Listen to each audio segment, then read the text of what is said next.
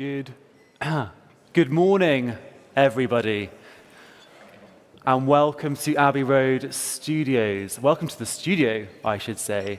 We are going to be having guests arrive all morning, I think. So, if any guests standing near the door collecting teas and coffees, no rush.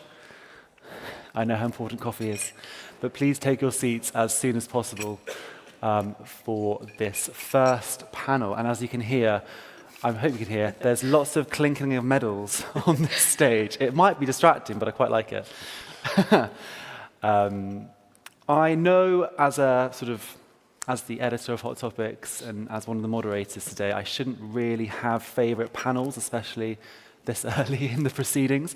But this is actually one of the first times Hot Topics has hosted a panel featuring sports stars. So we're thrilled to welcome both Emma and Mo to Abbey Road Studios and to the studio. And hopefully we'll learn some tips and tricks along the way. Maybe it might be past my Olympian time, but I'm not sure. But Emma, Mo, thank you so much for joining us today. As we can all see, you have a storied, glorious career so far. Let's just start with some introductions though. Emma, let's go first. Why don't you just explain and share with the audience today what you've done thus far? Hi, I'm Emma Finucane. I'm a track sprint cyclist for Great Britain Cycling Team, and I recently won the women's sprint at the World Championships in Glasgow. Number one. Oh. Yeah, I'm Mohammed Spihi, but everyone calls me Mo, the lesser famous Mo within Team GB. I'm a three-time medalist, Olympic champion in 2016, three-time world champion, and I also got the great honour of being flag bearer at the opening ceremony at the Tokyo 2020 Olympic Games. Fantastic. Emma, I'm going to come to you first because your win is most recent, in the last few weeks, really. Congratulations once again. Number one, obviously everyone hopes to win. Did you expect to win? And what happened next? I actually went into the World Championships. Obviously, I knew as a team we were in a really good place. I feel like throughout the start of the year, I became four-time national champion, and I carried really good momentum from that. I went to a few Nations Cups, I got my first win, and it kind of carried some really good momentum going into the World Championships. So obviously you go there and you want to win, but there's a lot more behind the scenes than just getting there to the start line and winning. It's definitely a big team effort. I worked really, really hard with the girls who went to the line with me, and my coach, Carly McCulloch, she was really, really important. I feel like, there is, obviously you get to the start line and everyone watches you win, but there is so much support from your physios, your doctors, your psychologists, and it was a huge team effort, and I learned so much about myself there as well, and I feel like I'll definitely carry that into the future of my career. But training every day. We worked really, really hard in training. We had loads of goals. We didn't just work physically. In the gym, there was so much tactics to it because obviously my sport is quite tactical. You have to be physically strong, but also you need to be mentally strong, and you're racing your component and you have to try and beat them using the height of the track, using different elements of the track. So there was so much hard work behind it, and to top it off with gold in the sprint it was definitely for my whole team, and it was super special, and I'll definitely remember it in front of a home crowd. Brilliant. So where did you win? When did you win? What was the update? What was the build-up?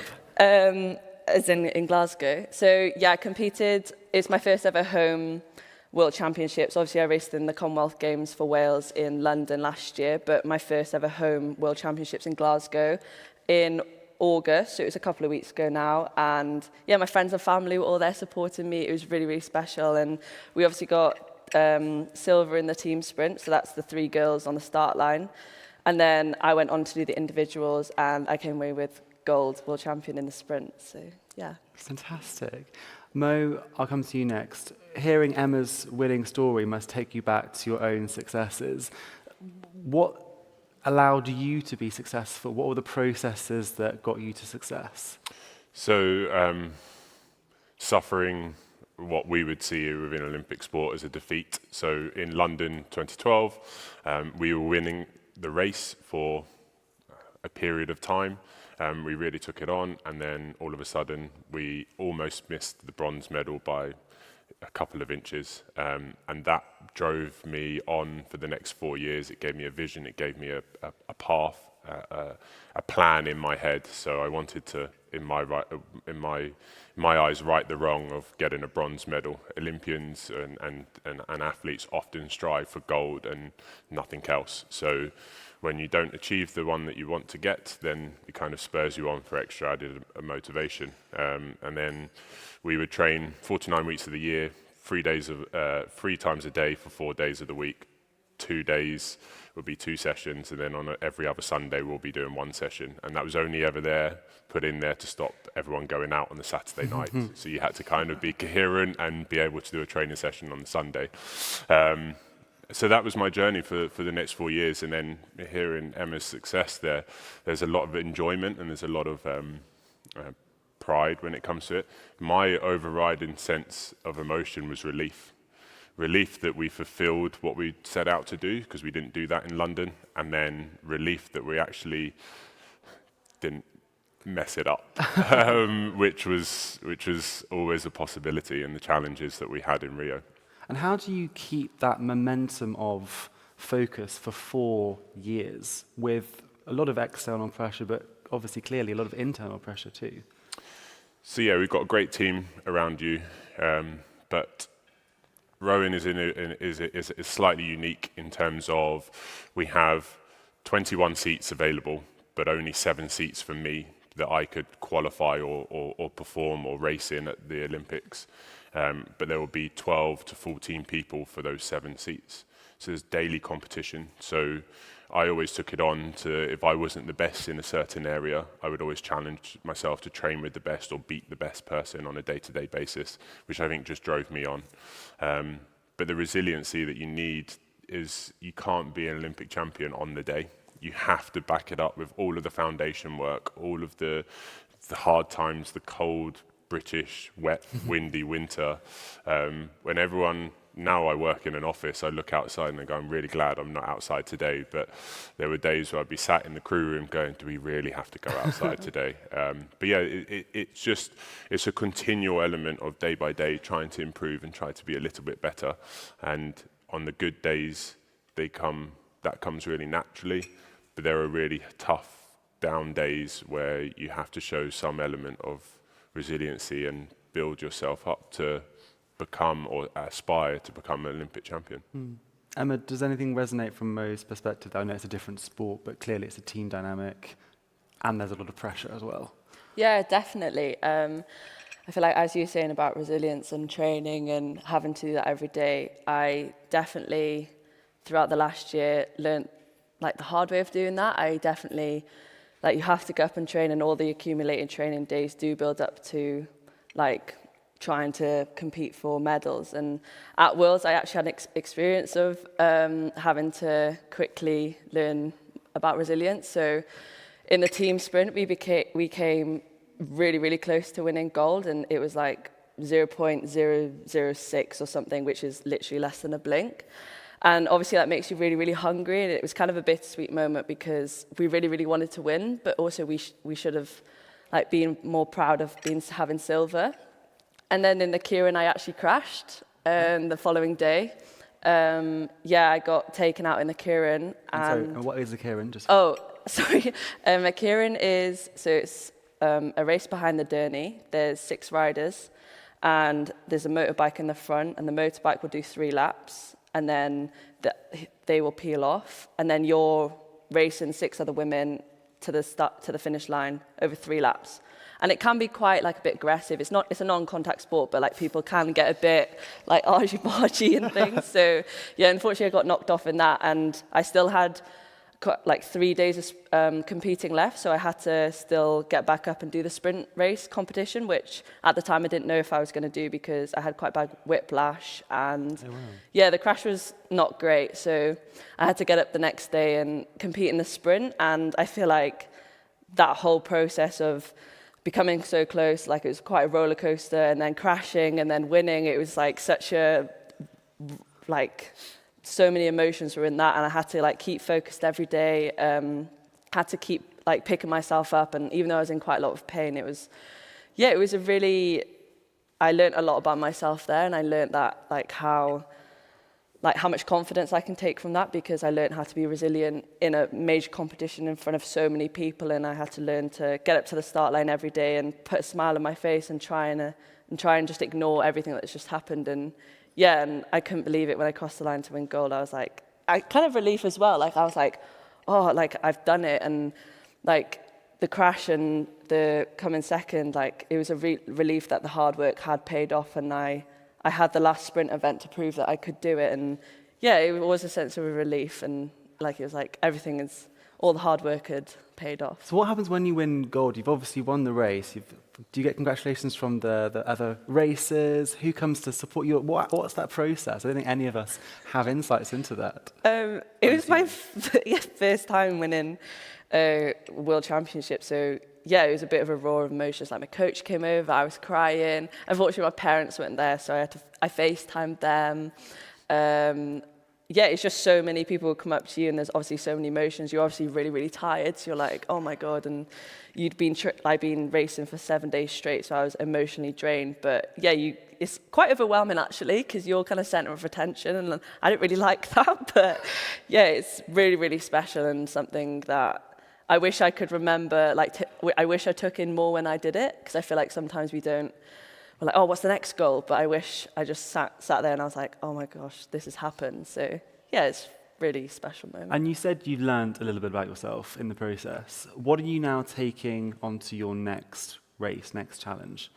Like I just said, I think in the lows, I really want to learn from them instead of being like, oh, that wasn't a very good race, let's move on.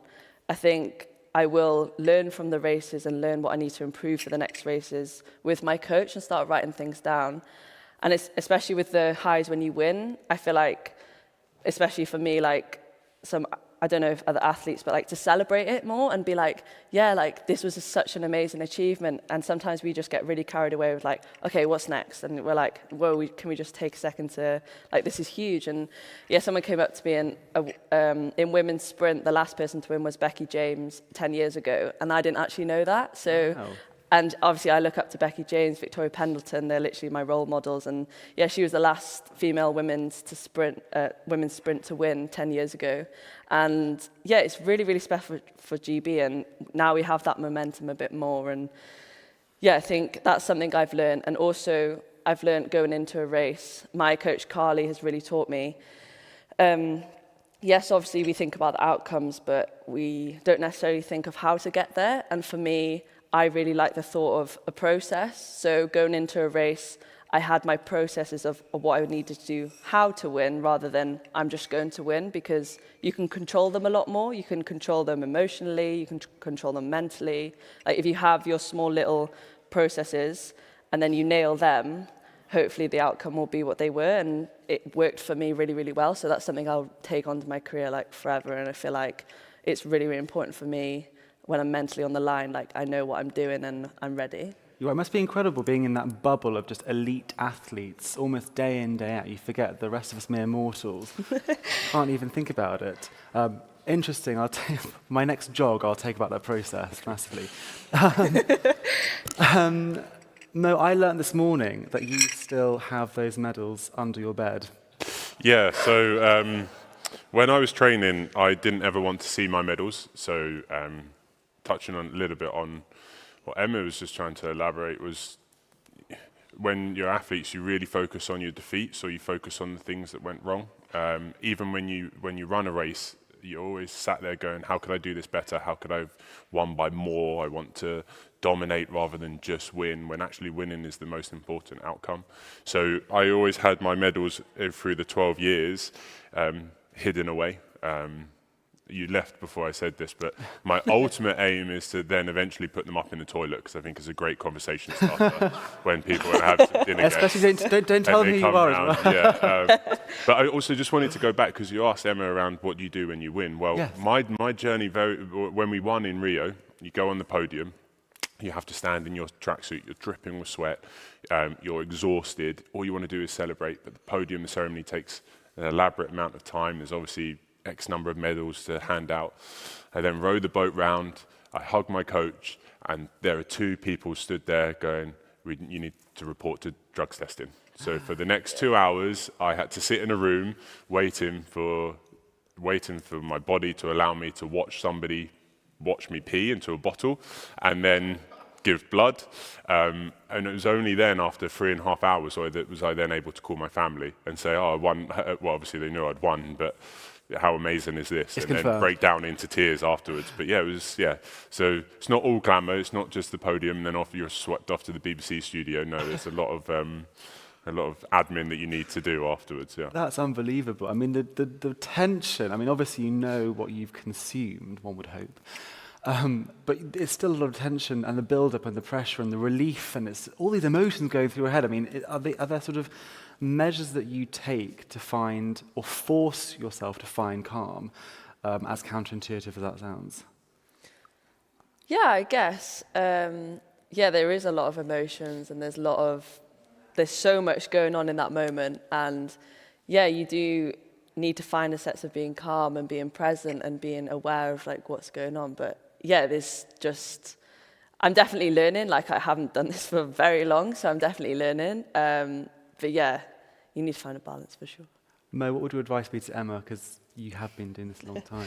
Yeah, so obviously a very different sport and dynamic, but I was sat in a rowing boat with 3 other men and 30 other men competitors, so 6-lane race, and I'm sat there and your heart is pounding, you are shaking, you don't know what to do with yourself, you're sat still, you're waiting, you're fixed on that buzzer, and you're trying to be relaxed, you're trying to do all your breathing, you're trying to do, but it's uncontrollable. Sorry, it's an out-of-body experience, but the moment the buzzer goes off, I knew we were going to win. We took the first stroke and I knew we were going to win. As cocky as that may sound, but that's just because I trusted everybody in the boat. I knew how good we were, but the moment the buzzer went, then we were in control of what we could do.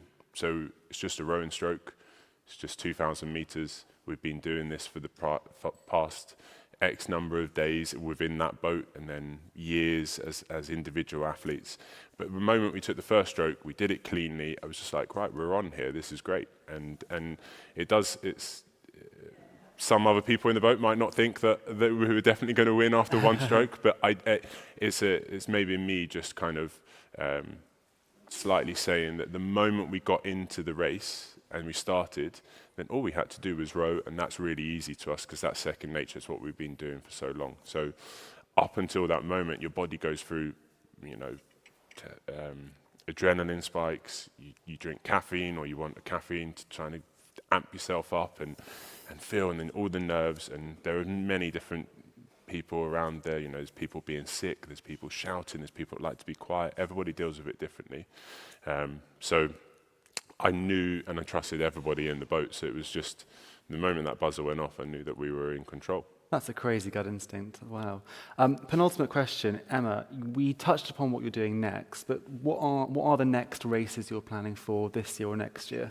So in about a few weeks' time, I'll be competing in the UCI Track Champions League. It's a different kind of racing. It's more like fast-paced. It's more it's trying to get like people into cycling and to watch it. It's across Europe, so there's 5 rounds: Spain, Berlin, Paris, and London.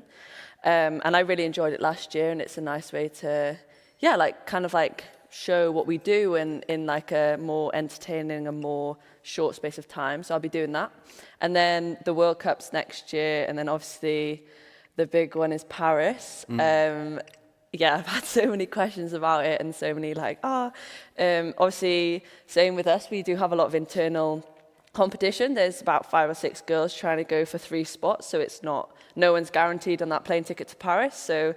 And I also think that's really good to have the internal competition because it does drive you and it does push you on because you want to be the best in your position and you want to be on that start line. So yeah, we'll see how that journey goes, but I'm going to keep working hard and carry this momentum now from this past season onto next year. And yeah, hopefully I'll be there. But yeah, so that's the ultimate goal for me. Fantastic. And my last question, if you'll indulge me, is can I try one of the medals on? Yeah.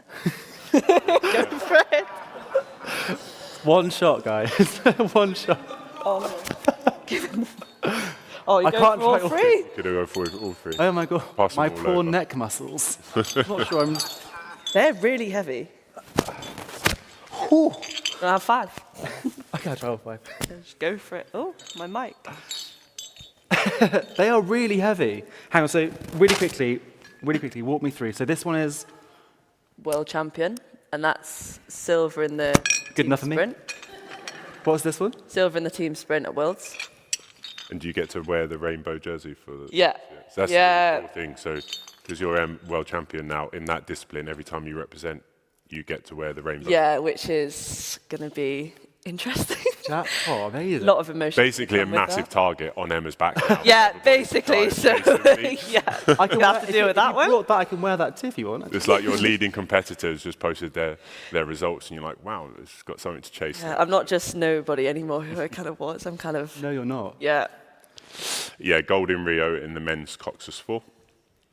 And there's tomato ketchup on this. And there's tomato ketchup. Bronze, London 2012, men's 8. It's got a massive dent where I went for a freebie meal and somebody dropped it. So it's got a dent on there. Oh, gosh. Another side I story. thought they were undentable. Yeah. And then finally- Tokyo bronze, Wow. the most recent one. Amazing. Guy, thank you so much both for joining on stage this morning and hopefully for inspiring the audience as well. Thank you very much. Thank you. Thank you.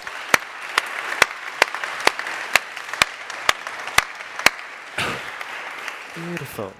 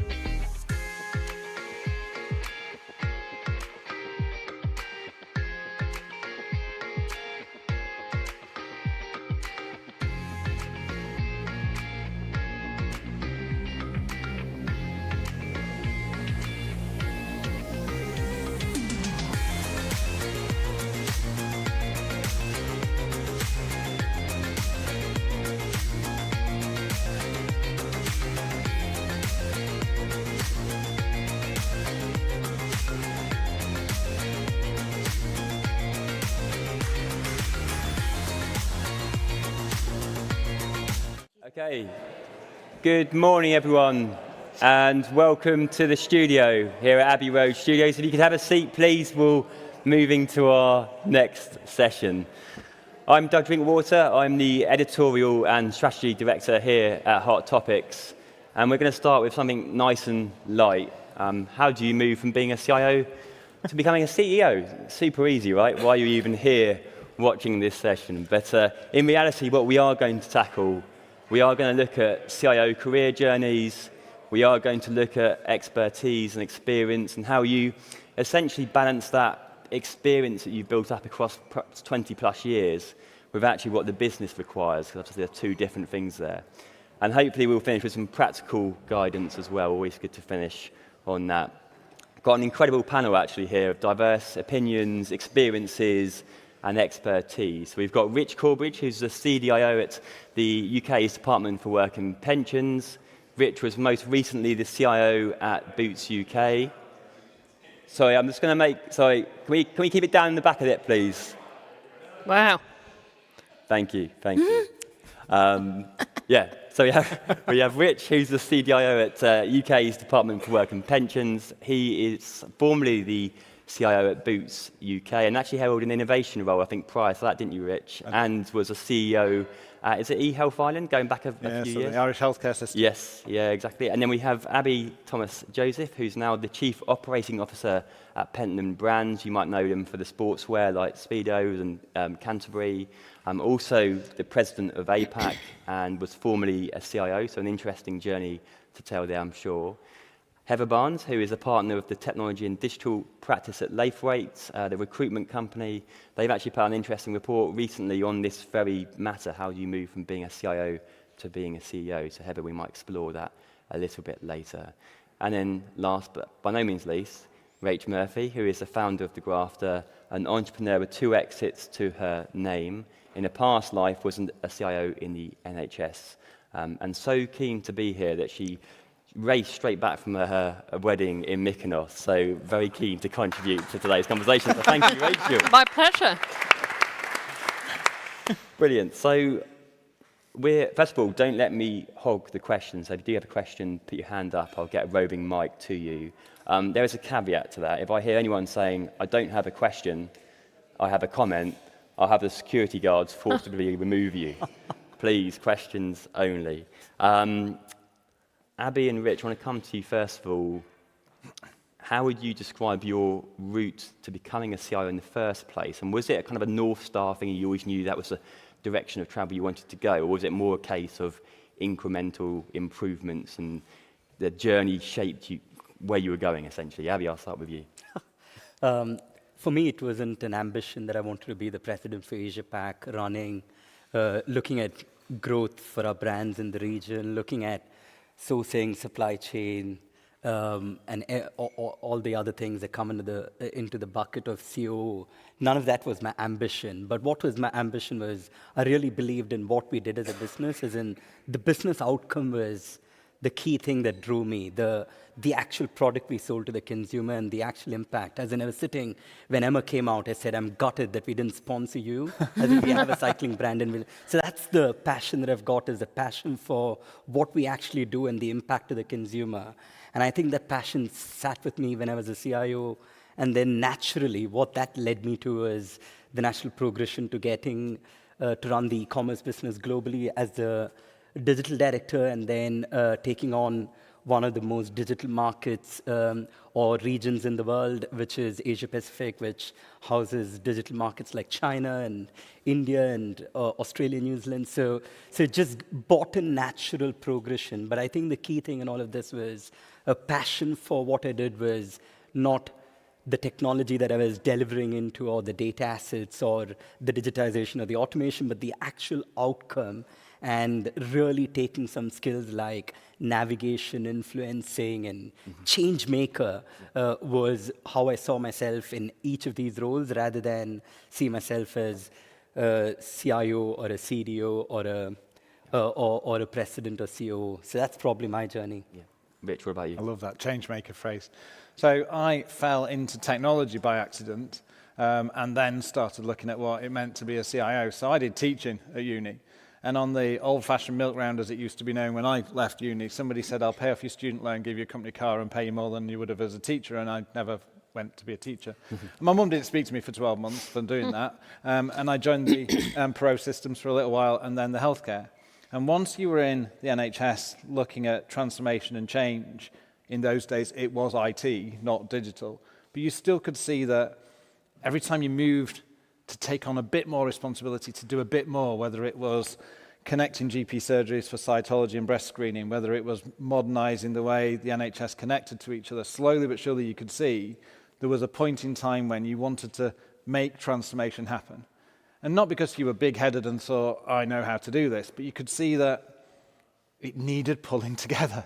And actually, I think that's where CIO, and that's why I love the changemaker phrase you said then, Abby, that ability to pull it together rather than they put my hands in a computer and tin and wires and Wi-Fi stuff was what drove me to keep going and going and going to become CIO of different parts of healthcare system.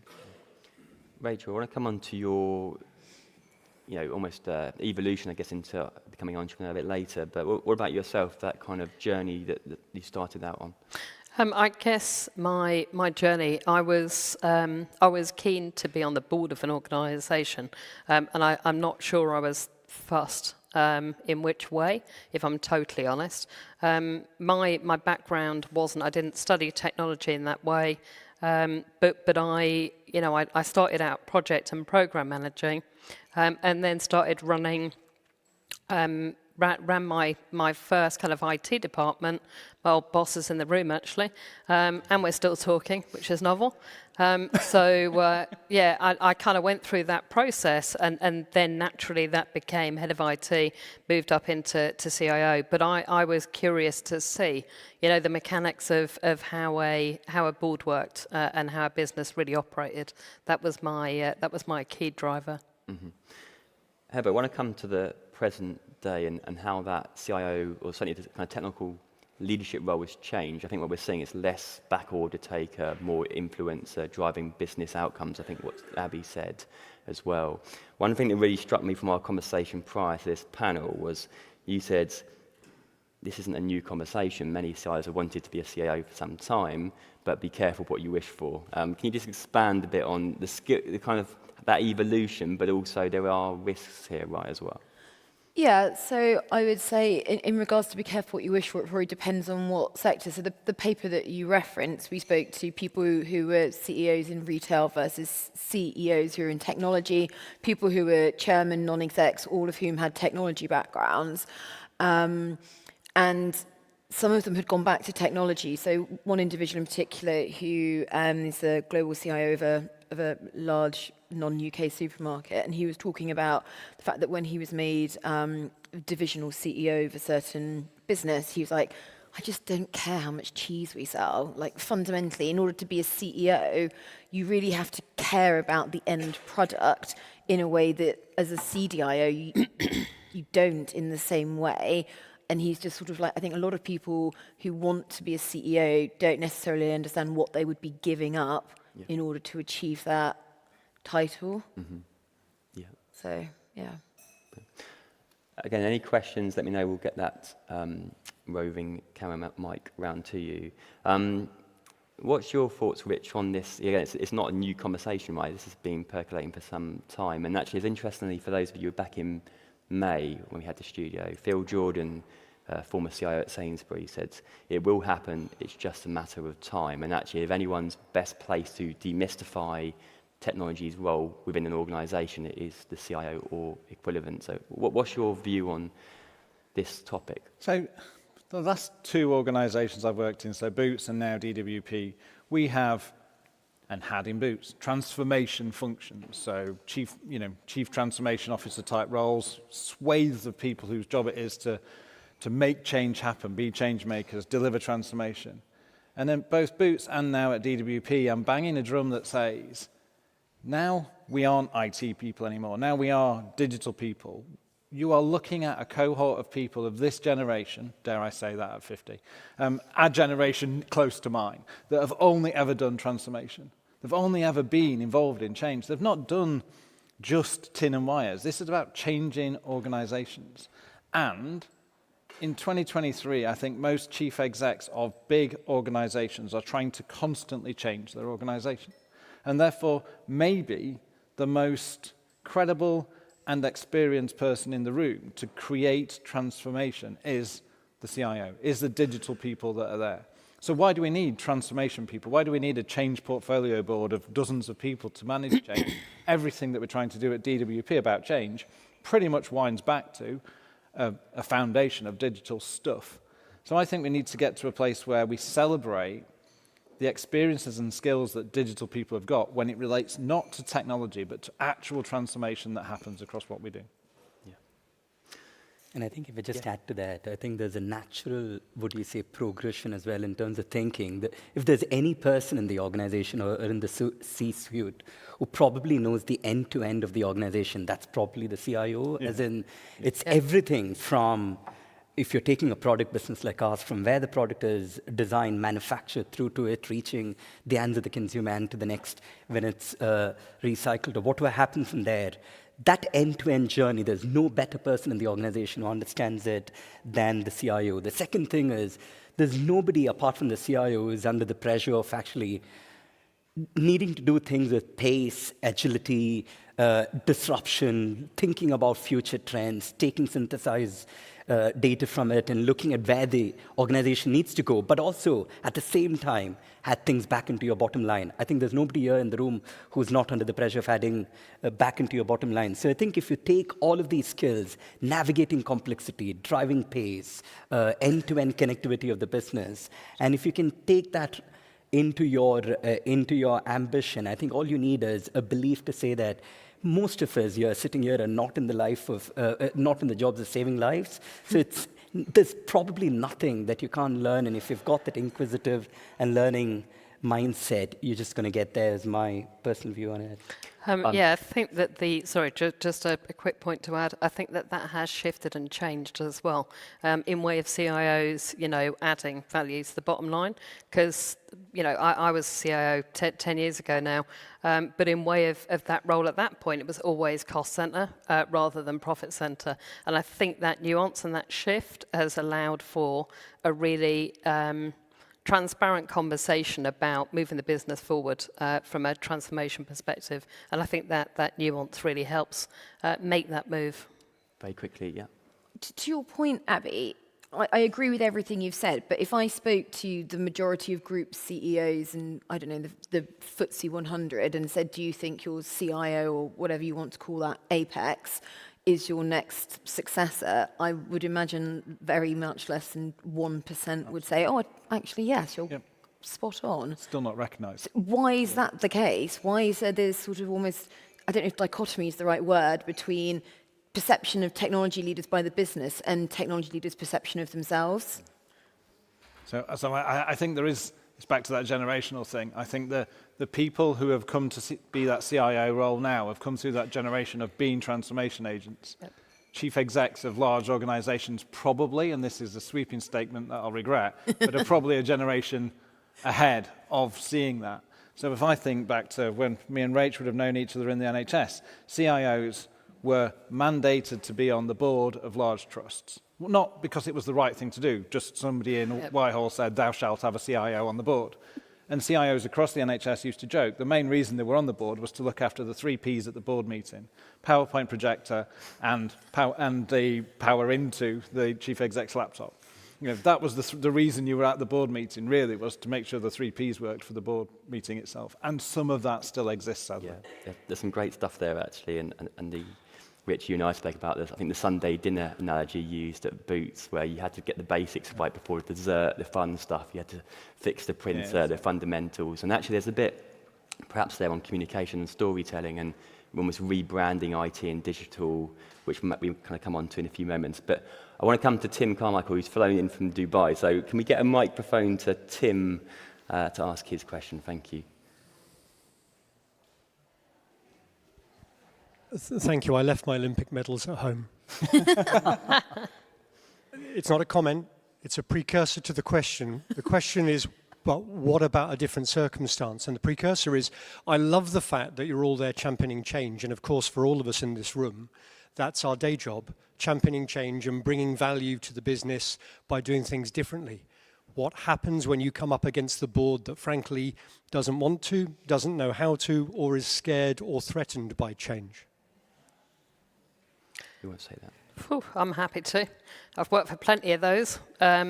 So I think the reality there is there's a couple of options. You know, I spent 25 years as an interim.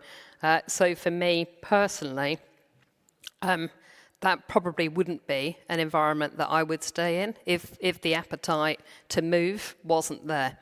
So that's one response. But I think the other side to that is really educating the opportunity, because if we don't get boards on board to move forward and seize the opportunity from a digital perspective, you know, the reality is, you know, businesses are not going to be around in the future. And it's as dramatic as that. So I think taking a firm hand with those boards and you know, landing messages like that would be the other approach.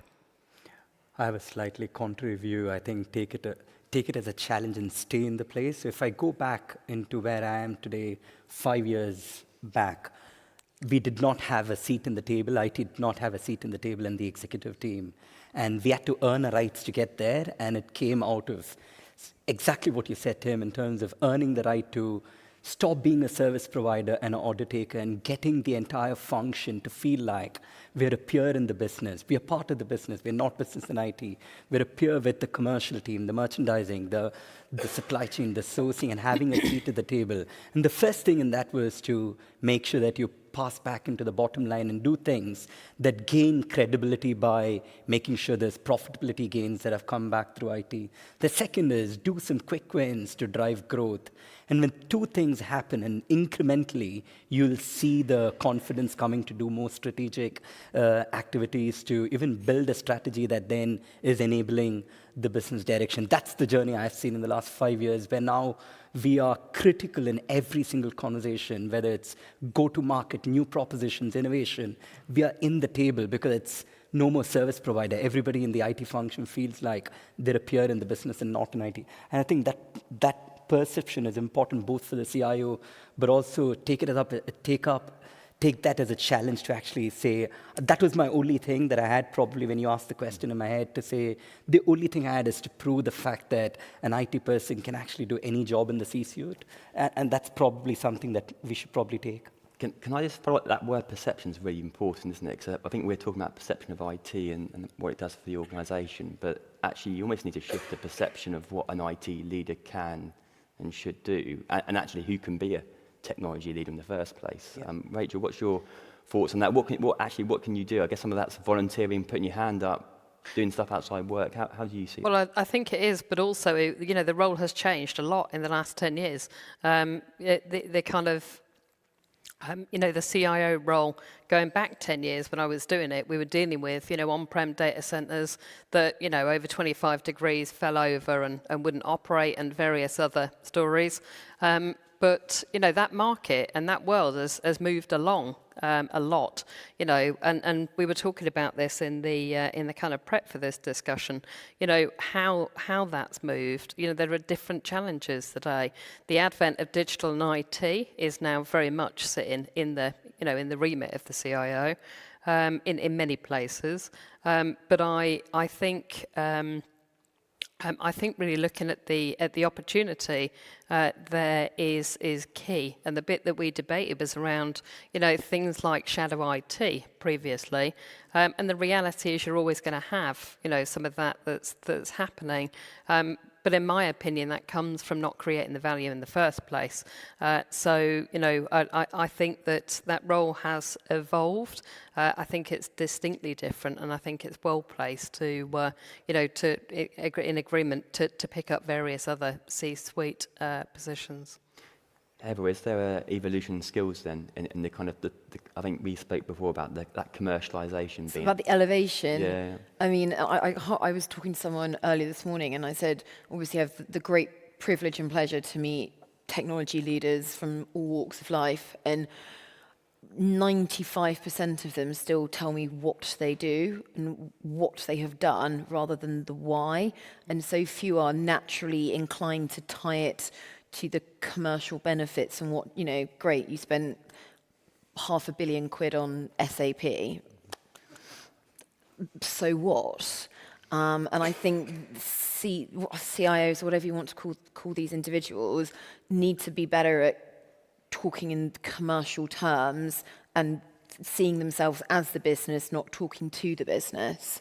And there's still that distinction day in, day out. And also to your point around storytelling, like I think we talked about it on the pre-call, like every time I hear the word IT, it like sort of makes me cringe because it's not 1995. And I think if you talk in those terms to your boards, it does conjure up certain images and, to your words, perceptions. And I don't think sometimes I mean, I'm not a CIO, but help ourselves. Yeah, and actually, interestingly, I think in that call we discussed some CIOs, some quite basic things that have changed the dial quite a lot in terms of changing it from IT to digital or business partners. It just changes word perceptions again as well. Abby, I want to come to you actually on this, I guess the other end of the scale, isn't it, is that as you evolve into new roles, you leave behind what got you there in the first place in many ways.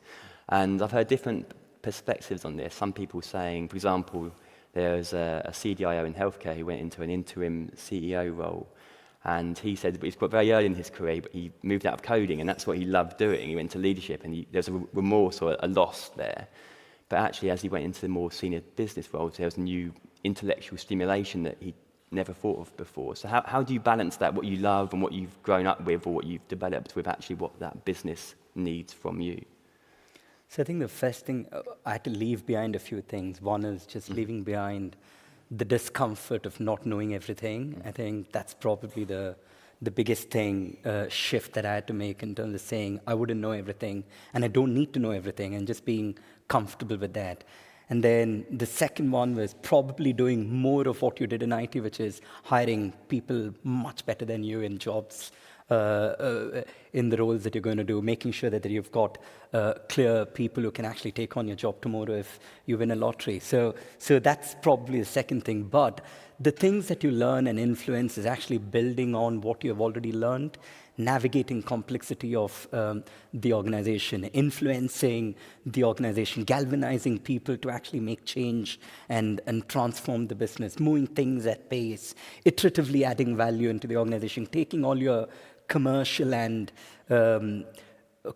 negotiation skills into bigger negotiations, whether it's with, in my case, it's with sourcing partners or with supply chain partners or even with commercial partners and distributors. So being able to take some of your skills, hanging on to some of them that are important to you, but leaving behind. And one of the things that I'm probably the biggest enemy of my own CIO because he reports into me. And but being able to let go is another thing as well, just being able to let go. And then being able to champion the role of data and technology within the organization. Yes. So I would say there's so many things you can take on, but the biggest thing to leave behind is not knowing everything you probably know in that role. We've got a few minutes left. Actually, interestingly, I think, Abby, your CIO replaced you as your head of merchandising and planning, which suggests that he's come from a merchandising, planning, and commercial background and come to do a technology role, because I clearly see technology as an enabler in the organization and don't want it to be less about the tech and more about somebody who can articulate the story of what it can enable. So that's the reason I've replaced that role with a slightly different person. Fantastic. Any final questions before I ask the panel? Yep, we've got a question straight at the back. If we can get a microphone to Ian, I think it is. Thank you. Just a question for all of the panel, and picking up on something Heather said. I think you said you speak to CEOs and very few of them would pick their CIO as their successor. I think about, I don't know how many years it was, back when God was a small boy, there was a book that said CIOs are from Mars, CEOs are from Venus. Yeah. If you wanted to help that Martian move to Venus, what one thing would you put in their tool bag? Oh my goodness. Oh, that's a really good question. Can I actually ask my colleague Kirsty, who will have a good answer? Unfortunately, Kirsty knows me as well, so she... Sorry, I'm throwing you under the bus. I love that. If I'm going down, she's coming with me. Brilliant. I think the biggest thing for me that we lack is it's that business understanding. It's moving away from the technology, and it's being able to say, this is where we want to go as a business, and articulating that story. No one wants to know about what technologies we're using. No one cares. We don't care whether it's insourced or outsourced.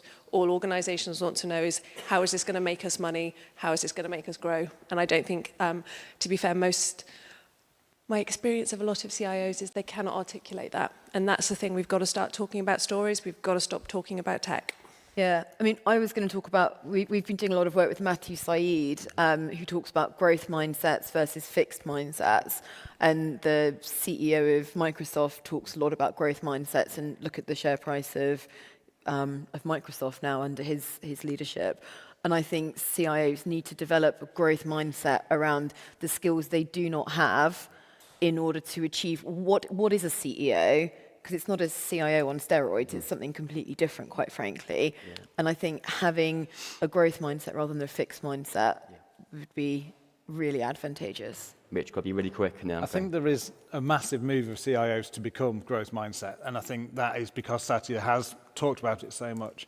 The one thing that I think has helped us a lot is changing language. So stopping CIOs talking about the business and making CIOs talk about our business. Yeah. Just that one word change forces a mindset. And if you do it into the team as well, it reinforces the fact it's not this thing that you'll get to eventually, it's the thing you're part of now. Yeah. And then finally, very quick and concise, I'm going to ask each of you one thing you should do, one thing you shouldn't do if we aspire to move from the realms of CIO to CEO. And I guess, Rachel, you were first, you were on my eyesight. So what's your one thing you should do, one thing you shouldn't? So one thing you should do is get yourself out there and be upfront about it, in my opinion, and be really intentional that is the direction of travel. Don't be shy. I was always clear that for me that move was CIO to CEO, and however that happened, it was going to happen. And I guess the one thing you shouldn't do, that's slightly trickier. Stop calling it IT. Definitely stop calling it IT. But maybe I'll ask Kirsty. No, I'm joking. Yeah, I think I'll settle on stop calling it IT and hand it along. Okay, I'm claiming that one as well. I think I'm stealing Rachel's, but being intentional and being open and asking, what do I need if I want to achieve this? I don't know how many CIOs are open around their ambitions beyond. I mean, we're seeing a lot of them moving into chief operating officers and chief transformation officers, etc. But beyond that, I think ask for help and support. Abby, over to you. Talk about the consumer and the end impact more and more, and that drives growth, that drives everything. So your language, change the language. And believe in yourself. And I keep telling my personal example, I'm an introvert, and for my IT, I'll still use the word IT, but I'm still doing a job that is completely not related. So belief is quite an important thing, and stop doing is, let's stop talking about the tech that enables things. Let's talk about what we're enabling. So let's stop talking about the tech that enables it. So I think we've said it a lot, but be part of your business. Understand your business, know where it is and know where it's going, and help be part of where it's going.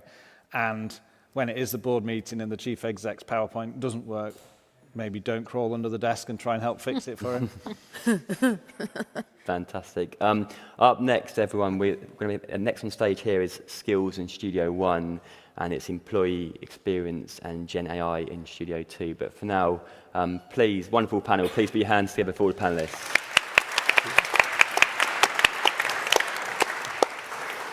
Thank you.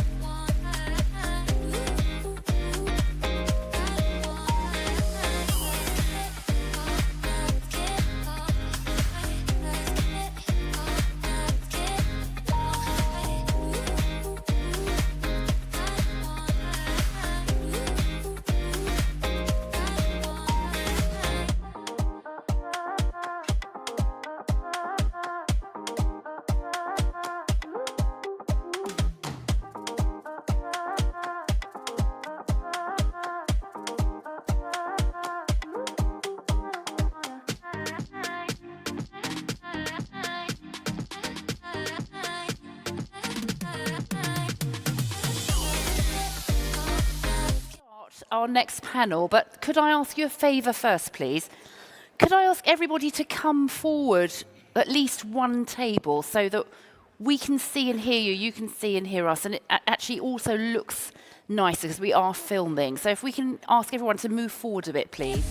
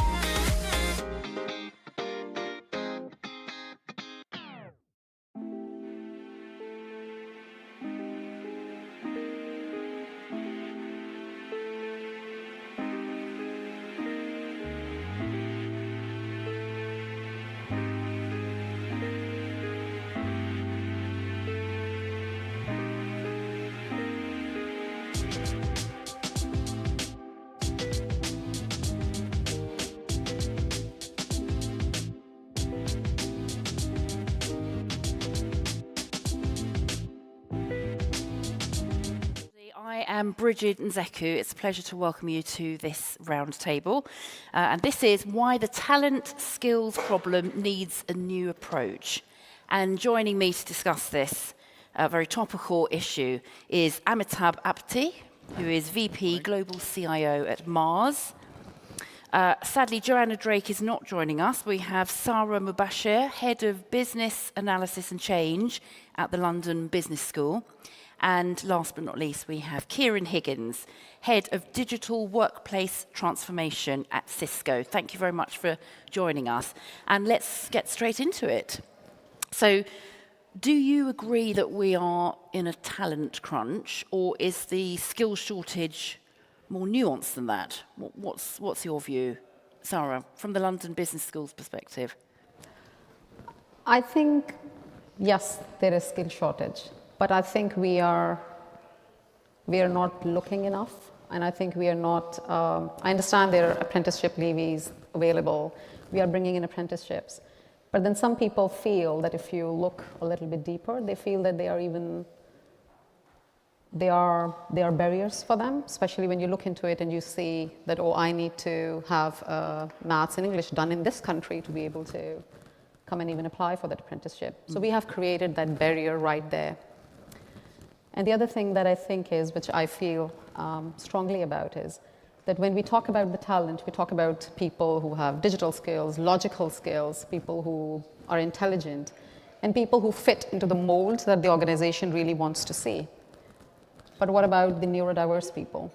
What about the mothers who are looking to coming into work, and they are smart, super smart people, but they know they cannot do the 9-to-5 thing. They cannot do. But they can do lots of stuff that they can offer. So yes, apprenticeships are there, government is doing the part. Are we tapping into, are we becoming, the organizations becoming the social anchor, where you are getting in and engaging with the local communities to find that kind of talent? Are we doing enough?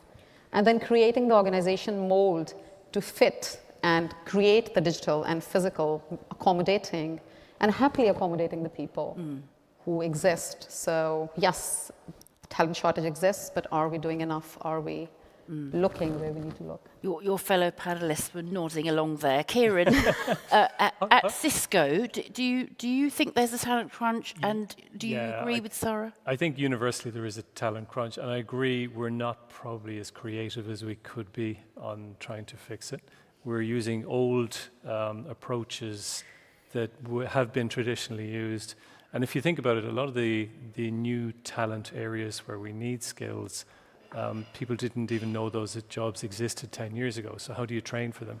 So you're almost looking for a set of skills like intellect, agility, versatility, resilience, right? Those things are universal. And if you can then train them using the various methods, and that's a really good point, and you can open up where you source them from, I think we'll have less of a problem. Amitabh, I'm a news journalist when I'm not at Hot Topics, and we're always hearing about the labour force shortage, businesses crying out for skills. Do you agree that there is this talent crunch? Do you think Sarah's right, we're not looking in the right places? It is there. Or is there a shortage of this talent? I think your question is a bit more nuanced, and we need to dig deeper a bit. Talent crunch for what? So, speaking strictly from Mars perspective, or any CPG of the size and scale of Mars. So I look after all the regions worldwide for Mars Pet Nutrition, where we've got factories, R&D facilities, supply chain, logistics, sales, marketing. And not all the functions are asking for similar type of talent or similar scale of talent or similar skill of talent. Neither all the regions. So where you're seeing explosive growth, dynamic growth, the talent profiles which you need are a bit different. Where you have already a large-scale business, which is, we have a term called as BAU, which I don't agree because there's no business as usual anymore. Yes. But nonetheless, the kind of skills they want are a bit different. They want scale players. So there's a scale versus speed. There'll be some markets where you need both. Now, where you're trying to scale the business from the existing functions, we do find that the expertise, the knowledge, the know-how which we have in the business is extremely important. So in that sense, we don't struggle that much because we have built that whole talent pool and that sort of a bench strength to kind of tackle on that. I think when you're looking at the dynamic new growth aspects, especially the digital, in a go-to-market, most of the CPGs, not just Mars, but most of the CPGs are going to the D2C conversation, direct-to-consumer conversation. Yes, that's where we need to have not just new talent, but new way of thinking. So I would agree that yes, there is a struggle to balance that, but I think it's a bit more nuanced than that. I think that brings us really nicely onto this idea of how in your organisations, and then extrapolating out from that across industries and the wider economy, how you are retaining or retraining in order to fix this conundrum that many organisations face. And Kieran, from Cisco's point of view? Yeah, I think in the tech industry, it was basically was like a hyper race to get to the talent, and has been for a number of years. And it used to be you went out and bought it, and if you didn't have the skills, you flipped it over and went out and bought it. And I think now, like you said, which is a very good point, knowing the culture and the fit in your company is absolutely essential. So if people are willing to make that jump, then the retraining and refocusing of people is really, really important. And having programs structured in a way that they can comfortably transition from one skill set or one set of skills to another is really, really important. And how at Cisco, what have you observed, or how at Cisco have you put that in place? So software development is a huge thing for us. Security, I think right across the globe, those two areas are short of people and have been for quite a while. I think we are actively allowing people to change careers, giving them the support they need in order to get there. It's kind of interesting, while we're doing that, you look at something like low code and no code and ChatGPT and artificial intelligence is changing a lot of what those skill sets need to be. So the traditional software development degree that you had to do in order to be capable for that is changing. So I think we need to change and move quickly with it. So you're actively investing in your teams, yes, so that they can develop and fill the requirements that Cisco might have now or in the future. Exactly. Good. I'm quite good at summarising. Let's see if we can get some more agreement. What about at the London Business School? I mean, obviously you have the school itself and the operations that you are involved with, and then you have a lot of businesses sending their people to you. What have you observed about how external organisations are dealing with this, and how is the London Business School dealing with it? I think there are 3 different layers. Like you're saying, that people obviously come to London Business School to get into now AI and sustainability, and we are trying to obviously offer what people are after. And then the other layer is about operationally, what is it that we're doing? So obviously we have a great apprenticeship program. Danny's sitting right there. So great apprenticeship program that we have created. We're bringing in people getting retrained, and we are putting them back in. Then there are other things that we're doing, I think, at our own leadership level, where we are offering our people, especially the people in digital skills, are offering, and even students are joining us to volunteer. And we are bringing in people from the local communities, and we have an open house, and they come in, and some people are asking for, how do I look for a job? How do I train? How do I do this? So we are offering that. We are doing it. And another thing, we were having a conversation yesterday, was about creating a talent pipeline. But the pipeline, then yes, there are student clubs, there are groups, there are marginalized communities, but then they are going and tapping into the people who have their barriers, and how do we break that, and how we bring people, like I've mentioned, neurodiverse, mothers returning to work, people who have retired from military, or anybody who is ready to come and may not be able to fit into the 8 hours, 9 hours. But then I think it's on the personal level as well, and what I have learned or I have felt is that when I have gone in and made flexibilities and accommodations for people, it's a win-win. They have been more creative. They are ready to retrain, rescale, wherever you send them. So I think, it's a multi-layered thing. You're not going to win by bringing in one program. But I think it's a really win-win for organizations, for people to move from their defensive mindset that, oh my God, I'm going to lose my job because skills are changing, to moving them to a creative and safe mindset. That yes, we know you're training and you are accepted as the whole person.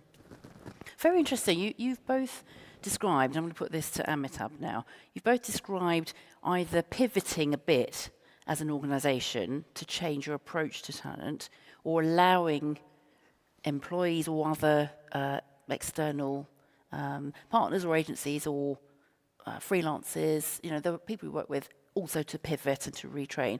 At Mars, is that what's happening? Is there this pivot? Is that happening now because we're post-pandemic and the work market looks different, or are we at this kind of technological revolution or evolution where we have machine learning and things changing jobs? Yeah, sorry, that's 5 questions in one question. No, that's fine. So I think the approach which we have taken is that of an ecosystem. So we don't live in isolation. Our companies don't live in a bubble, right? I mean, we are always interacting with partners and third parties. So coming back to Mars, we are also manufacturing our own goods. So we have to work with the supply chain partners. So raw materials, finished goods, and so on and so forth. There's a whole partnership model. We work with customers, the retailers, the direct online customers, and so on. So that's the ecosystem. If you come closer to home, from a tech perspective, we work with tier 1, tier 2 partners, probably a dozen of them. So that's the ecosystem. So that brings you the scale. But I think I go back to my point of the culture and what culture which we bring, and many organizations have their own cultural identity. We have to make sure that that fits that cultural identity and that paradigm. Because there's a reason why, Mars is one of the largest family-owned businesses, and the reason why it's gotten the point in terms of scale and size. So you have to make sure that you are going towards that speed and different sets of diverse views, but take your people with you. So I think that's a sliding scale. So what we are doing is the number of approaches we are implementing. There's apprenticeships, as you mentioned, is very key. Hiring new talent and looking for obvious shallow pools of talent where everyone is kind of searching for. But I think the biggest trick which we cannot miss is our existing talent pool. And the people who know our processes, how the business gets done, and if you empower them with new tools, then they go places. And that's what you actually want to do. So that's the sort of thing which works. But I think coming back again, this is not just a problem for you to face as an individual, as one company, but you have to tap into the ecosystem. And we find that ecosystem and the mutual beneficial approach of doing that, where everyone wins, I think that is the sort of a answer we are getting to.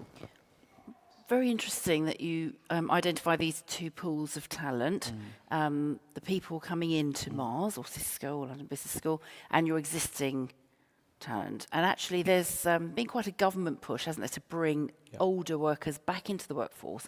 In terms of those who have had a career in your organisation for some time, what new skills are they training in? What are they developing so that they can give you another 10, 20 or more years where they're fulfilled and it's dealing with the business challenges and opportunities you have?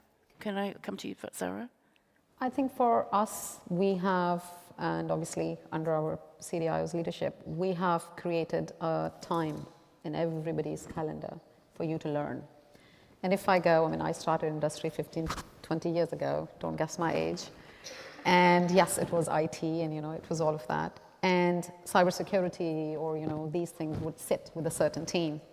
But now we are talking about the people who have been here, it was never their interest, but now everybody needs to know about cybersecurity, your digital skills, and all of these things. But I think it's like a group, it's like a new community that we are forming to say, yes, we are all learning. This is my learning time. And not feeling and then sharing and being that vulnerable to say, I never knew that, but now I'm learning it. But I think it's creating that time and space and like you're saying, recognizing that it's our own people as well that we're going to invest in. And then, yes, be flexible enough to accommodate what exists. So that's another example of investing in developing this talent pipeline. Does it work like that at Cisco? Do you have dedicated learning time, or do you send people off for sabbaticals? How do people... I don't think we've specifically dedicated learning time. We do have certain, mandated and expected things that we need people to absolutely be up to speed on. And given a particular skill set, then there'll be things you need to have achieved in that area. And then there's a challenge which kind of fits really well with the current generation. It's almost like a gaming thing. You get to the one level, you get to the next level, and if you can set up gamification of your training, that works pretty well. So I think it's a mix. And given that we currently have more generations in the workforce than at any point in history, I think you have to tailor it across the whole workforce. To your point of people coming back into the workforce, I think there is a talent war, even if we don't want to admit it. And in order to be able to engage that maximum target to get the right talent on board, I think you need to try everything, right?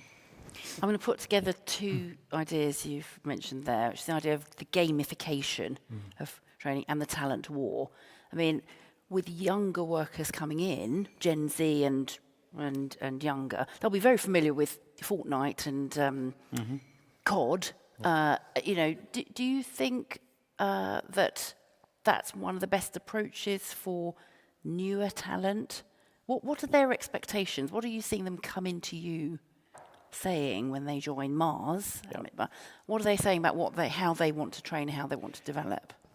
Can I go back to your previous point, though? Yes. Because that, and I will link your question to that one. So the way I differentiate between the talent and skills, which was your previous question, I look at that as essential soft skills for life and business. And then there are essential hard tech skills which you need. So these are the two kind of frameworks which I operate with. In the first one, what we focus on, and let me link it to the second question, even if the new talent coming in, it's a must for them. So things like, so what we did in the past 5 years is we kicked off agile training programs throughout the org. So we ran brown bag sessions, formal training sessions. We initially trained the trainers programs, and then our own people did it. So the agile ways of working, not just for project managers and scrum masters, but for everyone, agile for everyone. Second, which is pretty cool a few years back, a lot of people are not talking about it, but I think they should, which is the design thinking. So how do you apply the principles of design thinking for everything you do? Not just for software, but you're sorting out your next generation supply chain networks, it's the same principle. So design thinking was very important. Third thing, which probably is the most important for me, is the UC, is the user centricity. So how do you put the user of the system at the heart of it? Now again, if you're a supply chain, you're probably looking at a 3PL, 4PL player as your consumer. If you're a sales and marketing, you're looking at the Walmart as the B2C channels as your customers. Doesn't matter. But UC, the principles of understanding UC is very important soft skill. So whether it's existing Martian, as we call them, for 25 years, or it's a new person coming with 25 weeks, these are the life soft skills we have to have. Then comes the cool, jazzy, sort of new gen tools, which are going to be exploding these days, right? Gen AI and Meta and LLMs and machine learning and AI and APIs and digital services. Again, I think you have to ask a question, does everyone need to have, awareness is a good thing, but then we're probably going to look at subsets of key teams which will benefit from that, solving that day to day. But I think it's kind of a dangerous trap for a CIO or any tech leader to say, hey, I'm going to get all my people to jump on the API bandwagon or AI or well, to do what? To solve what problem? Then you come back to the basic soft skill frameworks, which is user centricity. What does the user want? Otherwise, the risk here is you will have lots of fancy projects which kind of go nowhere. You know what I mean? I think that's what you need to balance out. Interesting. Obviously, I could talk to you all day, but we have limited time. I'd like to open up questions from the audience, if there are any, and we'll continue if not. But would anyone like to put a question to any of our panelists? Yes. And could you tell us your name and your organisation? Sure. My name is Roy Dockery. I'm from a company called Flock Safety in North America. My question for, I guess, you all and just for leaders to think through here, like, how are we, especially with upskilling, retraining, like, how are your organizations strategically investing in training? Like, I actually don't think we have a talent gap. I've been saying it for the last 7 years and haven't had a problem hiring people for almost a decade. We have an experience gap. And so if anyone uses the military as an example, they never run out of airplane pilots and they all hire high school students. So there's a way that we can progress that. So how are you seeing differences in how we're training people or how you're looking to train people in the future so that you can bring in those different generations of talent? Mm-hmm. Kieran, could you ask that? I think for Cisco, we're probably starting earlier in that traditionally we would have done the milk round, graduate talent harvesting, if you want to call it that, right? Now I think the straight out of school apprenticeships we're seeing a benefit in that you put somebody through a degree apprenticeship for 3 years and you bring in a graduate after those 3 years and compare them side by side. They're so far ahead just based on basic business experience, like you described around the soft skills and the core skills you need for life. Now, they've worked probably a little bit harder maybe than I don't know, maybe they haven't, right? But it feels like they have a lot more experience at that point. And if we have a crunch and we go a little bit further back and say, all right, come and be a part of what we do, work with us and learn at the same time. I think it, to your point of the military and the teenagers, I think it's probably a learning we've had that is a benefit. Anything you'd like to add, Sarah? I would like to build on a little bit. Absolutely agree. And yes, the workforce and skills that people get. But I think you mentioned a little bit about the training and strategic training conversations that we have. We have recently started doing one thing for past 1 year, which is great, where we have conversations with people to say where you want to go, what you want to do, instead of to say what is your career within that organization. And that, as much as giving an insight into what they want to do, it is also helping us identify what skills gap we are going to have in the next 2, 3, 5 years. So yes, succession plans and these things have always been around, but I, as a leader and as a manager, I love those conversations, because then people are telling you, I want to go and do this, and which is completely different to the things that you are actually putting them on. So this is one thing that we have strategically started to do. Amitabh, were you in agreement or were you provoked by the gentleman's point that there is no talent gap? I think it depends, doesn't it? I think it's not one answer for all organizations. I think it depends. I'll tell you that in Mars, we've got probably a dozen cultures operating, and hence the dozen situations in one business unit, right? Because the P in India is going to be working very differently with P in Japan and P in North America. I cannot say talent gap exists for all or not. It's a very individualistic thing. I think, if I may, I'll give you some specific answers what we have looked at. So we have built catalog of sort of courses and tools. We're very fortunate to have Mars University in-house to do that. But even if you don't, I think you can pretty much replicate that model. So we have built a catalog of courses, skills. Some of them are short, some of them are long-term, right?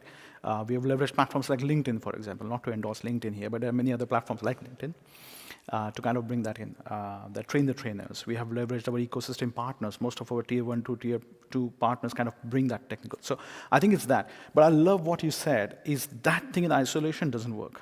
Where it brings magic is exactly the point you talked about, which is linking, and this is where the line manager ownership kind of needs to step up, is this is a conversation for career path and where you want to be, right? Because again, the risk here is you'll get kind of bamboozled by, I want to go for this. Really, where do you want to be? What do you want to know? And then connecting that, but dare I say, not many companies kind of make space for that, and not many line managers are aware of it. So I think you can have all those tools, but I think that ownership, and it's a beautiful point, actually. I just want to make sure that that works for all. Thank you. Yes, before we move on to the next question. Yeah, no, do you believe that many early in career candidates or employees know where they want to be? Because what I see a lot of is, I want to try everything for a while until I work out where I want to go. I did that. Tried everything. You know what? One thing which I've noticed, and not sounding, not giving my age here, what I'm really surprised is how much clarity the new joiners are bringing to the org. That's amazing. Really very, very well articulated way, the vision where they want to be, and also their ability to be flexible. So I think they bring a lot of new ideas and clarity, which probably 25 years back, I didn't know, right? So, but I think the point you're making is it's opening their eyes to the possibilities, because when you are fortunate to working in business, like, hey, you just want to be a cool digital marketing tech person, but do you know that supply chain actually brings a level of complexity which you will, and sometimes they don't know that. So I think, again, going back to line manager aspect, it's your job to open up their frontiers for that. I'm just going to open it up to any quick fire questions, because the panel will draw to a close shortly. Any more questions? And I'm going to ask everyone to answer in about 30 seconds, max. Doug. Mark Chillingworth, of course, yeah. What do you see? We're seeing places like Lisbon and Barcelona, huge investment from the public sector in education to drive skills there. And we're seeing all sorts of organizations, many of your rivals, Nestle, Danone, etc., going into those markets. Do you feel we're falling behind in other economies of not taking that approach? Oh, that's a very good question, particularly in a pre-election period, yes. I wasn't trying to be political. No. Sarah, can you answer first? I think I'm going to go back to where I started from. 30 to say, yes, 30 seconds. 30 It's like governments is providing things, but organizations need to become that social anchors, get into the local communities, and then get that funding going through that way. Yes, we need to do a lot more to plug in back, give in back, and train people, and not generate the people who are coming back into the jobs and they have so many loans and debt on them. I mean, where would your creativity go from there? Thank you very much. Kieran, 30 seconds. What's your answer? 30 seconds. Yes, we are probably falling behind, but I don't think you put it on the government. I think the companies who need that talent should be doing just as much work on that. 30 seconds. Nice, very concise. Wow. Amit, Mark. I think, Mark, this is about we having the clarity as an org to know what we want. If we go for a generic, I want digital talent, well, what does that mean? Whereas if you're specific, saying, actually, I want to bring in a digital marketing, D2C, consumer, then there are hubs actually available, yes. But I think that clarity is missing sometimes. Thank you very much. I think we've probably got time for another question. Anybody? We will bring the mic to you if you do have a question. I think we might have exhausted our questions. Okay, well, let's close on our final question, which is looking ahead, looking at the economic landscape, the technological landscape, thinking about your own organisations and the sectors you're in. What are the key skills you think you're going to be investing in the future for your teams or anyone coming in? If you had to pick one or two things, what would they be? I think security will still be there. I think software development will be less so, because I think artificial intelligence will help us a lot with that. And I think AI itself and having skills in that will be key. Amitabh? I think, look, the obvious answers are the AI, the cybers, and all sorts of things we talked about, and probably there are more qualified people here to talk about it. But I'll go back to my soft skills, because those are the skills for life. Yeah. If you don't sort out the UC and agility, these are just tech tools. So that's what I'll focus on, absolutely. And from a London Business School perspective, you've got the last word. I agree with both of them. Yes, absolutely. The hard skills and the soft skills. But yes, if somebody has the logical and has the adaptability, strong adaptability, then yes, why not? Thank you all very much. And can we have a round of applause for our panel? Thank you. Thank you. So this panel is finished, but the panelists are available if you'd like to have a chat one-to-one. So please...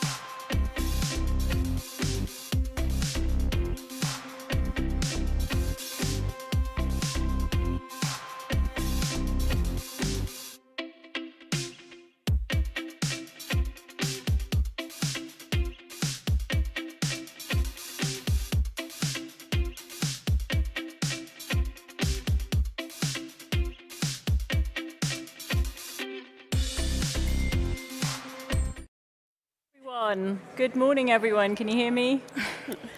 Good morning. Hello, welcome. Please take a seat. Delighted to have you all join us.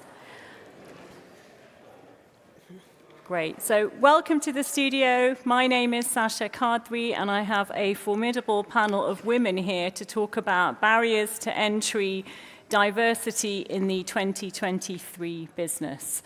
So I'm just going to kick it off with a few statistics. I don't think any of you will be surprised by this, but gender diverse companies are 15% more likely to make higher financial returns. Diverse management teams lead to 19% more revenue. They're 70% more likely to capture new markets. All great, right? However, less than 7% of Fortune 500 companies have women as their CEOs, and less than a quarter of C-suites are made up of women.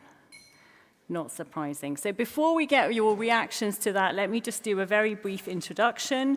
We have here Albi Funsale, the Chief Sales Strategy and Operations Officer at NTT Data, Maria Varela Sepulveda, the Digital Transformation Board Council Member at Das TAS Consulting, Nidhi Howell, IT Director at Marsh, Anna Brailsford, CEO and co-founder at Code First Girls, and joining us virtually, hello, we have Nafi Diane, the Chief Digital and Customer Experience Officer at Free au Senegal. Thank you so much for joining us today, and thank you all ladies for being here today.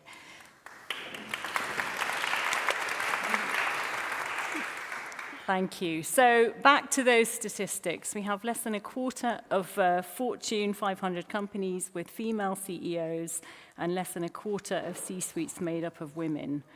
Why is it moving so slowly still? Why are we still having this conversation in 2023? Albi. Well, it's obviously a complex question and it has a complex answer, but I think from my point of view and just what I've seen in our organization, I think the real challenge for us is what they refer to as the broken rung. So a lot of young women entering into careers, technology, banking, whatever it is for that matter, and they really struggle with that very first acceleration of position. So moving from level 1 to level 2, moving into management positions.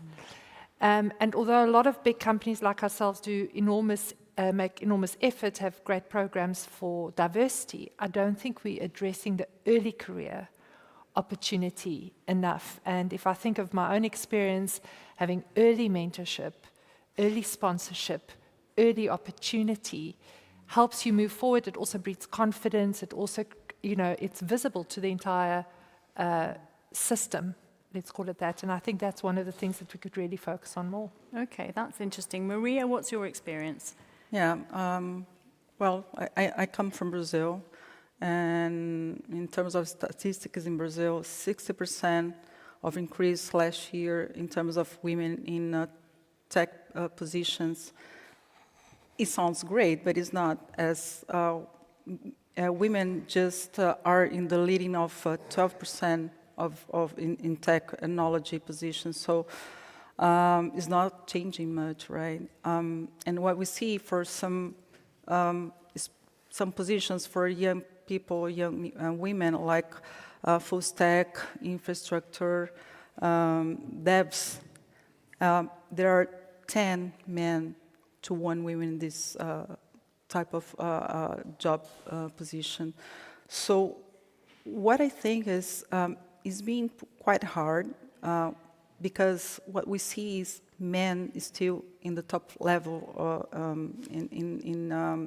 in management and also in board positions. In the boardroom, if you consider women, let's say in case of Brazil, there's just 15% of these positions are occupied by women. So if you get the tech girls and the board members in Brazil, we see a huge gap that we should try to fix, right? Okay, thank you. Nidhi, what's your experience been? I mean, I think the glass ceiling is real, right? We all experience it. I've been in financial services for 18, 19 years now, and I'm still often the only woman in the room. It's in a room of 20, 30. On the plus side, insurance conferences, there's never a queue for the ladies, right?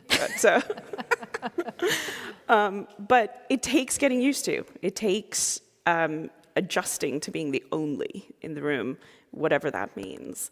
And we don't have enough role models, I think, for both on our business side a lot of the time, as well as in tech, for women to look up to and aspire to. And if you can't see it, you can't be it. Has it not improved in the last 10 years? You're still the only woman in the room. I would say post-pandemic, it's gone backwards. Women are leaving the organizations, yes. right? Leaving the industries, especially with the return to office. It's harder for women now to be flexible, to have that flexibility to adjust. I think we can probably see more women leave the organization before it stabilizes. Anna, we were talking just before we came on stage, and you were in a quite heavily dominated, male-dominated profession, and you left that. So what was your experience like getting to pretty high level where you were at, and then what made you decide to leave that? I think every profession I've been in is male-dominated, other than Code First Girls now, where, you know, when we get an application from a man, we're literally all fist pumping because there's too few men. Because that's so unusual. Oh yeah, because of the brand, right? It attracts more women naturally. But yeah, like two major experiences of that. I think the first is being in a big tech company, being in Silicon Valley, literally like being the only woman around the table, and how that makes you feel. How long ago was this? Oh, good question. Around about 2015, 2016. So not that long ago. Right? Not that long ago, no. It feels like a lifetime ago, though. But yeah, that is incredibly difficult to be in that situation, because you have numerous things that you place on top of that. And I'm being very, very honest, right? It's not just gender. It's things like age. What if you're a young woman that's managed to make it quite quickly to those types of tables? What happens then? So there's layers of a sense of you shouldn't be there, right? And it's reinforced by the environment that you're in. And somehow you have to find a way to silence that. And that's actually incredibly difficult to do, particularly if you don't have a support ecosystem around you. And I think one thing that I've learned to do is have women at that level that I can talk to, that I can draw support from, who can say, yes, you've earned that place at the table. And as for the other male-dominated profession that I was in, I mean, again... Which was law? Yeah, particularly like at the barrister side of things. Again, very traditional, very, very hierarchical way of doing things, right? And none of, either whether it was big tech or whether it was law, it honestly felt like I had to find a place to almost be myself. And the way I found that was by becoming an entrepreneur. And leaving the profession. Leaving a profession and leaving the comfort of a giant tech company. Yeah. Yeah, that's interesting. Nafi, I hope you can hear all of this, and it would be great to hear how you have found the situation in Senegal. Senegal. Good morning, everyone. Thank you again for giving me the opportunity to exchange with so insightful women. So from Senegal point of view, in my position, I can say that there has been a slight progress to drive the diversity and inclusion, but still there is a long way to go. And we still have the underrepresentation of women, mainly in the domain of technology, women in technology. And we see it in the enterprise also. For instance, I hear the participants. I used to be the only woman in the board for a long time, for 3 years in my position. Lately, we have another woman, but I used to be the only woman out of 10 board of directors, and it's not easy to be with men. And to be loud, because usually they expect the women, to not sound loud. that's the reality. Sometimes I tell them, just forget I'm a woman, I'm loud, but because you speak more loudly, but I have the right also to be loud. So it's not easy to evolve. And I hear the person who just said that she moved to entrepreneurship. I did it in the past before joining Free, because I wanted, to have this freedom, not to be squeezed. So I went to entrepreneurship to be free, but then I came back to enterprise and still being in a very male environment. But yes, even though there is the glass ceiling, as you mentioned, that you face barriers in terms of career advancement in the company, I feel that it comes really before in the education system. If you talk about technology, there are some domains, some fields that really are sometimes reserved to men. I think that there is a lot of work that needs to be done in education system to sensibilize women and tell them that yes, it's not, this field is for men or women. Any women can do can embrace any field. So for me, there are many factors why we still are in this situation of issue with a woman embracing career and having a position where they are decision-making, C-level position. But we also have to work in the education of women, but also in the education of men who work with these women, so that they understand that we are all equal. Yeah, absolutely. I mean, you've all raised so many interesting points. You've talked about needing early career opportunities, huge gaps still in developing countries that may be larger than it is here, for example, needing a support ecosystem. Could I ask you all, and anyone, please feel free to jump in here, what for you has been the biggest barrier? And if someone could say, I'll resolve this now, it would really change something for you, what would that be, Anna? I think the biggest barrier is the status quo, and it is within organizations as well. I think this is a topic we're in danger of talking about too much and not actually acting. And we're not actually acting because we're so fearful of the status quo. And anybody, particularly in an organization that does act on the status quo and says, well, I want to introduce initiatives, right? I want to make tangible change that is measurable, puts a target on their back. And the question is, how much are organizations supporting those individuals to actually make a change rather than isolate and victimize those individuals? So for me, the status quo is a massive issue. That's within organizations. Entrepreneurship is a whole different story. But yeah.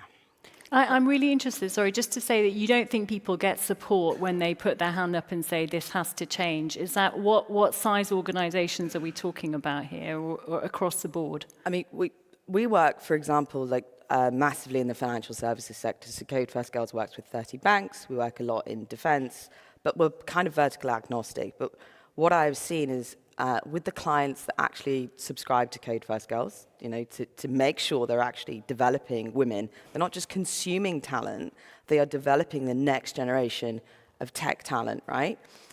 The organizations that do that, it has to be backed by stakeholders that genuinely believe in change. Yep. Because when they bring initiatives like this to the table, they will face a lot of resistance in actually introducing it, right? So those individuals naturally think differently. They're probably naturally more likely to be a disruptor. But for me, that is something grounded in action, not simply just talking about the problem. So if we just understood that the status quo is not acceptable and we need to act, we'd be far further than we are right now. Interesting. Alvi, you were going to come in. Well, it's interesting. We all have different experiences and reference points, and I've been very lucky in a company where diversity is really taken very seriously. Our sponsorship, for example, is not just by women in our diversity programs, it's men as well, and every man out there that has maybe a daughter will understand the importance of that. So we've been very lucky. So one of the other barriers, I think the things that don't change, is that little bit of fear that's in the systemic in our world for women to feel comfortable, to set boundaries early, to put up their hand, to talk about their ambition.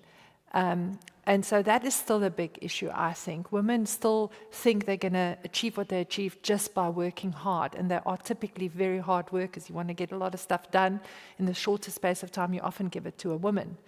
Because that's how they try and prove their self-worth, rather than just, speaking up and say, I really want this. What do I have to do to get this?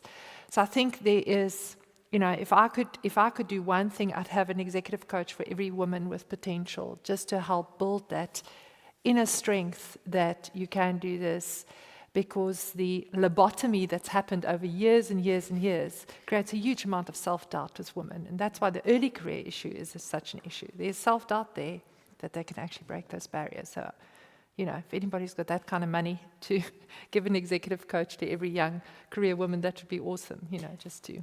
And do you think, I think they mentioned it in a previous discussion as well, that this younger generation, A, are very articulate, and B, have a lot more self-belief than potentially all of us had, and, more willing to raise their hand. Do you see a difference with the new intake of grads starting, for example? Definitely more confident, more sure about what they want from a job. So the purpose-led, purpose-driven careers. I think a lot of most young people, actually, regardless of gender or background, want a purpose-driven job. But I think when you get to an organization, we're 140,000 people in our organization. It is a big, big pond. And suddenly all the confidence you might have had at university or in your peer groups just diminish. So you do need that sponsorship, mentorship, somebody in the organization that will believe in you and help you and create that resilience in your career. I don't think it's just going to miraculously be there on day one. Yeah, I would just to add something.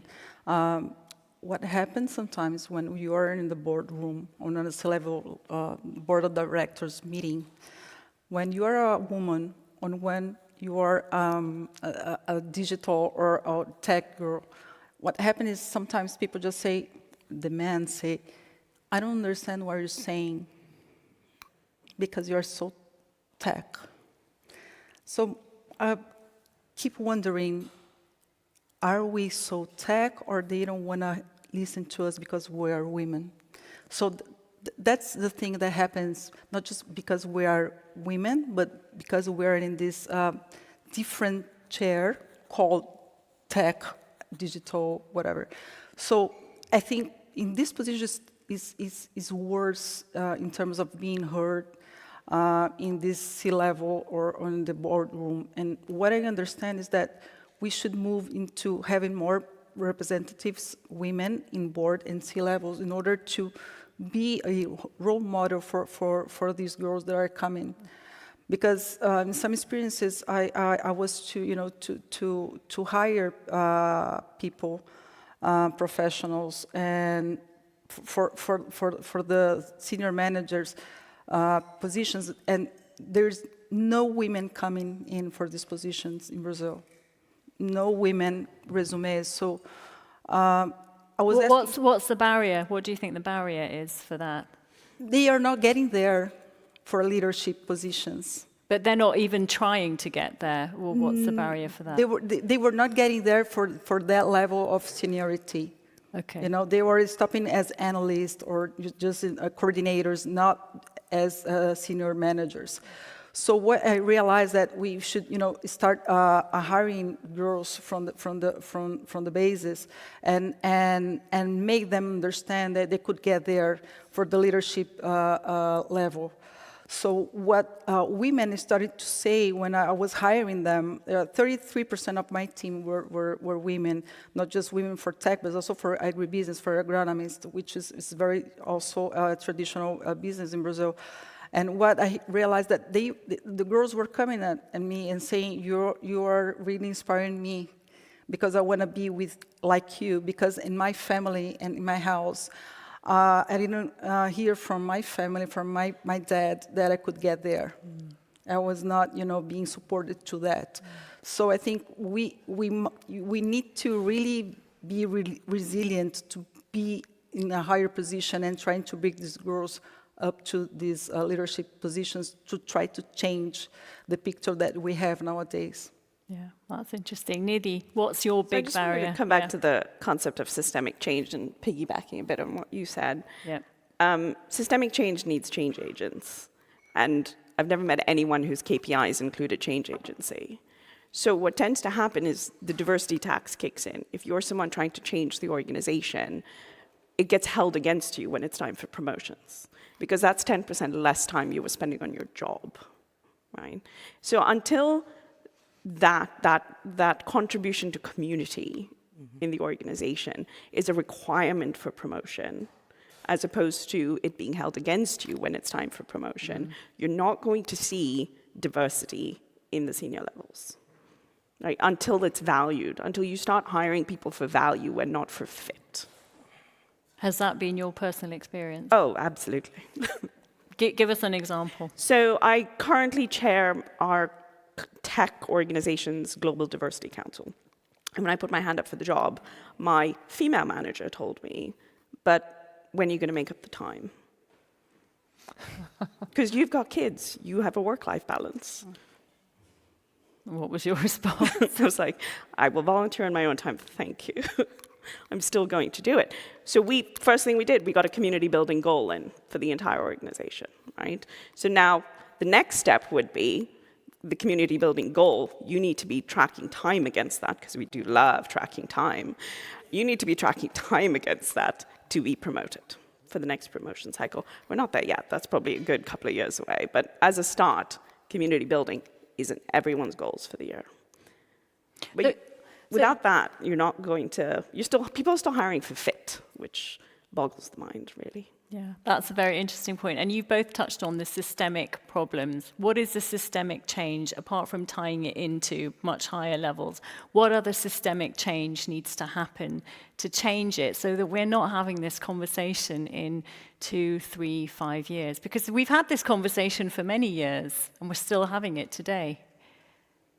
I mean, a lot of what you've said about early careers resonates, right? But what I've also found is you pipeline really good diverse talent in at the earlier career levels, and then there's nowhere to go. Because your middle management tend to be really long tenured people, right? So you pipeline them in and then they leave because the opportunities don't exist. The pathways through the organization don't exist. So, I mean, one of the concepts we've struggled with is the idea of managed attrition. Like, how do you create opportunities for that growth? Because otherwise you move laterally and then you leave the organization, because there is, frankly, the broken rung, the first management role doesn't exist. And you start accelerating, I think, from there. So there are so many different aspects to it. You've got to pipeline good talent in, you need somewhere for them to go, you need to grow them, and you need to then be able to promote for value at all levels of the organization. Anna, I'd like to get your thoughts. You left because you were frustrated and things weren't changing. What systemic change, say in your path to becoming a barrister, what would you like to see change there? Well, that's a very controversial topic. Not least of which maybe have some benches that aren't look and sound exactly the same. That would be fantastic. But just to piggyback on the back of this point, what I would probably say is that investment piece is really important. So this concept that, all of a sudden you need talent in the organization, what I deal with, which is tech talent, right? And you just expect all these women and highly diverse candidates to be available. Only 17% of those studying computer science are women. But the expectation is just there. And I'm quite frankly more likely to see a unicorn come down my garden path. So the question remains, right, is what are you doing to invest? Like, is not this just a magic pool of talent, right? We have to continuously work with companies to get them to invest in communities. So the tact we have taken is that if you put enough free tech education into communities to high potential women, right? And we discussed this, that is the career switcher, that is women typically in the penultimate year of university. What you will be able to do is surface a massive level of diverse talent right on your doorstep. That might take 6 months. They might not be there immediately, but that's okay because you are creating a pipeline for years to come. So that's the top of the funnel. That's the entry level right into tech. The next question is, why are 50% of women leaving tech roles before the age of 35?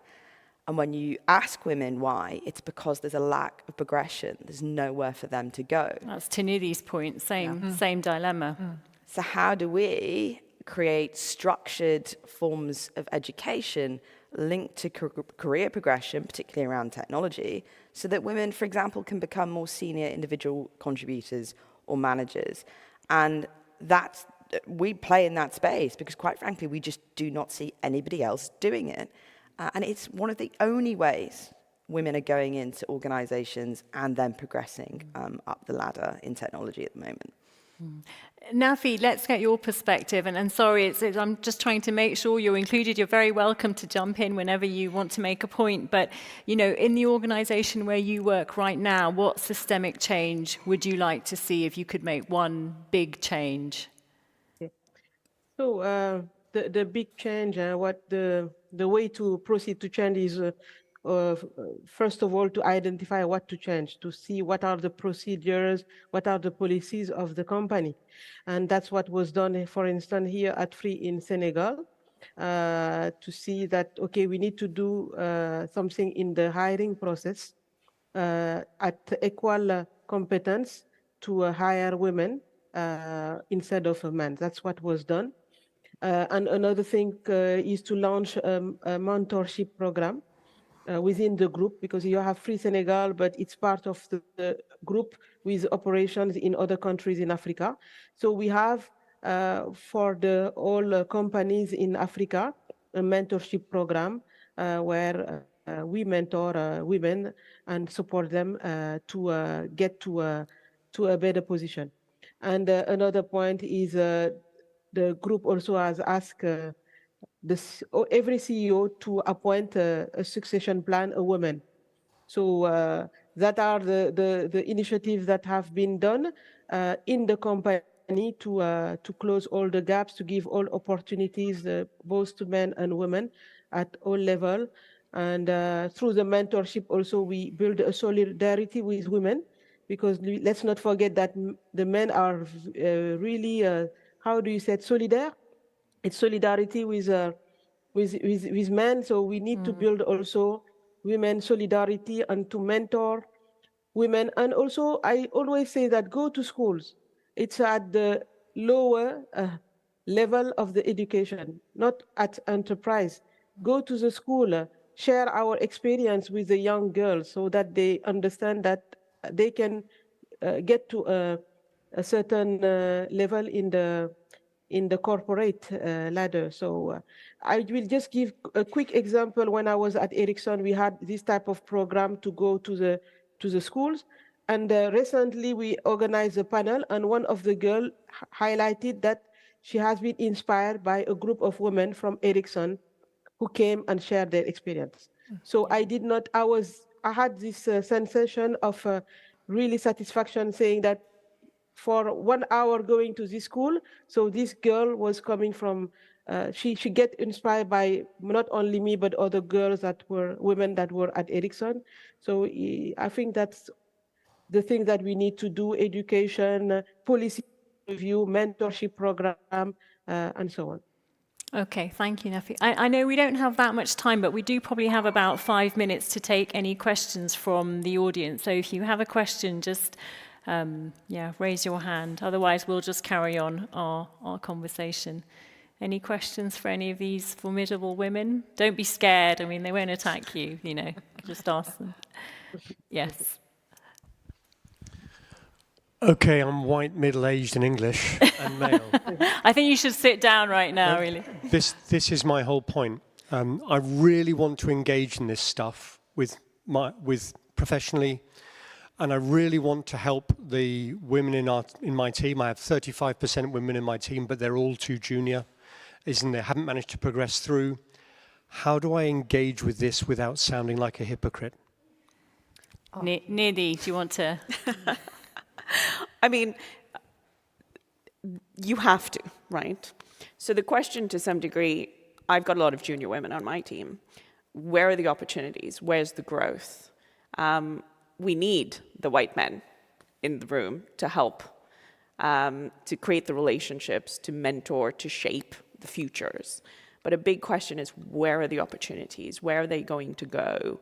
And what do they need that their male peers are getting organically, whether it's building the relationships that happen at the pub at 5 o'clock and not in the office, which a lot of women do not participate in for various reasons. But that's how you get ahead most of the time, is through those relationships and through that mentorship. So how do you create that environment where that's okay, where that's encouraged, where that growth is encouraged? I think that's incumbent on all of us as leaders to do that. I would say encourage women to be promoted as managers and leaders. Because one thing that I realize is when, as woman, you are a good leader for men and women, the barrier start to fall down. Because they understand, the company understands that it doesn't matter if you're a woman or a man, you're a good leader. And that's what matters, So promote these girls to give the opportunity, because we think different, we act different than men, and that's okay. That's why diversity are so good it's good for companies in terms of financial results. So accept that we are different, but we are complementing everything in the company as we are in the world. And everything. Anna, I think you've got some. I was going to say, so we work with like 130 organizations, right? And I would say 70% of my clients that actually seek Code First Girls out are men. And traditionally, the initial conversation will be, start with, can you help me? I have to be honest, that can be very different from some of the conversations I've had with women. So don't think for a second that women can't work against other women. In fact, I've had very senior women say to me something on the lines of, well, I fought really hard to get where I am. Why should I give women or your community an opportunity to get there quicker? So men are absolutely integral to what Code First Girls do. In fact, without them, we probably wouldn't be in existence. So be proud of who you are, but make sure that you're contributing and acting, and people will respect you for it. I think we've got time for maybe just one quick question. Oh, gosh. Oh, wow. Oh, wow. You're all going now. The lady at the front here. You. Yes. Oh.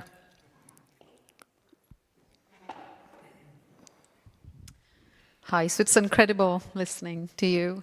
So I am a woman, but I am a woman with a lot of protected characteristics.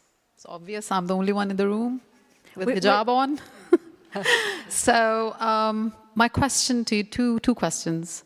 One is that, I have been in positions where I've been told, you have kids, you can't take that job, so sorry. So how are you now in your positions of authority making sure that doesn't happen? And the other question, you mentioned that women work hard. And yes, we work hard and, the cheese keeps moving. But now, how do we, or how we are telling the other young girls to remove that doubt or come over that doubt that somebody is willing to take that chance on you and not making you work that hard, which some of my men colleagues would never need to? Okay, so in the interest of time, maybe you could address the question about doubt, and whoever else wants to address. Nafi, you included the question about the kids, you can't take that role. So Albi. Well, I'll just quickly say something on the kids, because I had 2 kids. I got divorced, and I still managed to get a career thanks to many men that believed in me. So again, to your point, you are integral to the success of women. What we try to do is we've got a program encouraging mothers to come back to work, providing the flexibility. We believe they're highly capable, multi-skilled, empathetic, great in the workplace. So we're running a program to actually hire people back who've left the workplace to have kids, and now the kids are old enough and they can come back to work. So also mothers and leadership, quite interesting combination, very, very similar issues that you have to deal with. The doubt is what I've referred to as, I think, one of our biggest barriers. Really, I do think it's one of our biggest barriers. And I think one of the first things we can do is reach out to young women, anyone, your neighbor's daughter, whoever it is, to provide them with some level of mentorship. regardless of who you are, man, woman, doesn't matter what your background is. But the doubt is one of the biggest things. And for women like me, you know, just as much as other women will lift you up, other women will break you down. You've said it. Absolutely true. Some men will lift you up, some men will be a barrier. I don't think the barrier is a men versus women thing. I just think it's a people thing. So we really do have to invest in mentorship and sponsorship to remove the doubt and create belief. Nidhi, a quick thought on the kids one. I don't know if you have kids, it's just to get your reaction. I do have kids, yes. I mean, there's a big part of, I'm in a leadership position. I have a team of like 140. I block my diary from 5 to 8 o'clock every day that I'm home. That's my kid time. It's sacrosanct. You want me after 8 o'clock, I'm there. I've had to go to HR because it's been escalated on this. And the reaction's been, well, guess what? Even if you don't have kids, maybe you have your 6 p.m. martinis sacrosanct to you, and that's also okay, right?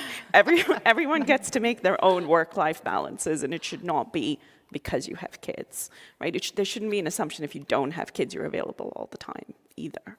So I think we need to break some of those assumptions.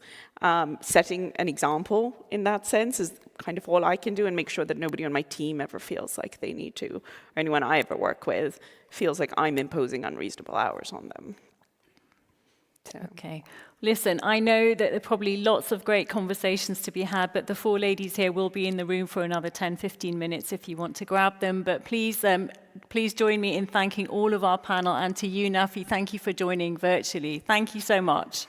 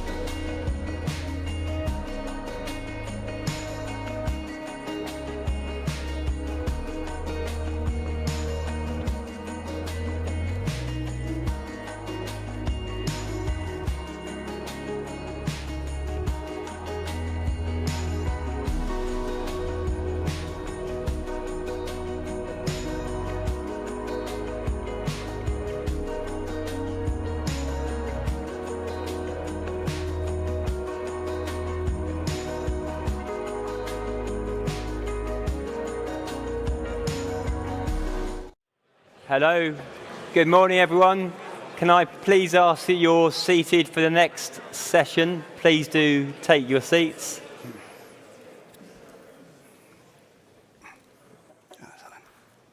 Thank you all for joining us today at the studio.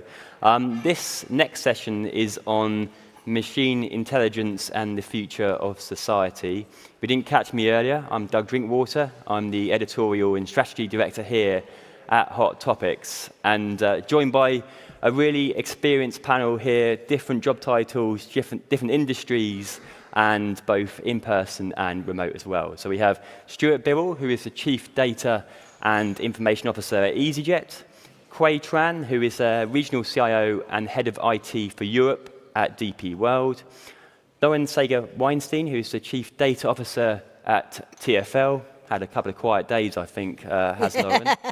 And last but by no means least, Gail McFarlane, who is a partner at Eversheds Sutherland, who will offer us an interesting legal perspective, I think, in the course of this conversation. Pretty big topic, isn't it, when we look at these technologies and the future of society.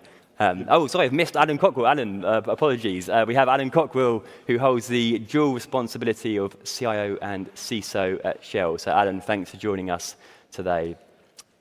Now, you might all have in your head visions of Skynet in Terminator, or perhaps Tom Cruise in Minority Report. Maybe it's Will Smith in iRobot. But today, what we're going to look at, essentially, is AI use cases, how we're seeing them develop.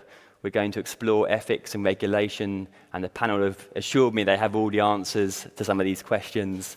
And hopefully by the end of it will come some practical guidance for you all to take back into the day job. So I want to start, and I'm going to come to you, Stuart, as you're in my immediate line of sight. I think already at the studio, we've explored how we get very excited by new technologies, how much of the caution around these technologies is necessary, how much of the hype is reality, and how much of it is simply that, is actually hype? It's a good question. I mean, when you get to my age, you go through several of these hypes in your career, and the internet and PCs, and we're all doomed, or we're all going to be... Back in the 90s, it was all over be 3-day week by this time, and that hasn't happened. So I think that there is caution, and I'm a general optimist, and what you read in the Daily Mail, etc., about doom and gloom about intelligence, AI, Gen AI it is going to change. It is going to change how we work, how we live, the tools, etc. But I'm optimistic that forget the doom and gloom, that actually it's positive. And society, we're actually really adaptable. And as humans, we're really adaptable, and we'll find ways to make it positive. And you'll always find one or two people who find negative ways of using it. And the cyber guys already are quite productively. But I think it's stepping into it, it's learning about it, and being positive about it, and taking it on a positive journey, as opposed to being afraid of it and reacting to it, and not overstepping the mark. I mean, yeah, all the stuff with the various other hypes that go on, they come and go. I think the intelligence AI, that world, is a genuine one that is going to it'll go up and down. Yeah. But I think that one is more of a genuine change that's coming through, rather than some of the meta worlds and various other things, and blockchains, which are got niche applications. They're not fundamental shifts in how we operate. Yeah. Quay, I want to come to you on that, because I guess it's human nature in a way, isn't it, that we knew, I think when telephones came in, when the printing press came in, go back far enough, I think Socrates are talking about writing being a discipline to be feared. So, I mean, human nature in many ways does this with new introductions to society. So what's your view on how much of it is that caution is necessary?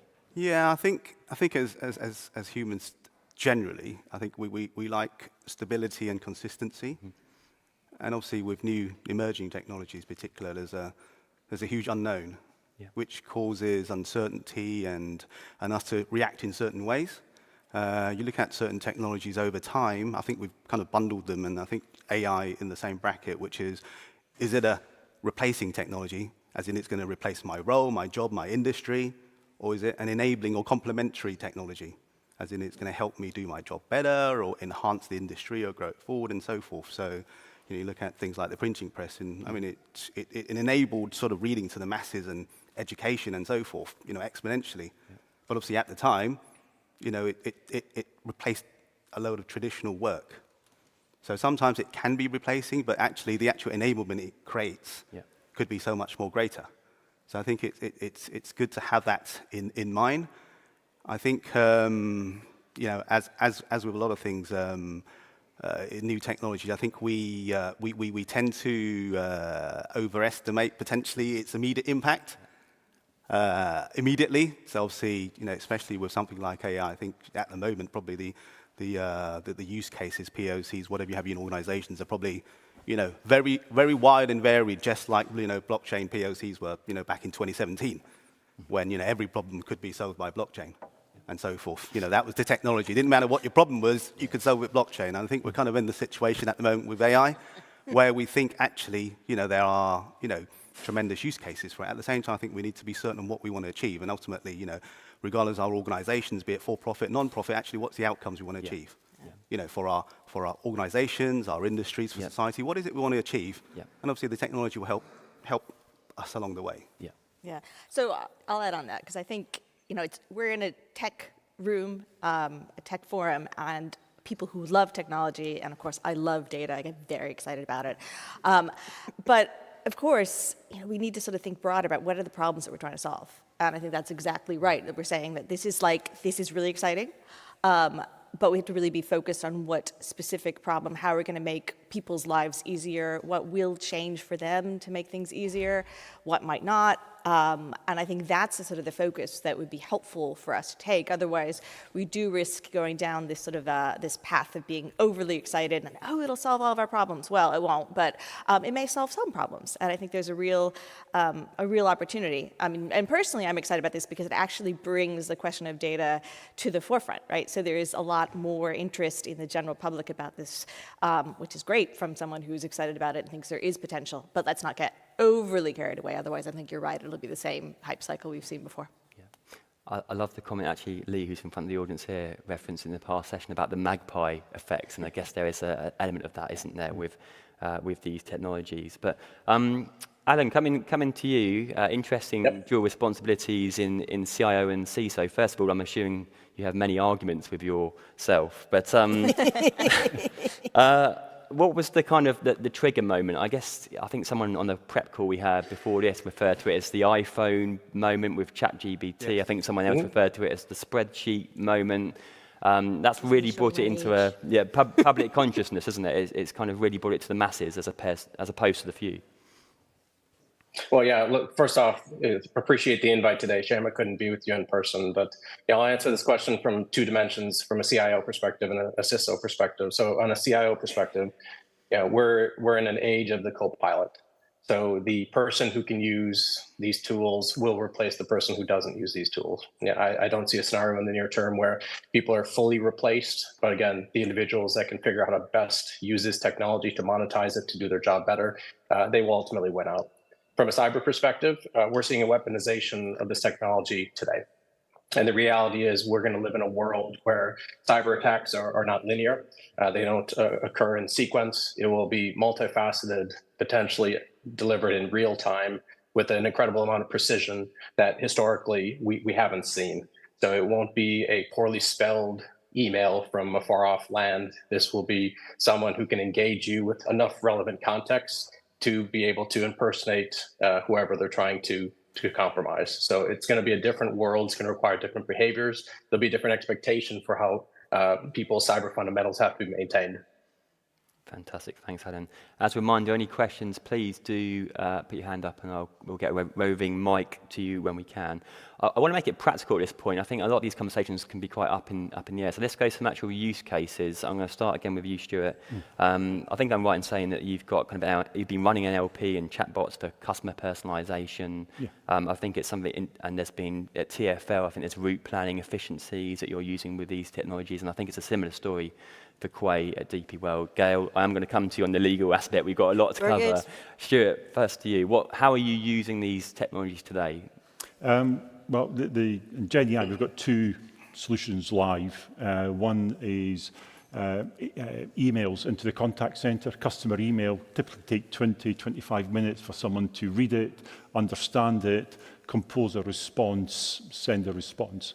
Put in GenAI onto that, and it summarizes email, composes a response, a proposed response, and gives it to the agent. So you're now down to 10 minutes, 5 to 10 minutes, rather than 20, 25. So that's the co-pilot solution. So you're not taking the human out of the loop. You're taking away 20 minutes of thinking and working out what to do. It's doing that for you. So you're using the human bit, which is the final engagement. And that's been live for a few weeks now and seeing really positive results. And actually, the quality of the email responses is significantly better than what has been coming from the agents in the first place. So the quality's gone up in terms of the engagement with the customer. And that only took 10, 12 weeks to build. Another one we have live, we've done our own private chat GPT internally. That took 2 weeks to build. So when you've got these models out there, this isn't a data problem now. This is just a traditional engineering problem to go and integrate it.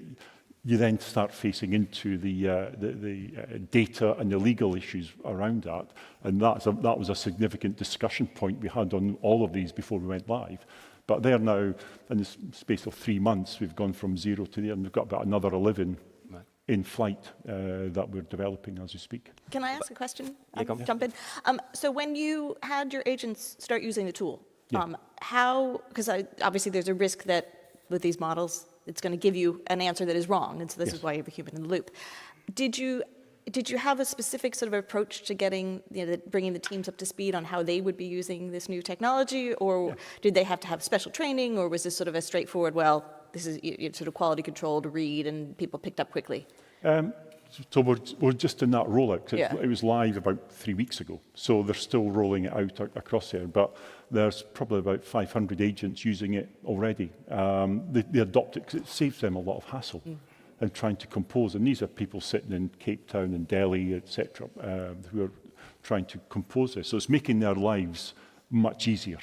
Very, very quickly. And so the adoption has been better than we expected. We thought we'd get more pushback, and actually so far, touch wood, it's actually going really well. There is good adoption because it makes their lives easier. It's not replacing them. It's taking away a lot of hassle.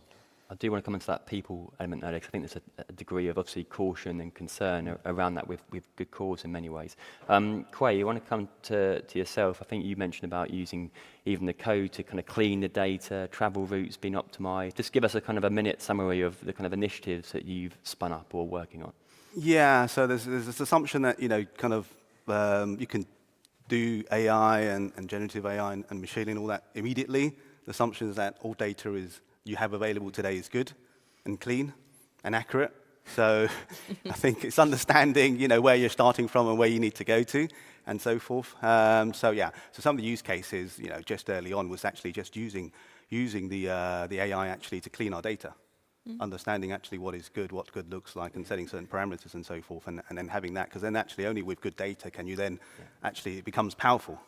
Because I think, we talked about, things like, data being the new gold, but obviously, it's not, if it's not clean and if it's bad, then obviously it becomes more of a, rather than a gold mine, it becomes a landmine, right? So you kind of need to think of it in that aspect. Obviously, we use AI for, optimization of our stacks, of our container ports, predicting when new vessels arrived and so forth, just to optimize our equipment. And actually that helps the vessels as well. So, global maritime, shipping, the largest percentage of the cost is actually in the fuel.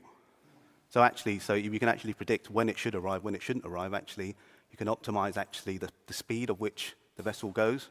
And actually that optimizes hugely actually the fuel efficiency and actually saves both, cost perspective and actually from an environmentally perspective as well. Done other things such as predicting next mode of transport and so forth, so that understanding where that cargo is going to go and optimizing that route and so forth. And also things like smart stacking. So, in a traditional container terminal, you have, containers stack on top of each other. So actually, if you need to take a container at the bottom out of 6, then you move it using 6 moves, taking that container out, put another 6, 12 moves. that's unproductive, inefficient, costly, and so forth. So actually, you know, with AI and so forth, actually, if you're predicting, you know, what's the next box, the hot box and so forth, then you can optimize your stacking and so forth, and actually that becomes very, very powerful in how you actually, especially in the last few years, you've probably seen the supply chain challenges and so forth, that becomes hugely powerful and important. Yeah. Lauren, talking of travel efficiencies and kind of obviously interesting timing at the moment, isn't it, with the train and tube strikes? But how are you using these technologies? Is it, I think, cycle routes, I think, was one. Well, so this is the plus side of being in an institution that has always had this view about data being important. So there's good and bad on this. The great news on this is that we've always had a sort of an approach to look at how we can use data to solve problems. Back way before there was TfL and our predecessor organizations, we were doing very manual data. It was, I call it kind of small data because, you know, it was like what you had. And we would do things like, you know, do sort of surveys of manually asking people where they were traveling. We would have paper tickets, and we were sort of tracking where people were going by collecting a big bucket of tickets and then counting them up. So all sorts of stuff that is, you know, done in seconds today, all automatic, that was at one point required lots and lots of manual labor. But that also means that we also, you know, try and think about the migration and the legacy and how to do these things in a sensible way. So, you know, we don't immediately throw out all of our old tools and sort of chase after the shiny new thing. So it's an evolution for us, and this is where I think it's really interesting. When we build out a new product, so one of the things that we did, and this is several years ago, but using sort of AI image detection models, looking at, we said we want to publish publicly a database of our cycling infrastructure routes, and we had 500,000 images of every different piece of infrastructure across London, and we wanted to publish them. But of course, we didn't want to publish faces if someone was in the background and someone was taking a picture. We didn't want to publish number plates if we were going down the street and you caught a vehicle. So we, old school would have been to hire somebody to go, you know, put the little blurring on each of the images, which have been slow, tedious, painful. But we actually created sort of a model to do this, and that was really sort of where we began to say, okay, very focused question, opportunity to use technology, new technology, to sort of roll it out, and then we sort of have a public use case and benefit for it. And so that's really been our approach.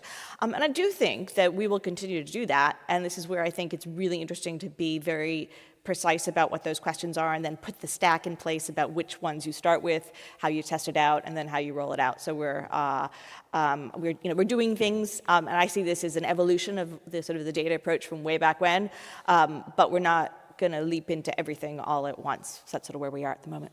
Cool. Any questions in the room? If not, I'm going to come to Gail next. Any questions? Yes, Paul. If we can get a microphone to Paul.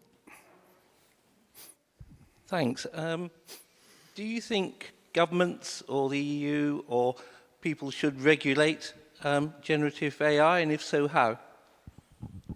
Well, we're getting ready for it in Europe. So actually, this week we're writing papers to set up the guide rails how to appropriately use this technology, and we're doing this in advance of the AI Ethics Act, which we expect to happen in the next couple of years. So I think there is going to be a focus on this to make sure that this technology isn't abused or misused. So I think there will be that regulation happening in this space. And I think we've mentioned already, this evolution of technology, the printing press, the computer. We do find that at each point that there is that step change, there is a need for some form of control or limitation to that. Everybody, here has great, intents in relation to their use of these technologies, but that doesn't mean that everybody in the world does. And so, when we developed the printing press, as we were talking about earlier, there suddenly started to be a need for defamation laws. If you're going to be writing books that are going to, be saying bad things about other people and promulgating those, that at an increased scale, it's not the same as somebody having a chat down the pub. Now, AI is that, on steroids. We're now at such a massive scale, not just in terms of the number of people with which, this information can be sent to, you can receive that information, but also, in terms of the speed at which it can go through. And so when you're thinking about, as was mentioned earlier, in terms of the cybersecurity threat, so in terms of the way in which these technologies can be used generate malicious code, whether you're thinking about election misinformation. Can you trust the video that you see? Can you trust that this image is yours? There's fantastic technologies where I think Spotify have just announced there. You can have now, you can listen to a podcast by your favorite podcaster in a different language, but still with their voice.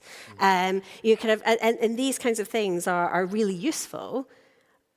But once you've got a snippet of somebody's voice, you can then kind of use the same technologies to use that information in a malevolent way. And that's a point where kind of that layer above individual businesses comes in. So for governments, and the problem is that this is a global issue. So how do you manage these things in a global manner? And that's what makes regulation so difficult. But it is about, it's not the technology point. We don't need to regulate the technology. We're not specifically saying it's because it's this type of code. What it is this is a type of harm that can result from the scale that is facilitated by these types of activities. And so governments, in looking at this in a technology neutral manner, can start to say, okay, well, how can we regulate it? And are there things that we just shouldn't allow people to do because even though there could be benefits, the downsides are so kind of significant. Is that half the issue, though? Is the fact that the technology is evolving so quickly and much faster than the regulators can keep pace with, and that also assumes the regulators even know what these technologies are. I mean, I think the example that springs to my mind, I think we discussed the other day, was I think Mark Zuckerberg in Congress, and people were asking questions about what social media is. So isn't that half the issue here? And it's so frustrating. And this is a problem with, the fact that we don't have, people with technology skills, people with science skills, kind of in our legislatures. But these are the people we voted for, so the people we've got, whether we like it or not. And we have to move with that. But the speed is a real issue. I mean, we mentioned the EU AI Act. That's been in the back pocket of the EU for years already, and we're still looking at a significant period of time before it will actually come into force, and then a significant period of time before we'll actually see any enforcement action.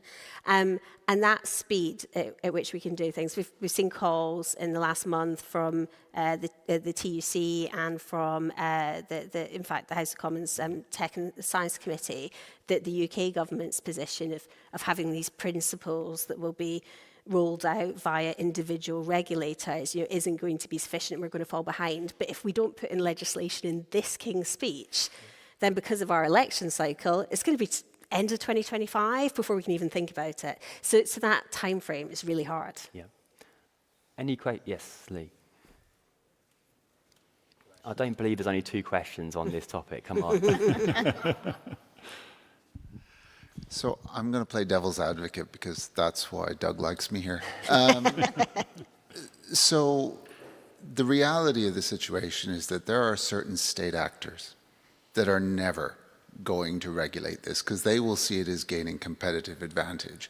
And I can come up with use cases for all 5 of you as to how companies in those jurisdictions could use the technologies to literally disenfranchise or defame or attack your respective businesses.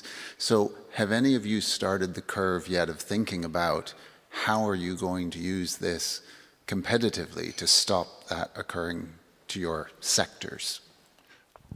Yeah, I mean, we had a situation in the summer when we had a lot of the storms, a lot of disruption. We were seeing about 150 Twitter X sites and being created a day, impersonating EasyJet, and then people going to you if you're claiming, and they would intercept and go back to you, impersonating EasyJet, and say, send us your details and we'll get you your refund and get you your EU 261. So we actually had algorithms running all across and the monitoring right across and automatically just pinging X, take them down. That's 100, 150 times a day. So the monitoring of those situations, it has to be automated. And that's real, it's here today. We have it all the time, but actually during big periods of disruption, it really ramps up, and they're automating it all. It's all random names and stuff straight out the dictionary. But yeah, it's there today and happening, and we are deploying some of that in defence. Yeah, so maybe just kind of building on that from a kind of a micro level and a macro level. So micro level, we're using this class of technology to do all sorts of different audit and assurance work. That's everything from doing brand audits on Shell's $50 billion brand profile, to creating copy, to actually looking at our social media channels to look for mis and disinformation. That's kind of on the micro level. On the macro level, we're very much trying to frame how we want to use this technology at the company. Basically now 4 blockers and effectively differentiating between things that are truly disruptive. So evolutions of business models, big bets for the organization, an area where we actually won't play because we feel that the market will ultimately fill that need. And then shorter term things like how do you co-pilot to have more effective software developers, or more effective assurance, or better route optimization, or a better forecourt experience. So we're seeing several different solutions in those spaces, and for us, it's unlocked multi-millions of productivity in this space. But I do see this as continue to accelerate both from the bad actor perspective, but also the commercial opportunities. And this is where we also see other forms of regulation potentially kicking in too. Things like online harms, kind of looking at what are the responsibilities of the platforms, because you can ping X as often as you like. They may not take those down, so what are those obligations of the platforms in that situation? Or alternatively, things like the NIS directive, NIS2 from an EU perspective, still NIS here, but bringing managed service providers, kind of into having responsibility with regard to the security of their systems, so they don't become a threat vector, kind of in relation to these things. So it's not, and again, this is from a future of society, from a regulatory perspective, it's not just should we regulate this technology. It's about what is the full infrastructure. How are we thinking about the rights of individuals, the rights of organizations, kind of in capitalist societies. China's AI Act's a little bit different, but, how are we looking at those things and protecting them in order to protect against those harms, regardless of what the form of technology is?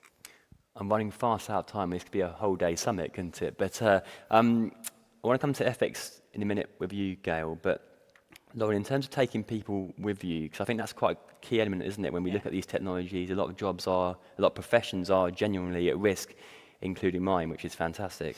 But how do you take people with you? There's a lot of fear-mongering out there, not least, actually. A lot of that fear-mongering is done by, you look at OpenAI and Sam Altman, in one sentence he'll say that this is the next great tool for humanity, and the next sentence he'll say that we're all doomed. So how do you, with your teams and across the wider organisation, bring people with you on that journey? So, this is, again, I think this is a fundamental question, and since we were talking about the printing press, we're talking about, sort of bridges across London, you could talk about the Thames and crossings, and you can go back. And so this is a fundamental sort of problem about new technology coming in, and how do you make sure that it is seen as a helper with changes for some people, but not necessarily create the environment where you're feeling pitted against each other, because it isn't going to be successful for us.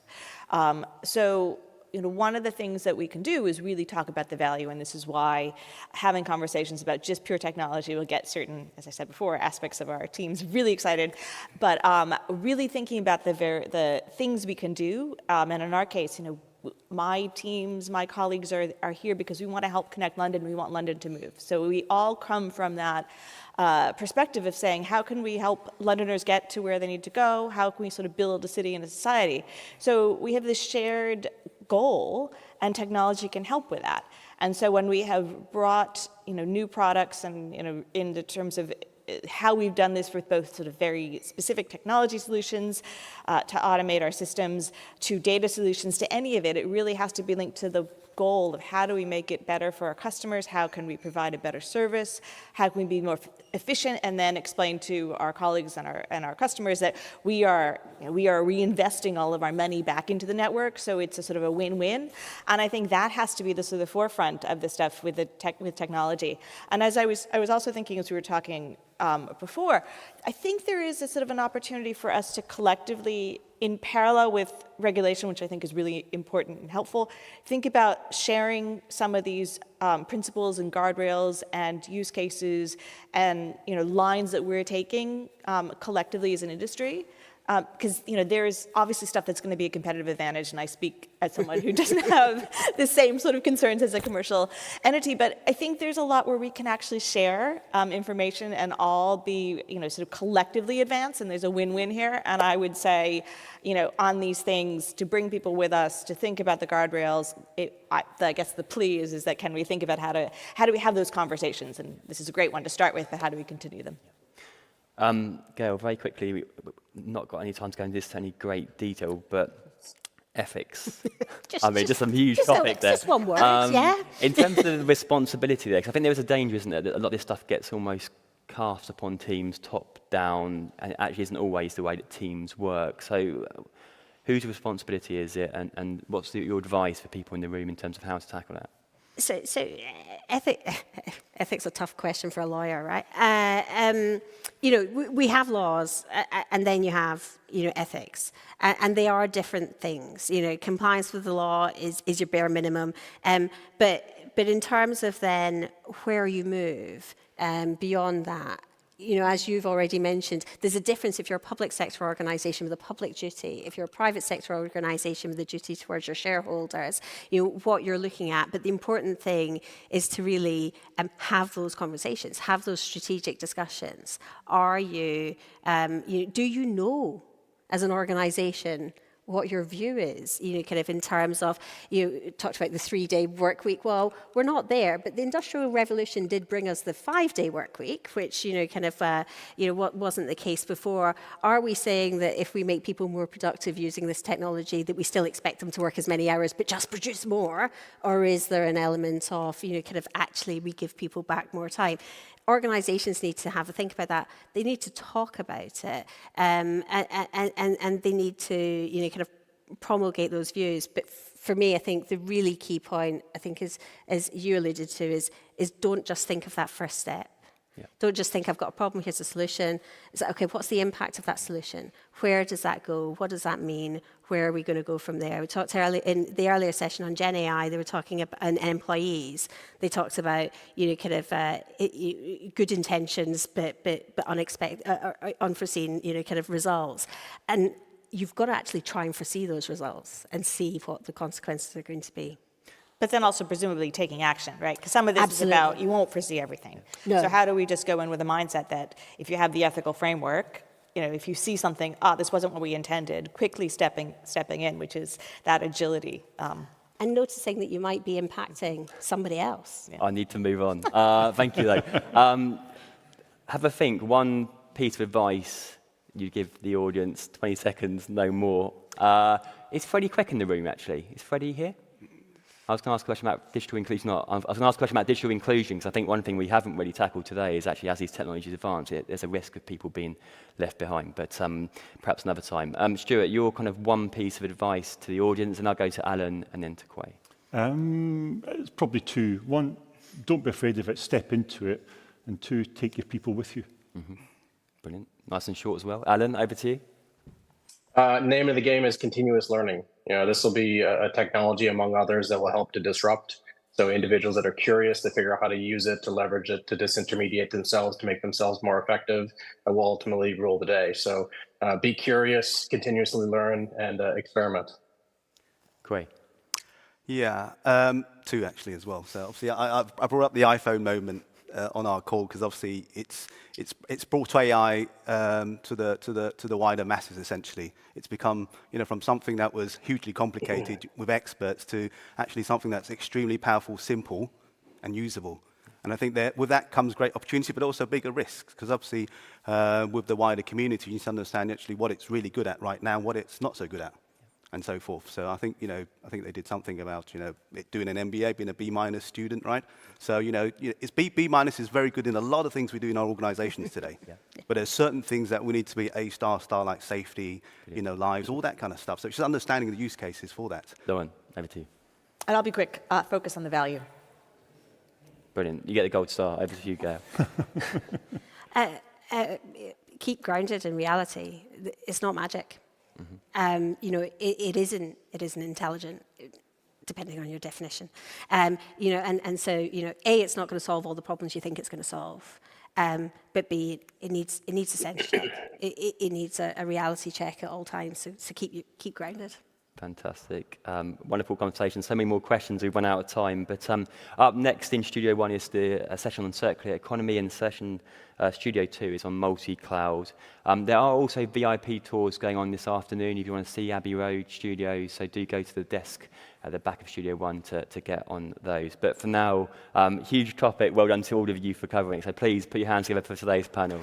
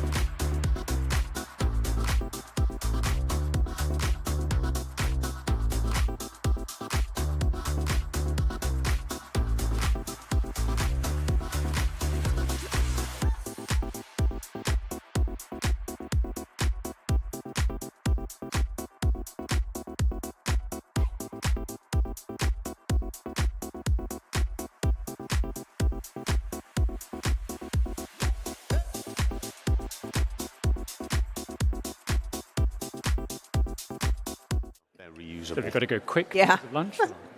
Exactly. Although plastic bottles for water now aren't even, right? People go to the box. Hello, everyone. Hope you can hear me. Hang on, I can't hear myself. Hi, everyone. Welcome. Please take a seat. We are about to start. Please think of lots of really tough questions for my panel as we're talking, so you can put them on the spot. Welcome to the studio. I'm Sasha Kadri, and this is Can Technology Drive the Circular Economy? I am delighted to be joined by Colin Seward, the IT Director at Cisco, Joanna Pamphilis, the CDIO at UniCredit, and James Maunder, who was until very recently the Chief Information Officer at the London Clinic. So let's kick this off. It's, obviously, we're saying it's a lot to talk about. It's a very broad topic. I have some stats here, I hope they're broadly correct, which are that we produce around 50 million tons of e-waste every year. And we all really want to move towards that circular economy where we eliminate waste, we recirculate, and we reuse products and materials. And actually, the basic premise is to just produce zero waste from the get-go, but we're not really there yet. How does a circular economy relate to tech? And I know we're going to get some slightly different perspectives. So, Colin, if you could kick that off. Sure. So the concept of a circular economy sounds very simple. And I think we all intuitively think it's the right thing to do. And we probably think that we've been doing this for a long time. But the reality is that the world is still very linear. So the linear economy is you take stuff out of the ground, you make things, and then it's waste at the end of that. So the circular economy idea is you keep those materials going round and round in the highest value for the longest period of time. But there's a lot of system challenges, a lot of culture challenges to actually get there. So when you look at things globally, there's a circularity gap report produced every couple of years. A couple of years ago, it showed that the world was actually only about 9% circular. The most recent one, January 2023, it's actually gone backwards. The world is now down to about 7%. From the tech side of things, it's a little bit better, but we're certainly not claiming success. So I work at Cisco, we're a manufacturer. When we look at the e-waste problem, the latest e-waste report shows it's around about 17%.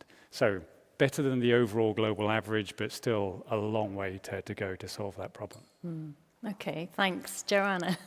Yeah, I mean, I agree with what was shared here by my colleague from Cisco, but I think technology and digital, to be specific, really has significant potential to unlock this topic of technology driving the circular economy. Certainly Cisco is doing its part, but when you look at simple examples of what technology has done and what they still have to do or can do. Simple examples such as the move of professional conferences to online has reduced carbon emissions. It improves, it reduces consumption of office supplies, simple things like that. Going back even some years, email, right? The ecological footprint of an email versus postal mail. So when we look at the impact technology can have, it's giving the visibility, it's giving the transparency across the value chain. So while Cisco can and does support the circular economy and produces the right products for that, it's giving the consumer, the visibility into, that product, that component in terms of where is it at end of life. So imagine leveraging on blockchain to give that visibility, that transparency of the life cycle of that component in the value chain. And instead of disposing of it sooner, how can we either reuse it or how can we extend the end of life? So, simple things like that, digital is doing within, its industry, but leveraging that across industries, I think is where the greatest impact can be made to continue to improve those statistics. James, have you thought about that much when you were at the London Clinic in terms of circularity? Did you do anything specific? We did. I mean, it was, where I think circularity meets traditional business is circularity requires the elimination of as much waste as possible. And I think Quay just recently was talking about eliminating waste in international shipping being both good for the environment and being good business. And certainly within the London Clinic, we were aiming to reduce waste in all its forms. Now, healthcare is a carbon-intensive industry. Some of the amazing machines that we have to diagnose and treat illnesses are incredibly electricity hungry, so it's important, where do you source that electricity from? Do you source it from a circular, regenerative form of electricity?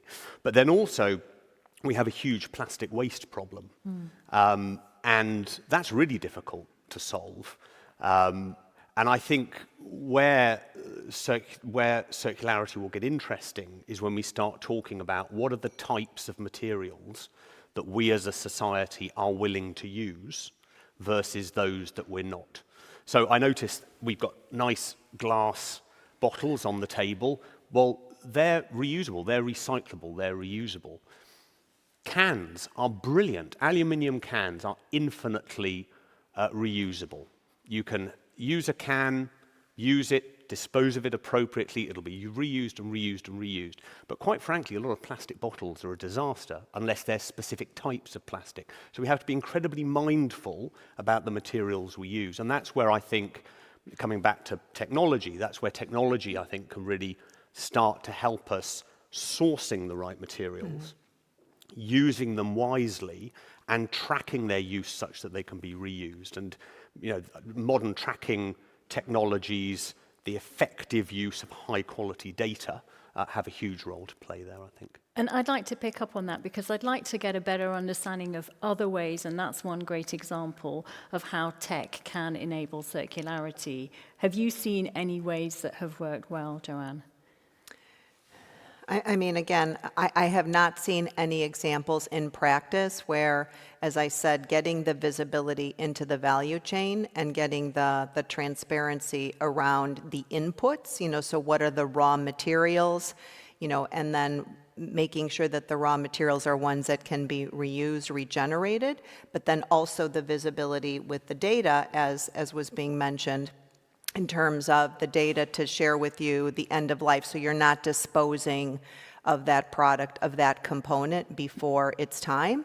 From a UniCredit perspective, I can say as part of our digital transformation, we have a very strong ambition in this next chapter of our journey towards cloud and modernizing the application landscape. So cloud computing is shown, as high as 93%, depending upon Microsoft, Azure, Google, et cetera, your provider, of helping to improve, the consumption versus an on-prem data center. So there's examples like that, but not specific to the circular economy that at least that I can share. Maybe my colleagues have examples. Yeah, no, fair enough. Yeah. Any other examples of where you think it could work? Yeah, so maybe just to say, I'm an imposter here in your introduction. I used to be in IT. I'm not in IT anymore. So I was in IT in Cisco for 23 years. The last year I was in IT, I was the CIO for Europe. We started to get a lot of questions from customers around what was Cisco doing in its IT organization to be more sustainable. And that's when you left. No. That's when I started producing a framework for sustainability in Cisco IT. And having produced that, there was a new office inside of Cisco setting up, Chief Sustainability Office. So they asked if I'd join to look at technology and data in the Sustainability Office. So I'm now part of that. So looking inside of that, it's been amazing, just like the amount which I've learned over the last year. So even here now, I think a lot of people, when we think about this problem, we maybe grew up with the phrases of reduce, reuse, recycle. We're going back to basics here. We're going back to basics. This is what we did. And I used to say that when I came into this, we need to recycle stuff. And they used to say, well, actually, there's more than that, Colin. So we need to look at refurbishing, remanufacturing, repairing. There's the option at the beginning of circularity to just refuse. You don't need to have something new. So there's a whole load of extra things which come into it. And in particular, from the tech side of things, we are getting better at designing products that can be repaired. But then you have to have new skills in the field, knowing when to go and repair them, having people with the skills out there to do those repairs. We're getting better at looking at equipment at the end of life and working out what can it go on to next. Can we actually refurbish it? Can we remanufacture it? Can we bring it back in, go through working out what parts are broken, what need to be upgraded, and then give it, sell it again with a full warranty. So there's various different things that we can do. It's no longer, as simple. There's a lot more to circularity. And so, do you have different offerings, or is it still quite early on? We do. So inside of Cisco, we have on the front end of things in our engineering, they have circular design principles. So we have a goal that by 2025, 100% of new product we ship will be built using circular design principles to try to make it easier that we can sort of close the loop in various different ways. And then for customers who are interested in getting equipment which is on that second life, we have a program called Cisco Refresh, which is remanufactured equipment. And this is all great, but it then does depend on customer demand. So it is a demand-led thing. The more demand there is, the more we can produce, but also it requires on that closed loop from the customer side. We can ship product to them, which is built with circular design principles, But one of the things about circularity is it's not completed until you get it back, until you can work out how do you incentivize customers to return the product so you can do something with it. And let me dig a bit deeper. When you say about built using circular design principles, do you mean basically, let me just find my notes here, built so that literally everything that goes in can be reused? What exactly does that mean? Yeah, you can look at the material in it. Are you taking advantage of recycled plastics or things like that? So you can look at the material components. You can look at the packaging. You can look at the modularity of it, so it's easy for a customer who's got it to just swap out one thing, swap in something else if they want to upgrade. Is it easy for them to repair in the field?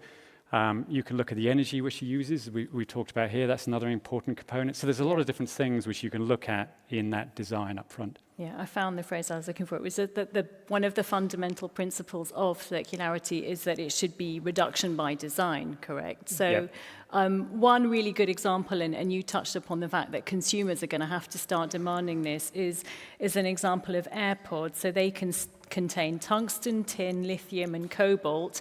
They're in an unopenable plastic shell, and they have a lifespan of about 18 months. So they're not really designed to be repaired, and the lithium-ion battery makes them a fire hazard in landfill.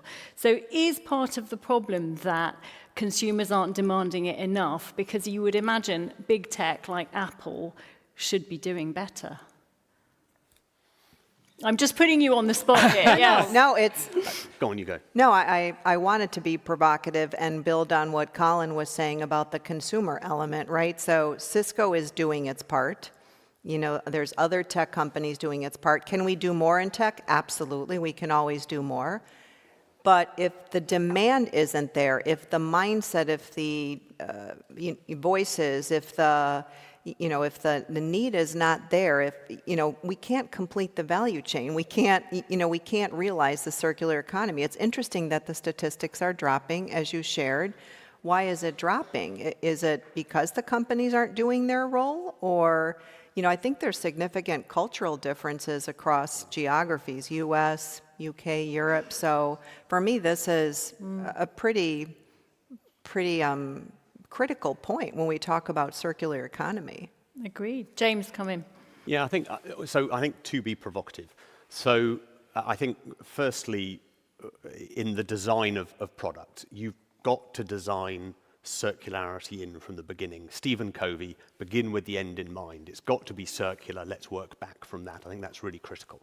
I think, though, there is then a need for companies and governments to educate society.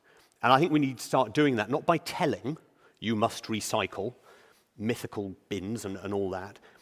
It's about telling stories. There's been so much today about the power of telling stories. I find it really fascinating. I mean, I happen to be lucky enough to live in a very rural location. And every time I take the dog for a walk, every 2 or 3 times I could carry a bag with me to pick up the litter in my local patch. And I find it really fascinating that people can drive through that beautiful, pristine environment and chuck a perfectly recyclable can out of the car window. But just telling people to stop, particularly with our British "why should I" culture, won't work. We've got to go to where people are, and we've got to tell the story that facilitates a change in behavior, so that end users start demanding the circularity that manufacturers and producers of goods are creating. And I think there's another point in there, and it's another point in our human nature. So, I'm an environmental scientist way back, have moved into technology and various different sectors. So I'm aware of what being a good corporate citizen's like. My daughter recently, who's on a sabbatical abroad, broke her laptop. And she looked at the option. It was a Microsoft device. And hats off to Microsoft, they offer a remanufacture service. So she said, look, for £500, I can get a replacement. It's remanufactured. It'll be as good as new. I had a little pang of, but don't you want a brand new one? So we've got to recognize in ourselves the human desire to have the new thing And we need to get to a point where manufacturers are saying, here is a remanufactured unit which is just as good, and if we can make it better than the new thing, we'll start to change behaviors. But that behavior is critical. Yeah, and I don't want to come across pessimistic about this. I'm actually optimistic that demand is increasing. I think the focus the world has on sustainability, we see change. We're definitely not there yet. There's a lot more to do. But we're seeing it from our customers. Some of them now, as part of their environmental commitments, they have targets on the amount of remanufactured and refurbished equipment they'll use. And that's a great step to try to get demand. Some of them, they've switched over to software as a service models. Now they're looking at hardware as a service models. Well, again, if hardware service model, if the manufacturer still owns the equipment when it's in your premise and then brings it back at the end of the time when you've had it, that again helps the circularity. So I think there's a lot of things which are beginning to happen, which are going to help give wind behind this. So I'm optimistic it's going in the right direction, just needs to go faster. Can I be provocative now and then say, you say it should be sort of, as consumers start to demand more, then behavior will change. Why shouldn't manufacturers lead the way? I think it's fair. So there's a lot that manufacturers can do to make their products that have more lives in them. Within a company who sells equipment, there's a lot of things they then have to re-engineer throughout the company. So it has impacts on supply chain, the way you source material. It has the impact on your sales, the way you sell things, the way you incentivize sales, not just selling new equipment. Has impacts on the way you service it when it's out there. So I think manufacturers, again, there's a lot, you're right, there's a lot which they can and should, and in many cases they are doing. But just getting the manufacturer to do it isn't enough to get a closed loop. We need everyone to play a part in a circular model. Yeah, and I think, Joanne, you were saying you live in Italy, and the mindset is very different to the mindset in the States, for example. Could you go into that a little bit? Yeah, no, very much. I mean, having the privilege of working in the U.S. the majority of my career, and then leaving about 7 years ago, was in the U.K., living and working in London, and now Italy. And so I would say probably UK, while very specific, is a bit more similar, to the US from a Western culture. Then in Italy, I've seen a very different mindset and attitude towards reuse, regeneration, recycle, to things that have required me to adjust. So, for example, I'm very big fan of the Christmas period and Christmas lights, and enjoy all the Christmas lights in London, and did the same in Italy. And the first year, and then the second year, because of the energy issues with the Russia-Ukraine crisis, each of the towns, and even large cities, reduced the fanfare around Christmas lights, right? And so you may think that's not a big deal, but it was a big deal in terms of, making a statement around, reducing the energy consumption, being more mindful. The point that really has been an adjustment, I would say, would be around the heating and the air conditioning. So it is regulated in Italy across the different regions. So whether you live northern Italy or southern Italy, that every October 15th is when your thermostat is activated.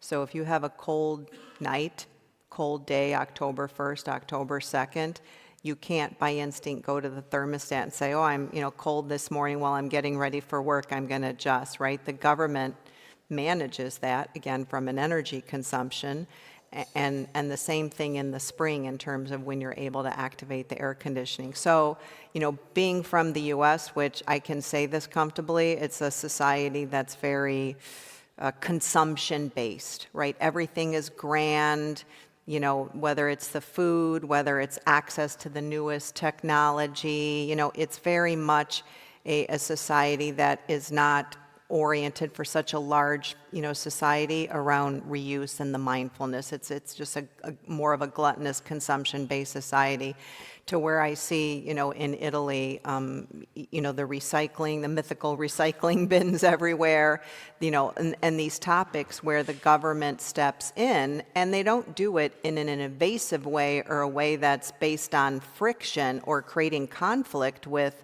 people that live there, the residents. It's done because it's a mindset and it's an attitude. And you see it, like when you go to the cleaners in terms of, putting plastic on your clothes and what they do, in terms of being very conscious. So for me, it's quite interesting, but I'm going to be honest, there are a few points that have touched a little bit too close that have required a bit of an adjustment. And I saw some faces and some uncomfortable body language here saying, who's going to tell me that I cannot activate my heat, if it's chilly before October 15th? Well, you can't. The thermostat does not turn on. So that's what I would share in terms of the consumer, driving. I do think tech has a huge role. There's more we can do, but it's gotta come from both ends of the relationship of the value chain.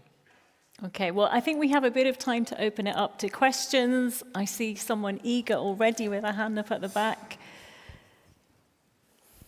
Back or middle. I've got 2 points. Most of us in IT will know the company iFixit. They produce amazing tools and recommendations. They downgraded the iPhone 15 a few weeks ago to 4 out of 10. Because basically it's completely unfixable by small mom and pop shops now. You have to take it to an Apple provider and charge a fortune for that. So beware of that. Second point, I am an optimist, but second point, I'm also close to the Alan Turing Institute, as in that Alan Turing. They're doing some lectures at the moment on the power consumption behind generative AI. $100 million to train ChatGPT-3. $1 million a day to run it. They also quoted some, and this is Alan Turing Institute, quoted some figures. ChatGPT query uses 100 times more power than a Google search. So I think we have to be cognizant those tools in the right circumstance are appropriate. Don't use those tools, as a general purpose get out clause. Okay, do we have any questions? I can pick up on Fergus's comment about iFixit. So I think that, iFixit, probably a lot of people have been to their site, seen some of their videos. It's great. If you've got broken equipment, they have videos to help you fix your laptops, phones, various other things. And they also give scoring to say how easy is it to fix those things, which is a great incentive for manufacturers. You see a low score, gosh, how can I build my product better to be repaired? We just had, some of our engineering groups who build the products, they do tear-down events where they try to dismantle it, and they bring in supply chain who do some of the design, they've got the engineers there, and we did a tear-down event 2 weeks ago. We also brought some of our recycling partners in, some of the people who are IT asset disposal. So the purpose of the tear-down event is just to see how quickly you can When take you it apart, take put it back. apart, look at each component and say, is this a problem? Did we design this to be recycled as well as we can? Are there things in here we can optimize in that system? So with things like iFixit, they're looking at how easy it's to repair. So we have teams that come together, they dismantle our equipment, and they see, could we have done this differently? And by bringing in the perspectives of people like the recycling partners who do it for a living, you start to learn that actually it was really hard apart from that screw, or don't use glue anymore, and things like that. So we've made changes to the way we build products to try to make them more reusable, recyclable, remanufacturable. That's interesting. A question right at the back there, please.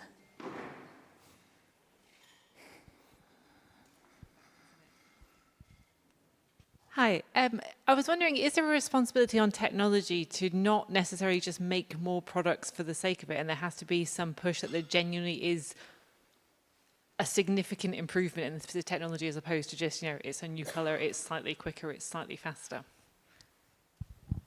Go for it. I think probably the right answer is yes. I think, though, it's difficult to turn on and turn off the innovation tap.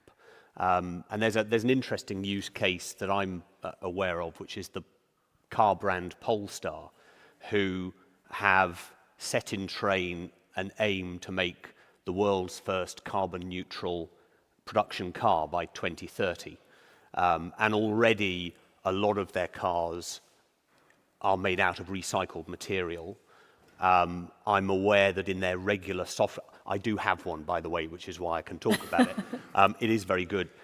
In their regular software drops, they're constantly tweaking the battery performance. So same car as it was yesterday, but today the battery is 18% more effective than it was yesterday. So I think you're absolutely right. I think products for the sake of products is a huge societal challenge. You know, you see it in single disposable vapes, for example. I mean, I don't vape personally, but if I were to take it up, I imagine I would want to use something that wasn't something I'd be throwing away at the end of the day. Comes back to that societal and culture piece. But I do think there are some bright spots. I think Microsoft with their remanufacturing initiative, I think is fabulous. I think the aim, you know, a car company which frankly doesn't need to do it, but sees competitive advantage in maxing out on vegan interiors, recycled materials, carbon neutral by 2030, remanufacturing, dropping. I mean, they've already dropped their carbon emissions per car by about 40%.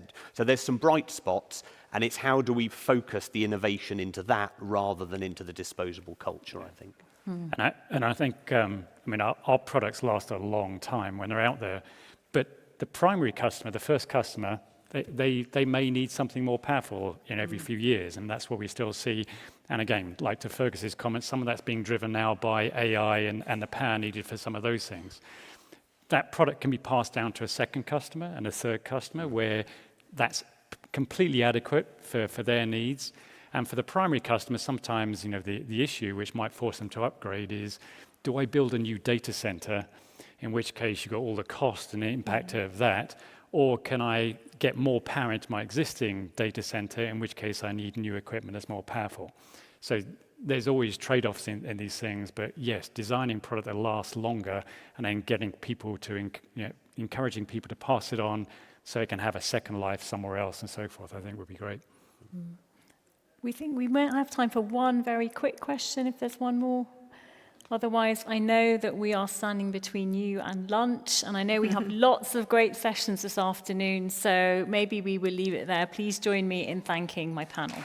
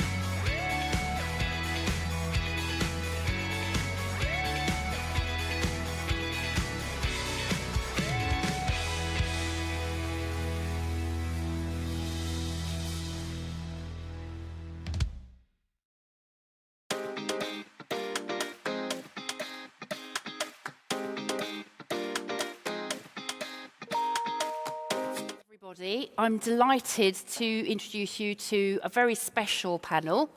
It is Tech Girl, Building Tomorrow's Leaders.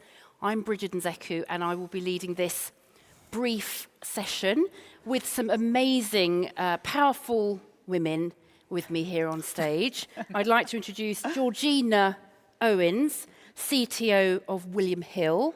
Thank you. We have Charlotte Baldwin, who is CDIO at Costa Coffee, our favourite, obviously. Obviously. We have Elizabeth Akorita, Deputy Director, Digital Delivery at the Department for Science, Innovation and Technology. Jackie Lipinski, CIO, Director of Technical Services at the Royal College of Arts. And last but not least, we have Miriam Murphy, CEO of Europe at NTT Data, and they are proud sponsors of Tech Girl. Thank you very much, NTT.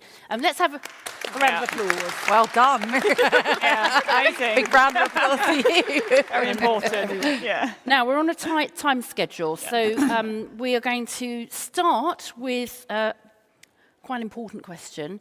What does it mean to be a mentor? Miriam, can I start with you? Oh, yes. So I'm a big believer in paying it forward. And I think I've had a great privilege during my career of having lots of amazing support from colleagues, from managers, from peers, across the whole industry and inside and outside my work. And that's really kind of helped me to achieve what I've achieved in my career. And so I really believe in paying it forward. So for me, being a mentor is foundationally about helping people to achieve their potential by encouraging, also maybe sometimes reflecting a mirror on some of their strengths and weaknesses, areas they've got that they want to work on, but very much a paying it forward initiative from my perspective. Jackie, you're nodding away there. Is that what it says to you? Let's pay it forward. So I've got a very different experience. Didn't have any real mentors growing up, and certainly as a young person, didn't realise that I could have a role in technology. As I've gone through my career, I've had some really good mentors, both male and female. Some of them are in the room today, so thank you. And it really does make a difference. And to me, I think when I look at the next generation, there are not enough females coming through for all sorts of reasons, and I think having the opportunity where you can explain how vast technology is and the kind of different careers you can have, and there's not one path, is really important to open young people's eyes, because then we'll get more people, more young girls into technology in the future. We're going to explore exactly that actually in a moment. Elizabeth, what does being a mentor mean for you? Yeah, so for me, it's being able to be one of the role models I would have liked to have had when I was younger. So there, I think I got about 15 years into my career before I met another senior technologist who looked or sounded like me. There just weren't that many women, that many people of colour. And even in 2023, I believe the latest data shows, for example, that only 0.7% of the tech workforce is black and female, for example. So I didn't have any role models who looked like me when I was younger. So it's important to me to just step forward and be that role model or mentor to someone now. Yes, I think there'll be a lot of recognition that intersectionality is a really important element here. Charlotte, being a mentor. So, I mean, fantastic comments said already. What I would add is actually it gives us a really interesting opportunity to connect with the future leaders of tomorrow, and helps me when I'm trying to understand how to work on the diversity challenge, quite frankly, across technology, understanding the areas that will be most impactful to do that, and getting people's views who are actually directly experiencing that. Georgina, what's your take? I think what I'd add is that it gives an opportunity to help to build the pipeline. The pipeline is just dreadful, and I think the girls that I was talking to earlier, what they were saying was that within their schools, they already feel that they are in a minority, but they already are helping to spread the word around their schools, and so us helping them goes to help others. So we've already touched on the next question, but let's explore that further. What's hindering the young leaders of tomorrow? What should the industry be looking out for and trying to address now? Elizabeth. I think one thing to just be a little bit careful that might kind of hinder and that the industry could be a bit more mindful of is the kind of quite narrow stereotype of what a leader is, what executive presence is, what gravitas is, even what professionalism is. I think if you type, for example, boss or CEO, etc., into Google Images, you get a very limited kind of set of people that come back. Yeah. But it's 2023 and the world has moved on. So I think it's important to really expand our minds and think that professionalism is just one's ability to do one's job. Gravitas isn't just the kind of stereotype that we think of someone kind of older or a particular gender or a particular race. So I would think just to expand your mind on what you think of when you think of those things, because the people that are entering this competition will be the leaders of tomorrow. And Jackie touched on this as well, but actually a lack of role models or people that look like you or have the same experiences as you. If you've got no one to look up to, I can think there were very few senior women in technology leadership roles, and certainly even fewer who had families and children as well.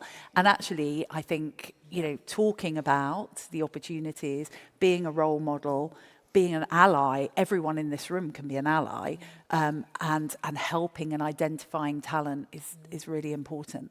I love that. Everyone in this room can be an ally, because that's part of the purpose of Hot Topics and Tech Girl. Absolutely right.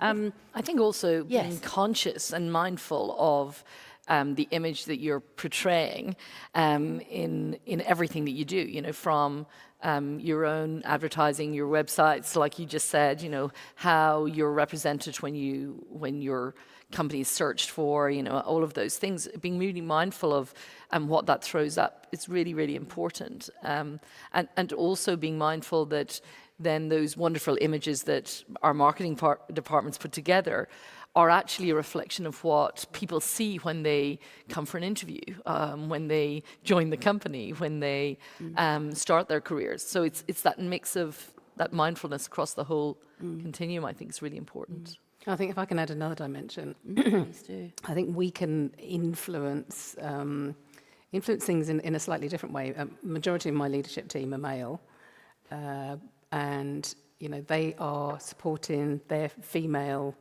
partners by helping to do the school run, and so for me to encourage that and to encourage them to take time to let their female partners go and expand their career and do other things is and yet another way that we can help to change the dynamics. Thank you very much.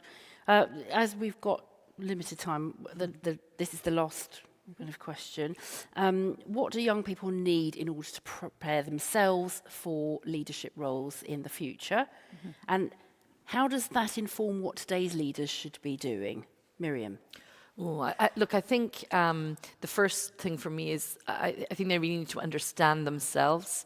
Of course, we all grow and that builds over time, but the sooner that people can understand that there is huge diversity in different types of leadership and leadership styles, and understanding that you can be authentic and yourself and be a great leader is really, really important, because certainly I think when many of us would have started our careers, there was a much more of a stereotype approach to leadership, and certainly for many women in leadership, there was a more stereotypical view of how you had to be. So I think really building that understanding that being authentic is one of the greatest foundational steps of strong leaders, and helping young people to understand what their own superpower might be in that context. Yes, is very important. And also, and I'd like to put this to all of you, sometimes people coming into the workplace have very different expectations now of what you're going to do for them and what they want from you. So how are you addressing that? How can they prepare themselves, but also I think, what are you doing for them? I do think that things are changing. If I look at the next generation coming through, and I've got 3 children in their 20s and 30s, and the generation after that, the expectations of what they want from a work and not just a work but also a balanced life perspective has changed. And I think as employers we need to try and accommodate that, not just for females but also for our male colleagues, because until you do that you're not going to get the diversity as wide as it can be. I also think that what we need to encourage is for young people just to take opportunities when they arise and broaden their horizons so you can understand just the multitude of different things you can do as a leader. And you only learn that from going out and experience different things. Speaking to the girls today, it's been brilliant. So well done, girls. Just in terms of their creativity, but also they're learning a lot from the different people here. So those things I think which the girls can do, but also we need to do to allow them in to also just experience different organisations and companies. I think we're all in agreement. I can see you nodding furiously. Elizabeth, what would you like to add? In terms of what we're kind of doing for them. And how young people should be preparing themselves also for being the leaders of tomorrow. Sure. So one of the things I think works, I think that I'm kind of very proud of being in Gov, is that we don't necessarily require qualifications or experience at all for the entry-level roles. We take people who just have a willingness and enthusiasm to learn and put them through an apprenticeship. For example, our software development apprenticeships, which we'll get paid to do, and there's performance-related pay as well. So there's incentives for you to kind of progress and do very well and hit certain milestones. Hopefully that is encouraging. And then if we're thinking about what skills they can kind of start to develop today that will stand them in good stead, I think there's kind of two factors. The first is to think about what leadership opportunities can you start looking at today, whether at their school, their university, clubs, hobbies, whatever it is, even if they're not in full or part-time employment, obviously because they're quite young, but there are leadership opportunities everywhere. So if there is an opportunity to step up and do something to develop those leadership skills, leadership is like a muscle. You need to kind of work that out. And the last thing I'd say is really think about, if you want to do this kind of role when you're older, kind of looking and talking to them, think about the fact that about 80% of the jobs on this panel are probably talking to people. I was saying earlier that a good chunk of my job is communication, relationship building, networking. So the more comfortable you get with that, the better. You're absolutely talking my language. Yeah. I think communication skills are the most important skills. I'm biased, of course. Charlotte, what would you say? If I think about the skills, resiliency comes very near the top of the list. Things are just not going to go the way that you plan and the way that you want. And the way that you deal with that and you respond to those challenges will define, I think, how you progress. I think also, and someone touched on this just now, the learning mindset. Never lose that real passion for learning about how things work.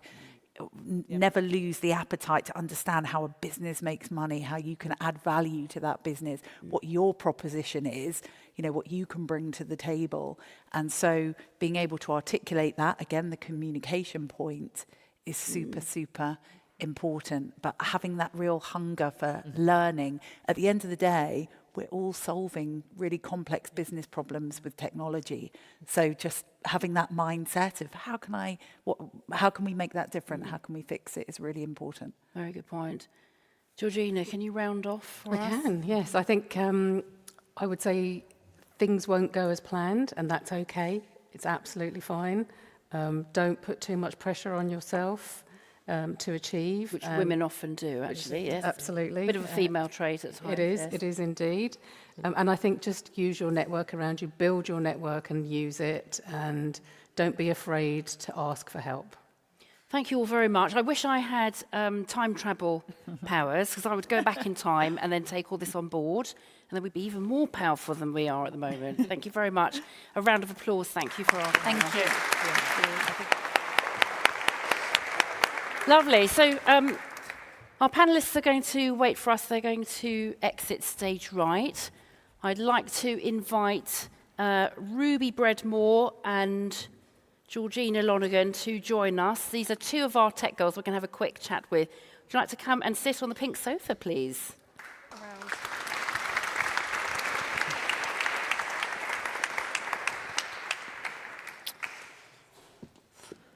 So, for those of you who aren't fully aware of Tech Girl, this is a vital part of what Hot Topics does, and it is encouraging marvellous ideas from young women to help them to develop in confidence, perhaps develop their ideas, which one day will become products or services. It's to showcase the amazing talent that's out there. And actually, I'd like to give a round of applause before we start to Phil Randerson, CEO of Hot Topics, for starting this whole process.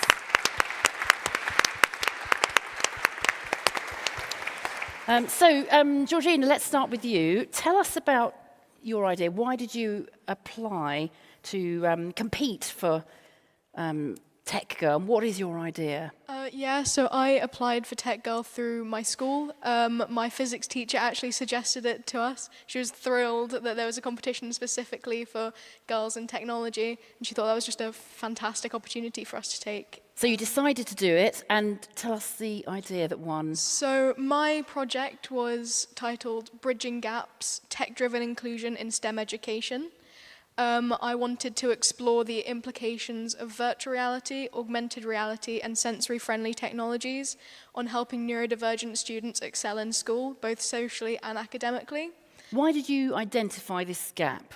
I work as a studio manager at a coding club, where we've had children from all sorts of walks of life. We have a surprising number of neurodivergent students there, specifically ones who have come in with very not fantastic social skills and really lacking in self-confidence. And we've found that alongside the curriculum that we provide them and just really immersing them in technology, they've thrived both socially and academically. From kids with autism to ADHD, everyone can apply themselves to technology, and it's just such a fantastic way that we need to really emphasize the importance of neurodiversity in STEM, because the applications of that are limitless. Mm-hmm. The differences in problem-solving skills can create so many different avenues for us to explore. So what impact, lastly, would your idea have if it came into fruition? So I've been thinking about ideas both small and big. On a smaller scale, the sensory-friendly technologies such as just adding light dimmer switches to every single classroom could really just impact anyone with sensory difficulties. It would really calm them down and create a more easy to adjust to atmosphere for them, which is implemented for everyone that's neurotypical nowadays. So why shouldn't they be given the same opportunities? Georgina, it's a brilliant idea. Thank you very much. Ruby, yes.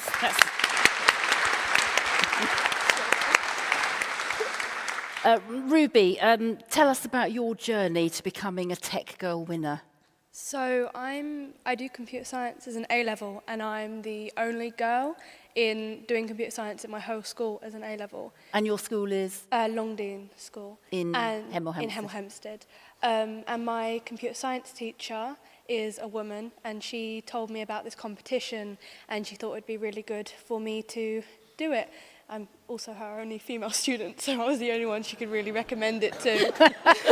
Of course, you're in a special category, aren't you? So what's your idea, and what difference do you think it can make? I wrote about the application of quantum artificial intelligence when creating personalised learning curriculums.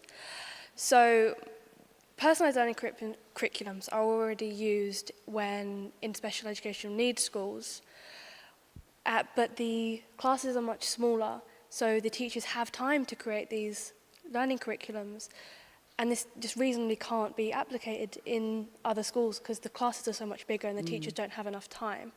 So my idea was to use the quantum computer's ability to run more complex programs at one time, and the artificial intelligence ability to take the data store the data and use it for future predictions, and make teachers be able to input all the information about students, so like their strengths and their needs and their interest in all this kind of stuff, and have it be able to output different learning curriculums so that they can learn more efficiently and a way that's tuned to them. So it allows maybe every student to have a personalised plan that helps them to study more efficiently, more effectively. Yeah. And the difference would be, what would the impact be of that? So there was a study done by a college in London, and it took 800 parents of students with special needs from ages around 5 to 15, and it realised that the majority of students with special educational needs are in mainstream schools. I think they found out it was about 62%. Mm-hmm. And so the students that aren't in special educational needs probably still need this extra help, which but they're not getting because there's not enough time. So if it was able to be implemented in mainstream schools, it would help these students that don't learn the typical way still be able to learn to their fullest extent. Thank you very much, Ruby. Absolutely fantastic. Well, Miriam, can I just sponsor say, of Tech, would you like to make a final comment? On so what I think is just amazing about both of these winning projects is that at their entire heart and soul, they're about diversity, equity, and inclusion. Because, in fact, they are addressing and supporting providing environments that are equitable for people who are, in a diverse category to make them feel more included. It's a phenomenal start to, I think, what can be you starting out to be allies and mentors around diversity, equity, and inclusion. Girls. And this is part Amazing. of why NTT Data is sponsoring 100%. Tech Girl. 100%. Yes. Thank you 100%. very much. Thank you. That's the end of this part. If you would like to step off the stage, and someone's going to bring you around, we're going to move now to the awards. Our young winners are finally going to get their trophies. So I'm going to invite onto stage, and Miriam, you're going to present the awards. This table will be better, actually. Yeah.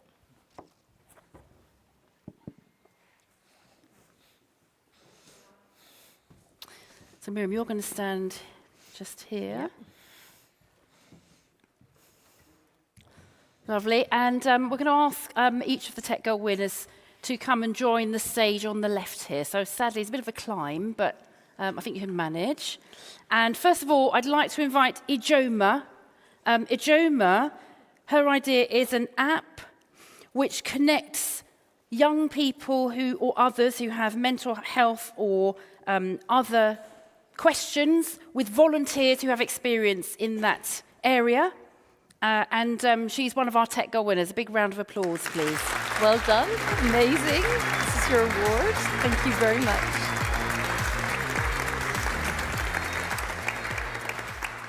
It's wonderful. And next we have Iona. Iona. Oh, actually, I'm so sorry. I got that the wrong way round. Sorry. Ijoma's idea was actually matchmaking schools to pupils. And the idea is this app would allow pupils to evaluate which school they might go to based on their strengths, based on their interests, so they have a better educational experience. Apologies, Ijoma. It's such a brilliant idea. I'm so sorry I got that wrong. Congratulations. Iona's idea is the one I mentioned a moment ago. So this is, Iona, please come and get your award. And this is the app which matches people who have questions or issues around mental health or other issues with volunteers who have experience so that they can access the support they need more quickly. Well done, Iona. Well done. Super.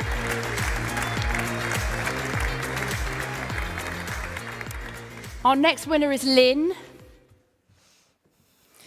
Lynn came up with the idea of the metaverse including the laws of science. And this would allow dangerous experiments or complicated experiments to take place in a safe environment that wouldn't endanger life or equipment or technology. And she's one of our Tech Girl winners. Well done, Lynn. Super.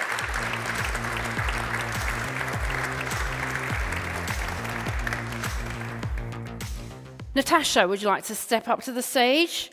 Natasha's idea is to develop a private AI tutor program, and this would be specialized to individual students. So not everyone has access to tutoring, and if there were AI tutoring, perhaps every student would have access to it to improve their educational outcomes. Well done, Natasha. Congratulations. Super.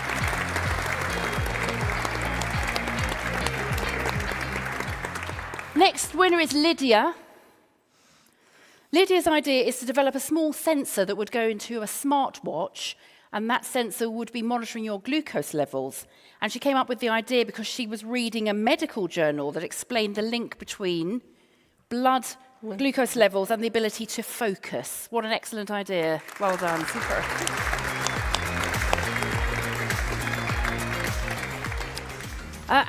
Can we have Eleanor next? Eleanor, she wrote about the power of assisted technology and the impact it can have by developing this assisted technology. She cited things like exoskeletons for people with injuries and many other applications. Amazing. Congratulations, Well done. Eleanor. Super.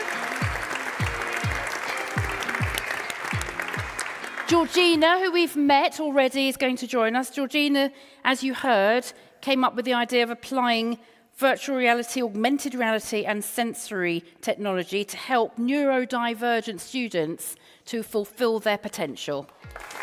Absolutely super, Georgina. Well done. Well done. And last but not least, Ruby. Ruby, I don't even know what this is. Quantum artificial intelligence for personalized learning curriculums. Essentially using technology to make sure every person, every student can have a personalized education experience. Well done. Well Ruby. done, Georgina.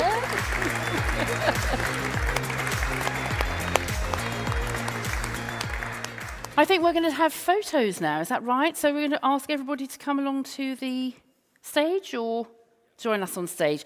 So if you all like to step up the steps, and we're all going to stand together for some photos.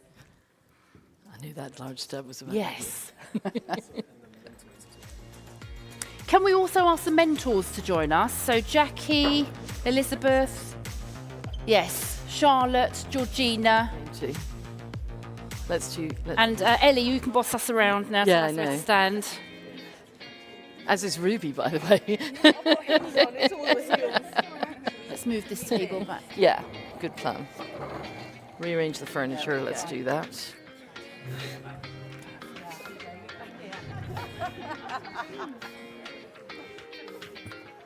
Yeah, I know. I didn't put my heels on. I didn't. I've hardly worn heels since before the pandemic. It was a whole new excuse to go shoe shopping.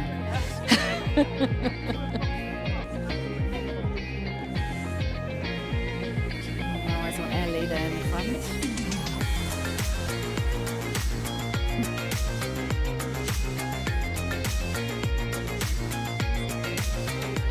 Congratulations to our tech girls.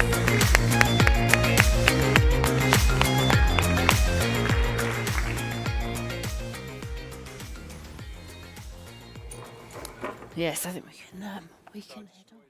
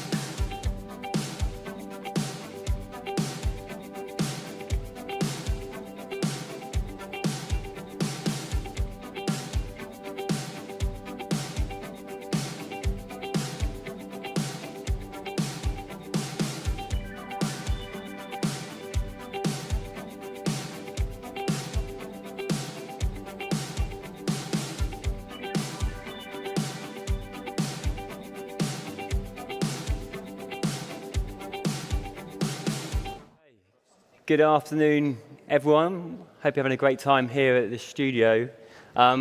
We've now got a monster panel on elevating IT's role to support the ESG mission of your organisation.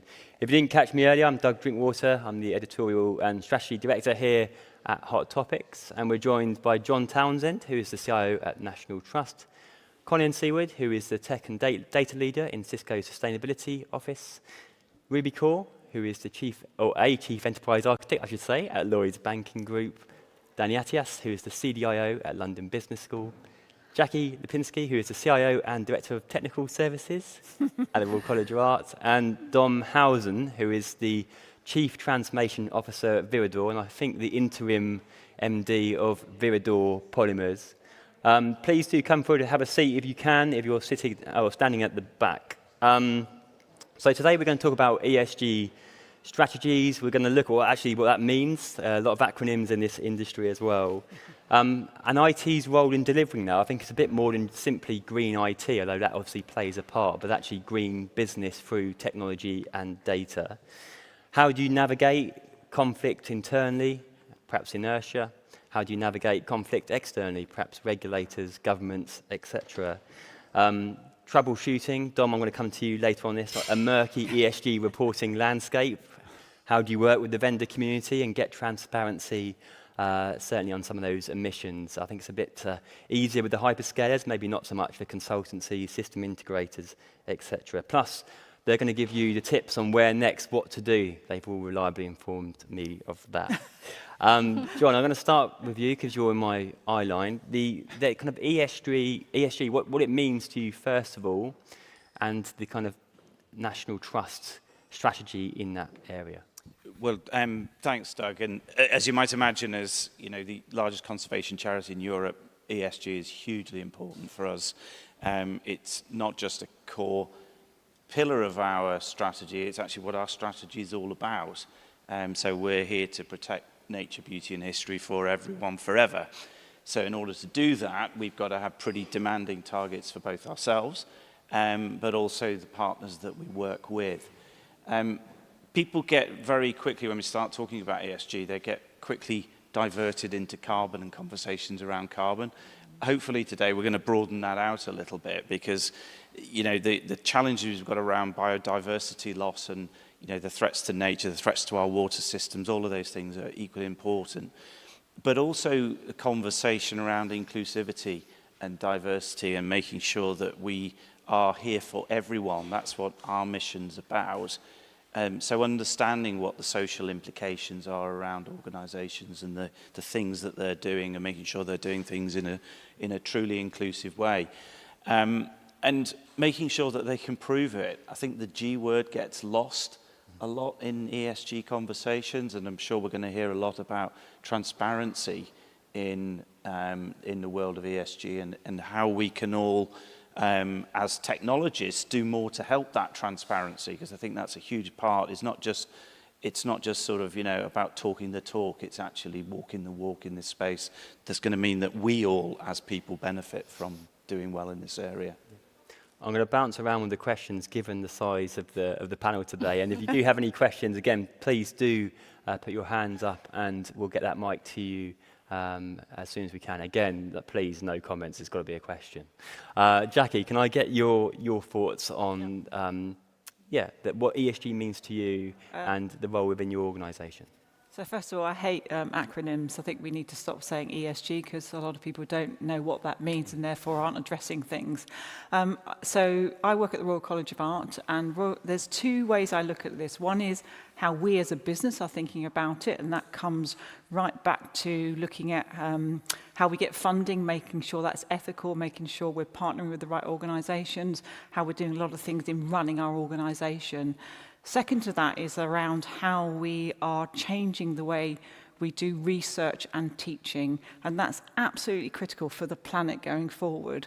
So one of the things that RCA focuses on is how you join art and design with STEM research, and you look at how you solve global problems. So we've just launched an initiative. It was first launched in 2021 with Prince Charles, now King Charles, and Sir Johnny Ives, looking at how you could get students working with different organisations to create solutions to really make a difference. And some of those things are some of the things that one were inventing a mask for a cow that gets rid of all the methane gas in the world. It's those kind of things where, as companies and as organisations, you're trying to expand out the thinking around how you can really make a difference to the world with how you're running a business, but also how you're educating people. And I think that's something all of us can do, even if you're not in education. Danny, let me come to you. How do you see ESG and a London Business School as a kind of priority? Thanks, Doug. Similar to Jackie, we're a education institution, graduate business school. So again, we look at it from two perspectives. One is our own consumption as a business and what we do in our dining rooms and our flight and our travel. But relatively speaking, that impact change, even if we did the most dramatic change, wouldn't be huge. But the impact we can have is through education. Yep. We have thousands of students coming through our doors each year, and by and large, they go on to become leaders of the world's businesses, almost guaranteed. And so ensuring that sustainability, so we refer to it as sustainability rather than ESG. Yeah. Largely, one of our faculty is in the press every week saying ESG is dead, ESG is not relevant in terms of the metrics and the reporting and so on. But we talk about it as sustainability. Then that becomes really core. So we're bulking up the core of sustainability teaching in every single module for every single student, and make it part of what we live and breathe. And it is that full ethical impact. It's the carbon impact. I think the one thing I will say is that whenever we talk about our own business impact direct, it always goes to carbon and it always goes to flights. And we just go, this is such a reductive conversation, just talking about flights and air travel. How can we look at, how do we measure it? How do we get the bigger picture? I can talk a bit about that later. Ruby and Colin, I'm going to come to you in a minute about IT's impacts and role in all of this, because I think really where Danny's going there is there's two sides, isn't there? There's the IT element, but there's actually how you empower the rest of the business to hit a lot of these objectives. But Dom, I want to come to you because I think you've almost got a slightly different view perhaps from Danny. I mean, you would say in many ways, an ESG company, and the way we spoke about this the other day was, I think you had this ESG house of that's how you frame your people, your communities, and I think you had conservatories as maybe your customers or the supply chain effect. Yeah, I mean, ESG for us, as an emitter in one part of our business, carbon is a big part of our ESG story. We have built a strategy based on our house. It's a bit twee, but actually it allows the whole of the business to understand it. And our house is built on our people and our communities around us. But the two core elements of our house are our decarbonisation strategy for our energy business and our circular plastics strategy for our plastics business. And I won't go into the slogans, you can look on the website, but ESG is very much at the heart of what we do. And yeah, this is an important topic for me, actually. I think you can do an awful lot with tech to make that happen and come alive, which is really exciting. Yeah, I should note that we actually have two CIO UK 100 winners on the panel, actually, including Dom, who was named recently. And actually, Dom, I'll come back to you on some of your initiatives, particularly around using AI for some of this. But Ruby, when we speak about green IT, not necessarily the newest conversation, actually. I think you referenced the other day doing some work for government. These programs have been in development for some time. So how do you see that evolution in your time in industry? Okay, so a bit of history. I used to work in HMRC, and I didn't get a boo there, thank you. And HMRC is a very, very large department in Whitehall. And this was the days when we had the coalition government. And Cameron came along and said that famous line, if we want this to be the greenest government ever. And that's when we started a whole pipeline of work, especially in government. And each of the government departments were slapped with a 10% reduction target for their carbon emissions. And in HMRC, we began to see that IT is a huge carbon emitter, probably because if you look at the plethora of PCs, data centers, every single piece of kit government has, and all of those are absorbing carbon. And so we began a program all about reduction of carbon. We drew a baseline in terms of the modeling of all the kit we had. And we could straight away see that our carbon footprint, this is where it all begins. It begins with baselining. What is your carbon footprint in the IT estate? And we found out we'd got about 76,000 tons of carbon all wrapped up in our IT estate. And that translates, because carbon does have a cost associated with it, and that was about £15 million of cost every single year. And the good thing about government is as soon as you get figures like that, then they want to do something about it. And that's what generated change, a change program. And we developed something called a green IT model, and it was all about modeling. And some experts would probably say to me, you know, you can't measure exactly the carbon footprint, but I have this expression, it's good to be broadly right than precisely wrong. So modeling is a very good way of deciding your footprint and then deciding how much you can reduce it by. And there were two parts to this. There was how much can our employees do to cut the carbon footprint? And there's a lot that employees can actually do.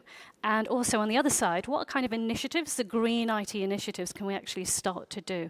And those were things like reducing the number of PCs we had, reducing the number of printers we had in our IT estate, cleaning up our comms rooms, and also looking at our data center improvements as well. So there's a lot we can do. And we also, as a green delivery unit, which was a cross-government unit, we worked with lots of other government departments and produced some good policy papers for big businesses and small businesses to follow. Actually, that people change, John, I'll come to you a bit later on that, because I think there's a story, again, I know journalists said storytelling is important, isn't really a headline, but I think there's an element there, isn't it, taking people with you. Yeah. Colin, how have you seen that evolve or rise up the agenda? Because it does depend by industry, doesn't it, as well? Some industries like DOMS will be very front of mind, but perhaps if you're in your logistics, IT's impact is not as front and centre as the day-to-day. Yeah, completely. When you look at the carbon footprint for a particular company, it'll vary a lot by industry. And I think one of the challenges then for the IT organisation is, in a particular industry, they may be just a small part of the overall footprint for that company. So they can start to feel like what I can do to green IT isn't going to have a significant impact to the company footprint overall. But there's two sides to it, and I think Ruby's just sort of gone through a great some statements which go beyond a lot of people I talk to. I mean, when you get to green IT, as you said, we've all been talking about green IT for a long time. That isn't a new thing. Actually doing the carbon accounting around the IT estate is new. I mean, that's a concept that a lot of people in IT still don't understand, Scope 1, Scope 2, Scope 3. They don't understand this language, which starts to make their efforts relevant. And it's even more complicated when they're trying to explain the impact they have elsewhere in the business. So they've got to get their own estate into focus, green IT, look at what you're doing in your data centers and so forth, but then try to work out what impact you can have across the rest of the business. And there you might get into avoided emissions and so forth, which is much more complicated to calculate. So there's a huge opportunity for IT, whatever the industry sector, particularly in that last bit about looking at what impact it can have with digitalization across the business. John, what do you see as the role of the technology leader within this? We've spoken about this before in terms of, it depends on the organisation, but you might have, I think you've got a head of estates, for example, it could be a CSR, there's various kind of, I think Dom, you've got a head of sustainability, I think, or ESG actually. So how do you see the role of a technology leader within this? Because obviously there's the tech estate, if you like, but in many ways there's a bit of a vacuum of leadership sometimes around this, and it's actually an opportunity to drive more influence, more action. I think there's, for me, it depends on the organisation, absolutely. I mean, you would imagine as an organisation that's accountable for 250,000 hectares of land here in the UK, that we've got somebody who leads on that, because it's a huge challenge. Agricultural practices are a huge challenge from a sustainability perspective, and so that's a core part of what we do.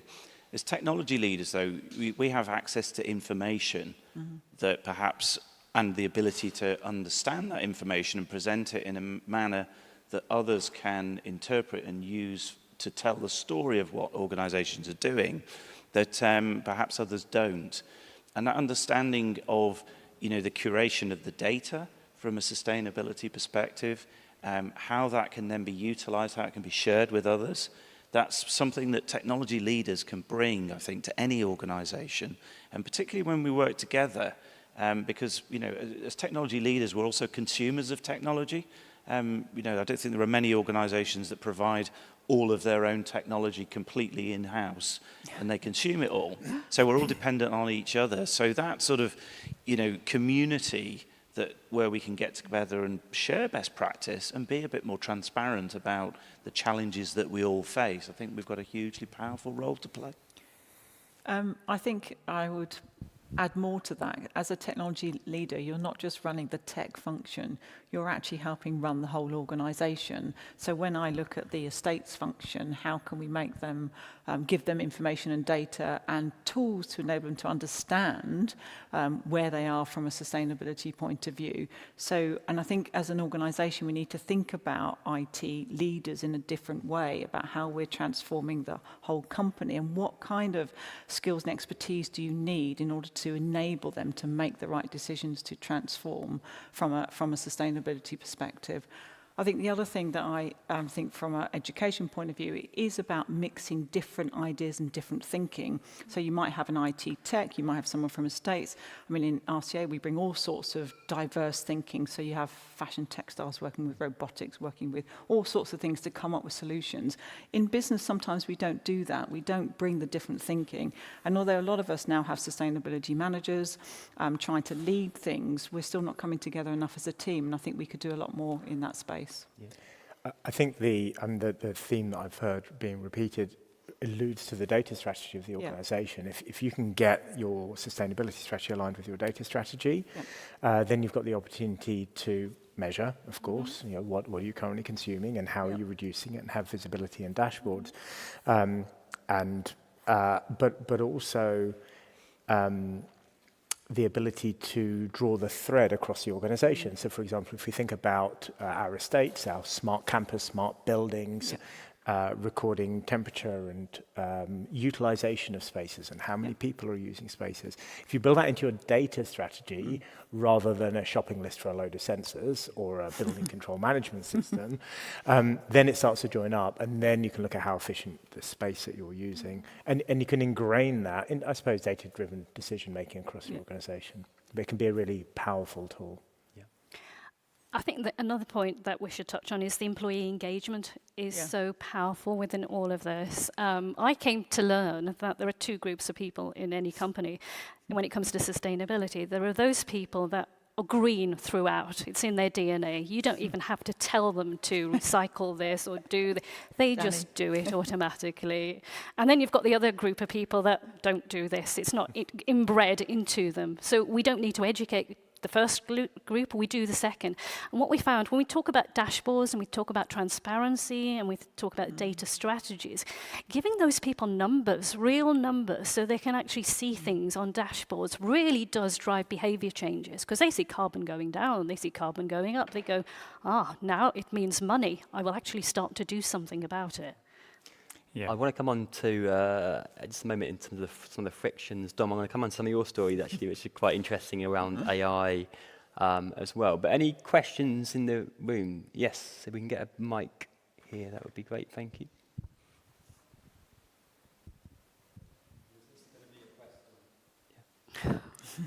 It is a question, yeah? It is a question.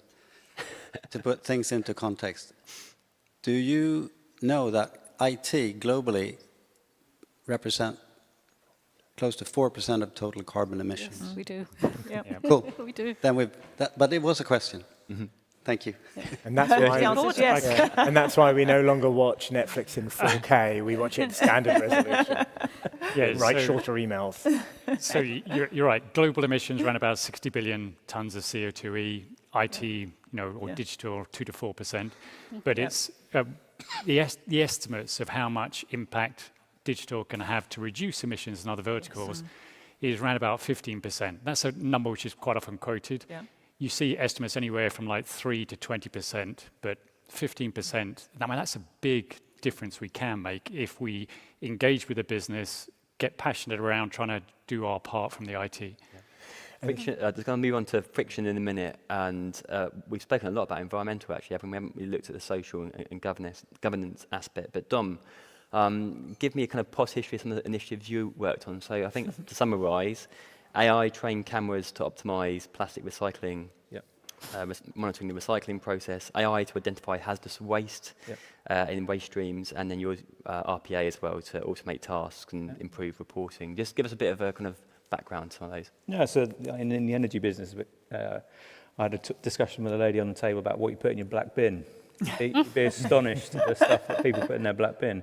And one of the biggest challenges the industry has is gas bottles, actually. And it's not only from patio gas but the nitrous oxide epidemic we've got, where it's laughing gas or the stuff you get out of the back of a barista. And what that causes in our industry is if they go in an incinerator and they explode, then not only do they damage £500,000 of equipment, but they are also a danger to our people, and they cause emission surges. So we've done a trial of the technology in southwest London where we're scanning the bunkers for gas bottles, and it'll alert the crane operator where a gas bottle is. And that was all very well, and it uses object detection, and it learns as it goes once you've educated it. It's all very well, but actually someone came back to me and said, well, how'd you get the thing out? I was like, yeah, that's a good point. So actually the next iteration of that went live this week. We actually put a camera on the opposite wall so we can read the number plate of the type of truck that has actually deposited the gas bottle into the bunker. Because then you can start educating the local authorities and the consumers and customers in that area. Don't do it, right? Because it's going to cause emission spikes. So that's one thing. And then in plastics, Doug, you've already alluded to it. We're not on our own here, but in plastics recycling, making sure that you recycle as much as possible with cameras above the belts, identifying all materials going in, what gets into the residue line, what can be reprocessed, and really driving that so we can recycle as much as possible without it going to waste. So, 2 examples. Fantastic. Or even get rid of plastic. So I'll get rid of there's plastic. Another invention using seaweed packaging, which again is, I think we need to start coming back to what problems we're trying to solve and how do we do that. So if you look at using seaweed instead of plastic in a lot of things, it can make a difference. Yep. Yeah. What about some of the friction then? Ruby, I'll come to you on that social aspect. I think that seems a bit unclear to me in terms of IT's role in driving more, we heard from Tech Girl, for example, some amazing winners on the stage. How do we drive more diverse workforces? How do we make for more better employee productivity and satisfaction? But in terms of the frictions you each see with ESG, where is that kind of business inertia? Is that the regulation landscape is pretty complex, to say the least. Where do you see the complexities and some of the barriers here? Colin, I'm going to go with you first. I guess there's complexities and barriers all over the business. So IT may not be leading the whole of the activities around ESG.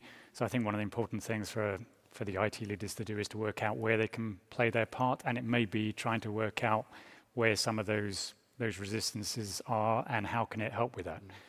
Exposing data is a great way to do it, as people have discussed. That really helps people get into action. If they don't believe that something is needed, seeing some hard data is a great way to get people to change their mind and take action.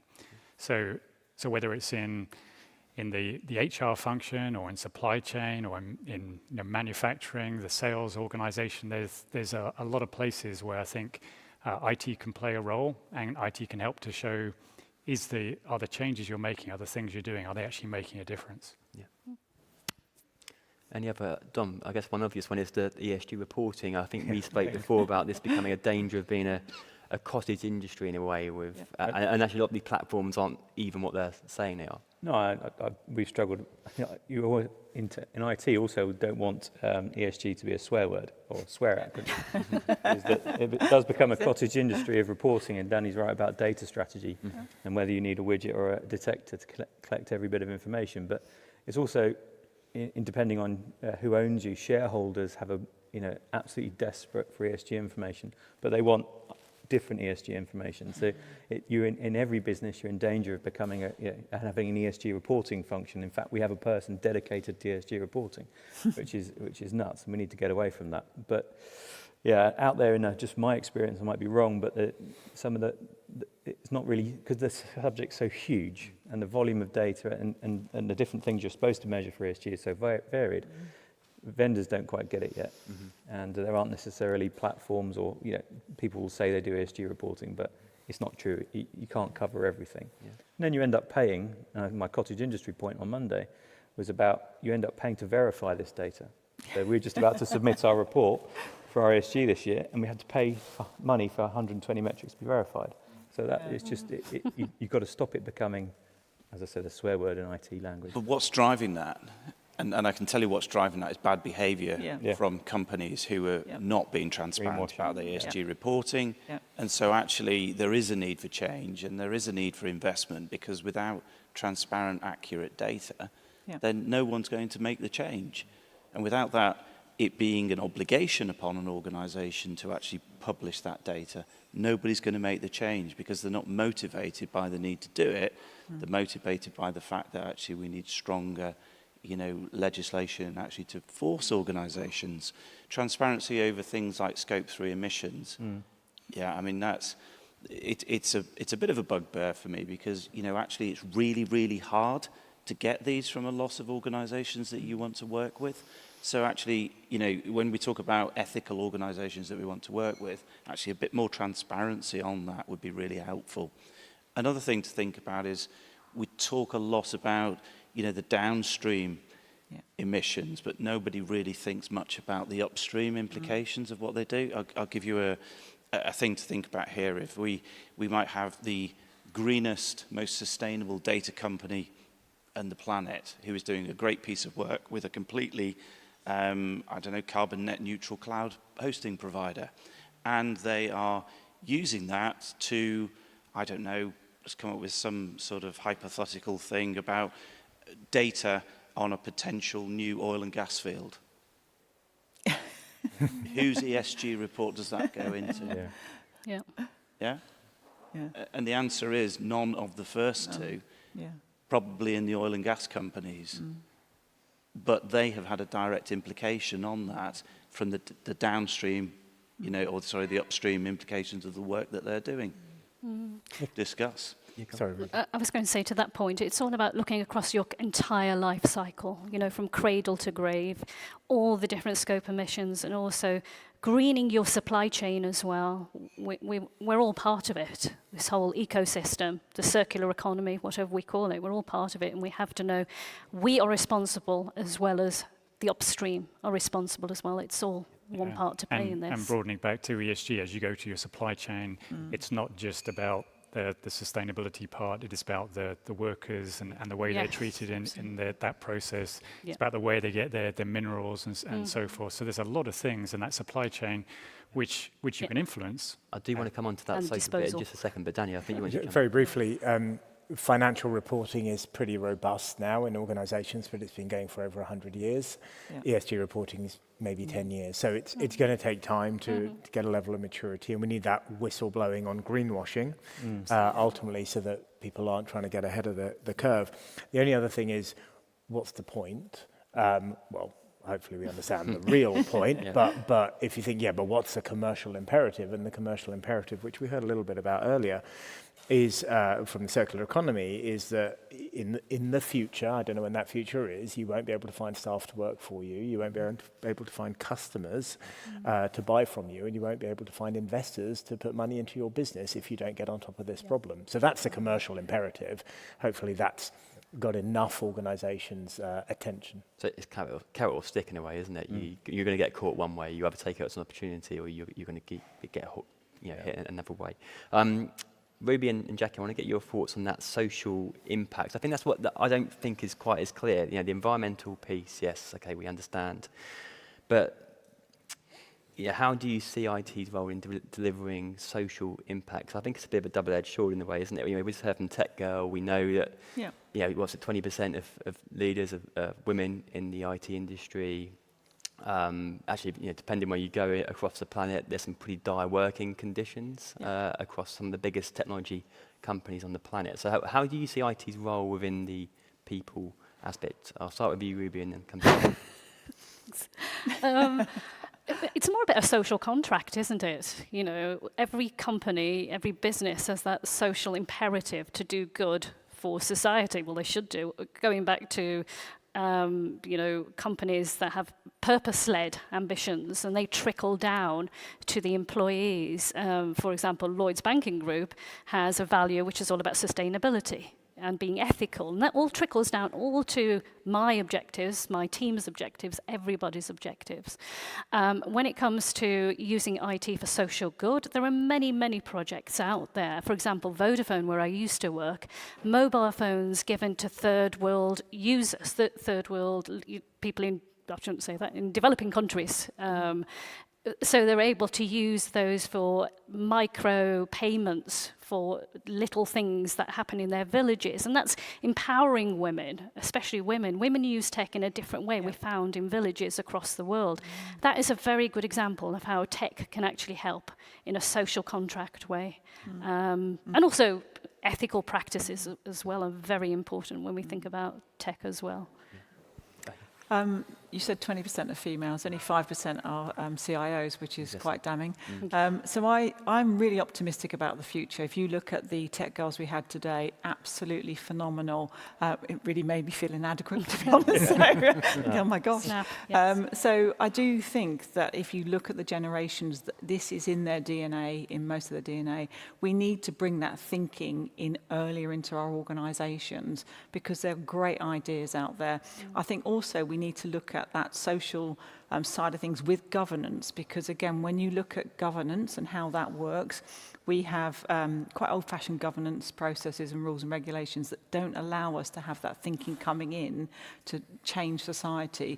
As I said earlier, I've got 3 kids in their 20s and 30s. They think completely different. Obviously think I know nothing about technology or about sustainability, but they live very differently and they're always educating me, and we need to start bringing that into our governance processes to think about how we have a social impact in society. I think what's also good, I mean, a lot of companies, we may compete in the market, but when it comes to these sort of issues, there's a lot of consortiums that bring people together within industry sectors to try to collectively go out and look to the same supply chains, the same countries, and see what you can do as an industry for those areas. Can I just share a small fact? When I started reading up about the 17 United Nations Sustainable Development Goals, see, I didn't say UN SDGs. You did. Well done. I thought, oh, that's a lot of them. That's a lot to get your head around. I don't think I can quite hold 17 different things in my head all at the same time. So how can we narrow it down? And did a reasonable amount of reading on it and found that if you're going to focus on one thing and only one thing, it would be about gender balance. And if you focus on the gender balance one, it has a proxy effect on all of the other 16. Brilliant. I'm fast running out of time. We haven't even really gone into deep dive on governance, although it's great to kind of tackle it at end part. If we're having this conversation in a year from now, where would you hope we'd be? And Dom, I'm going to start with you and work our way around. Well, a year maybe, but a lot of the sorry to go back to carbon, John.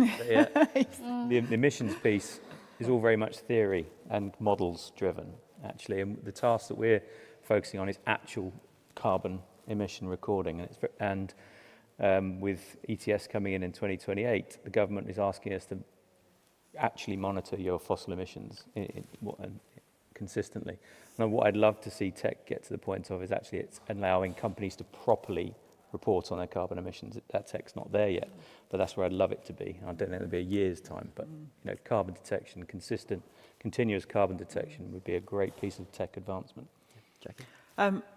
I think we talked a lot about data and about how important that is. I would like to see us move away, not from getting data, but actually showing results about what difference we are making through the things we are doing, because there's nothing that breeds success around seeing that these are the differences that we've made in a company or organisation. We talk a lot about the measurements and how we're bringing on more people to do the measurements, but actually, what is the end result? So focus on being outcome-based and those results, and make sure we expand that knowledge out and bring other expertise in to focus on the outputs.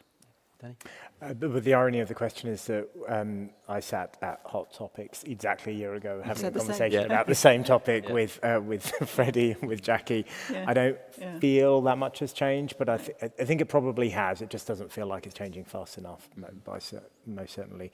So I suppose it is similar. I think just for my own organisation, we are signing up to a framework, so the STARS framework, which is quite aligned to education, and we are starting to gather data. So I hope to see significantly more maturity a year from now, which will give more talking points, more influence, and more answers for our greater CIO community. Fantastic. I hope we still have the passion and the ambition on this subject. We've already seen from the government the clawing back of the acceleration towards a net zero carbon future. We've seen that. And I'm hoping that doesn't have a ripple effects into big businesses and businesses. You know, I hope the ambition still stays there.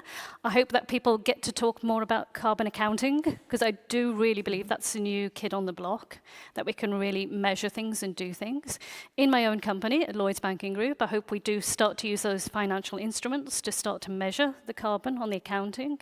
And I just hope people stay passionate. And one little aside is, if you look at the new generation that's coming along, they judge companies by their green credentials. They really do. They look at the ethical implications and they look at the sustainability credentials. So we owe it to the next generation to keep this message alive that we really do need to do something in our businesses so we can employ brilliant people who really do want to see real green credentials. Yep. People talk about this being the decade of action, so I think that's like a great slogan for all of us. We've actually got to move past PowerPoint slides and strategy to actually get these things done. Yeah. I think it's been amazing to see how much focus there is on this from everybody at the moment. So it's really changed the conversation in the last year. So inside of Cisco, sustainability has now become a 5th customer priority. So it's up there with securing your enterprise and transforming your infrastructure. Sustainability, we recognize, is something that's important to all our customers. Where would I like to be in a year from now? I'd love to actually start to see the curve of greenhouse gases start to turn and start to come down. At the moment, that's still heading the wrong direction. Yeah. John. Strong leadership, and that I hope organisations don't take the opportunity from a transient sort of political opportunity to actually make a fast buck and actually stick to the principles that we've started to see embedded around sustainability and those big challenges. So thinking for the long term, I think broadening the conversation so that organisations start to accept responsibility for the impact they've had on the loss of biodiversity and the state of nature in this country. You know, we've all know that we're proudly one of the 10 worst countries on the planet for loss of biodiversity and the state of nature. So when are we going to do something about that? Fantastic. Really great panel. Thanks everyone for joining. Up next, we're going to have prioritisation for 2024 in this studio here, followed by the awards, and Sing a Song later will be in Studio 2, so get your singing voices warmed up for that. But for now, please do join me in welcoming the panel. Thank you. Or thanking the panel.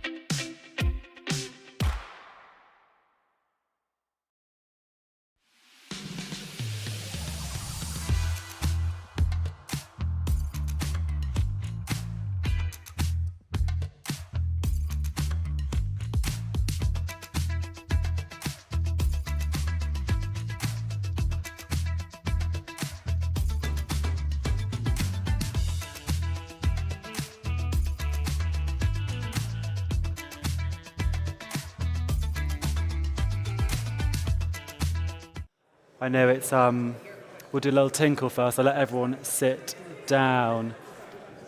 I actually think they've come back from Studio 2, so we'll give it a little.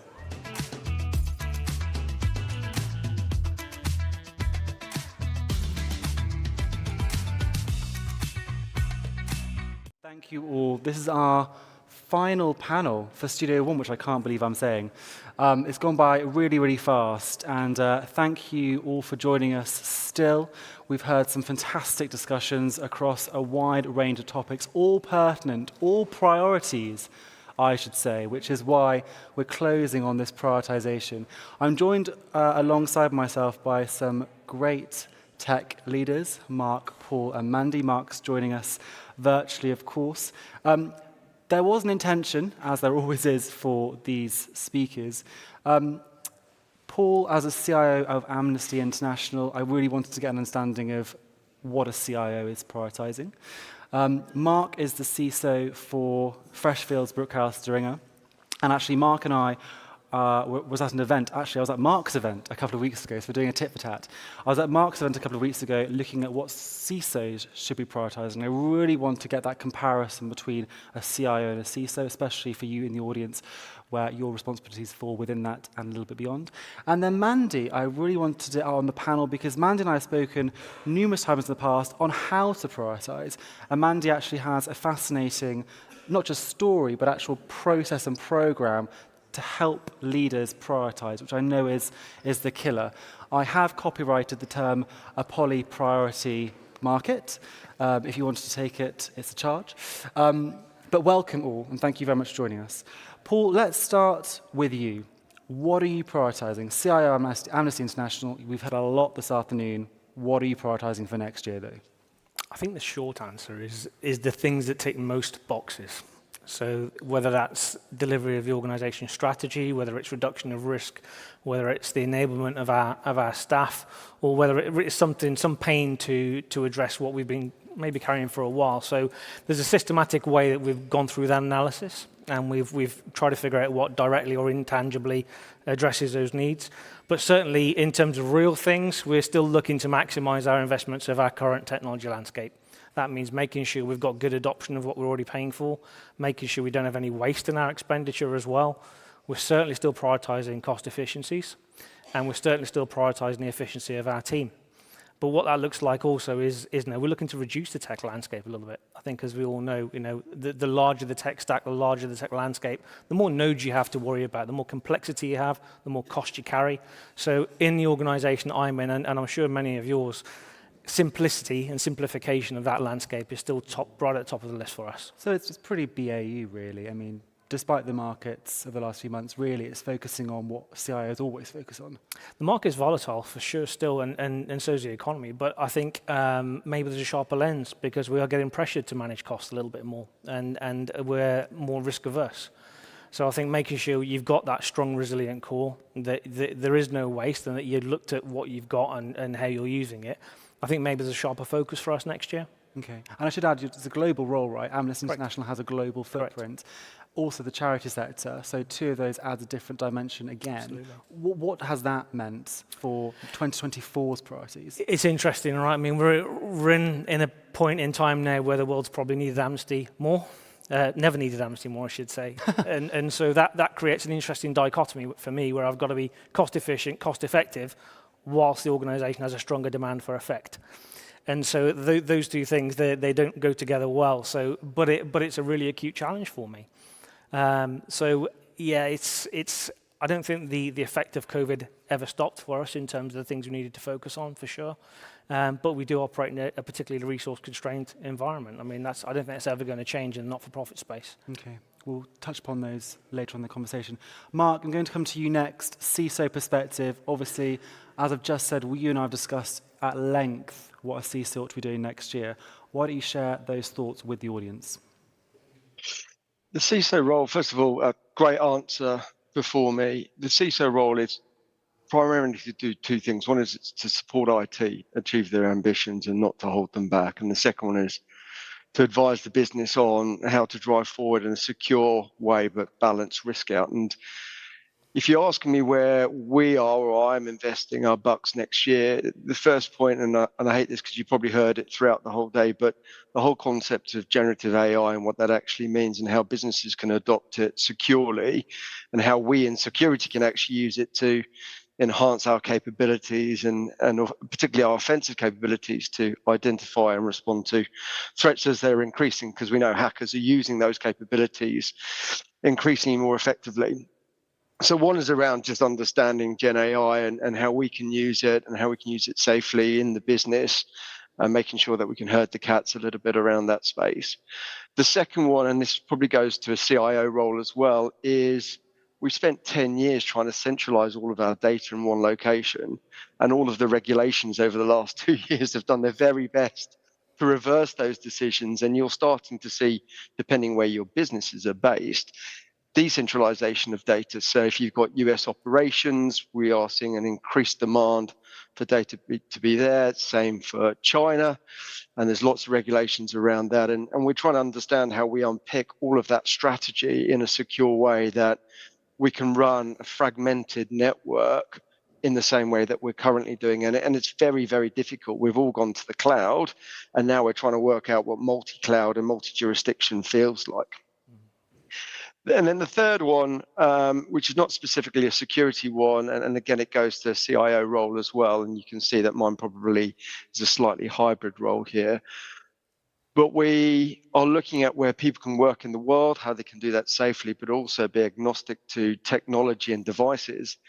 As people grow their businesses and they're hiring senior staff, they all like working in a different way. And the old mantra of this is the way that we do it doesn't really stand up anymore.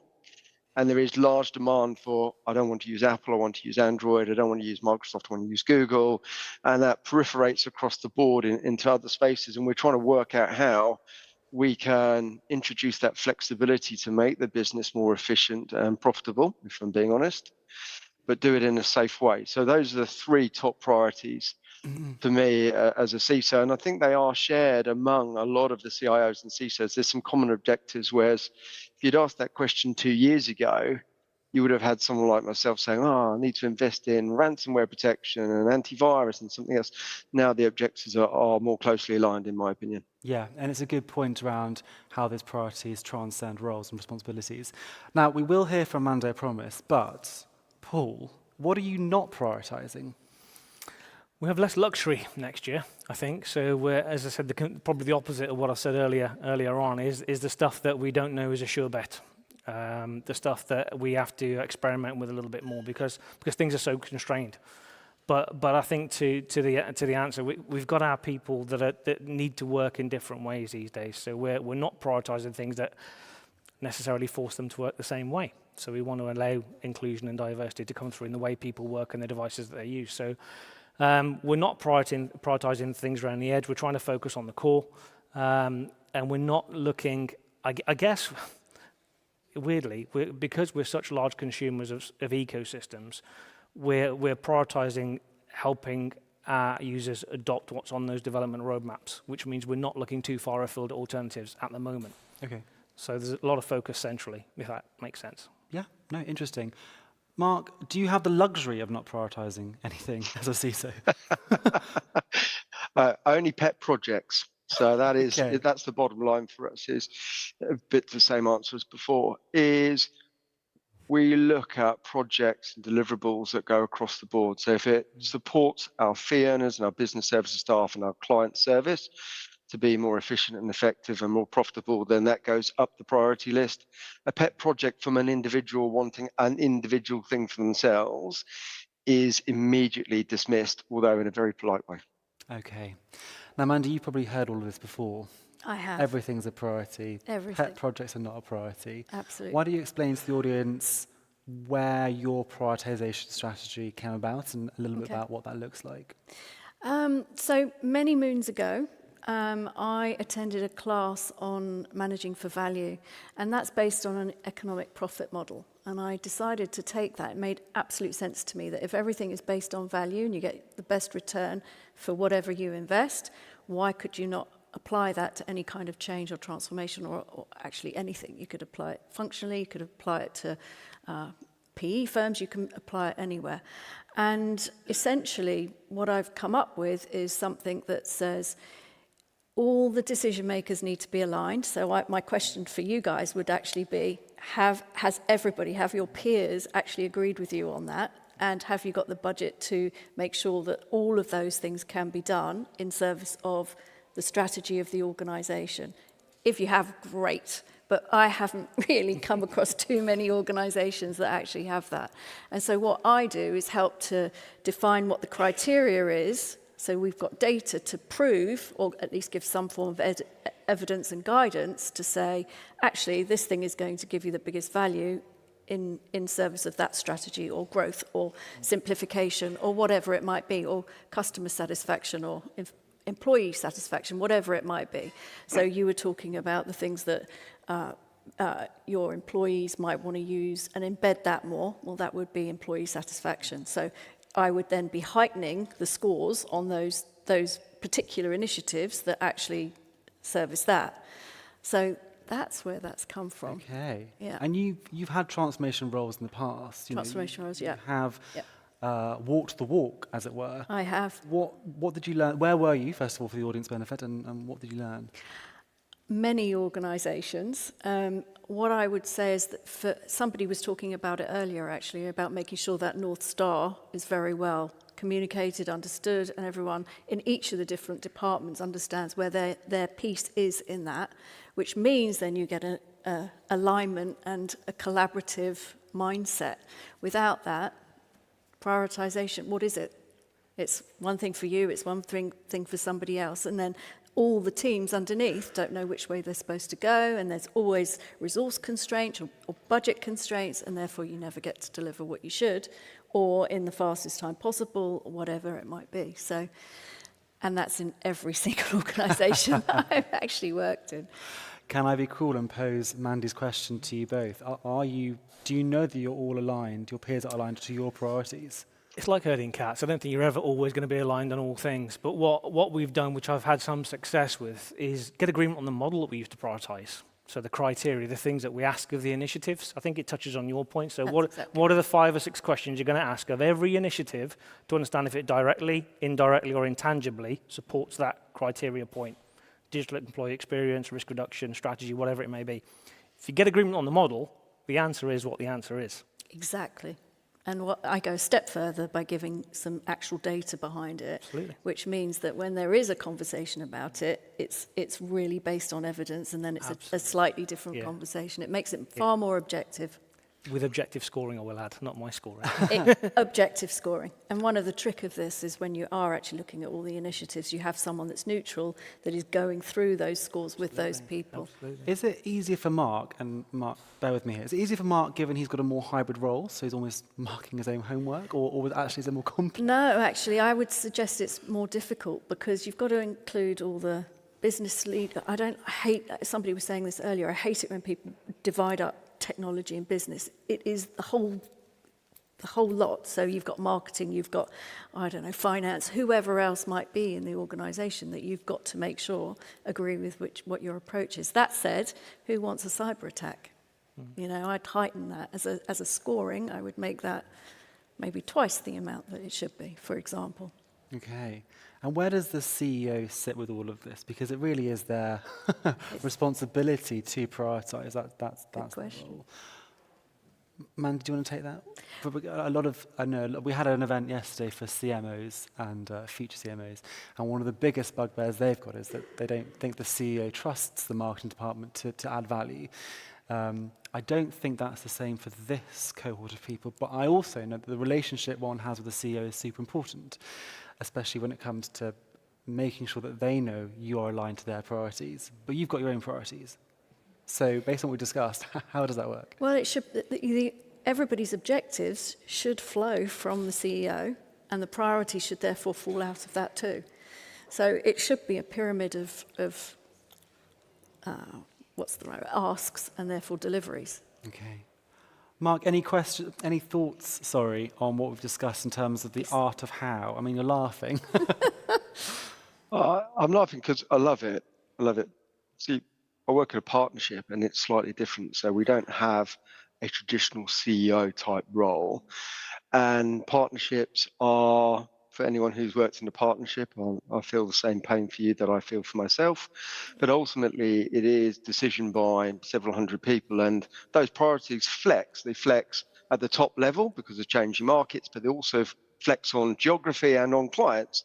So it's very difficult to have a dictate from the top that you can just say, that's where we're going, and you either get a good score or you don't get a good score.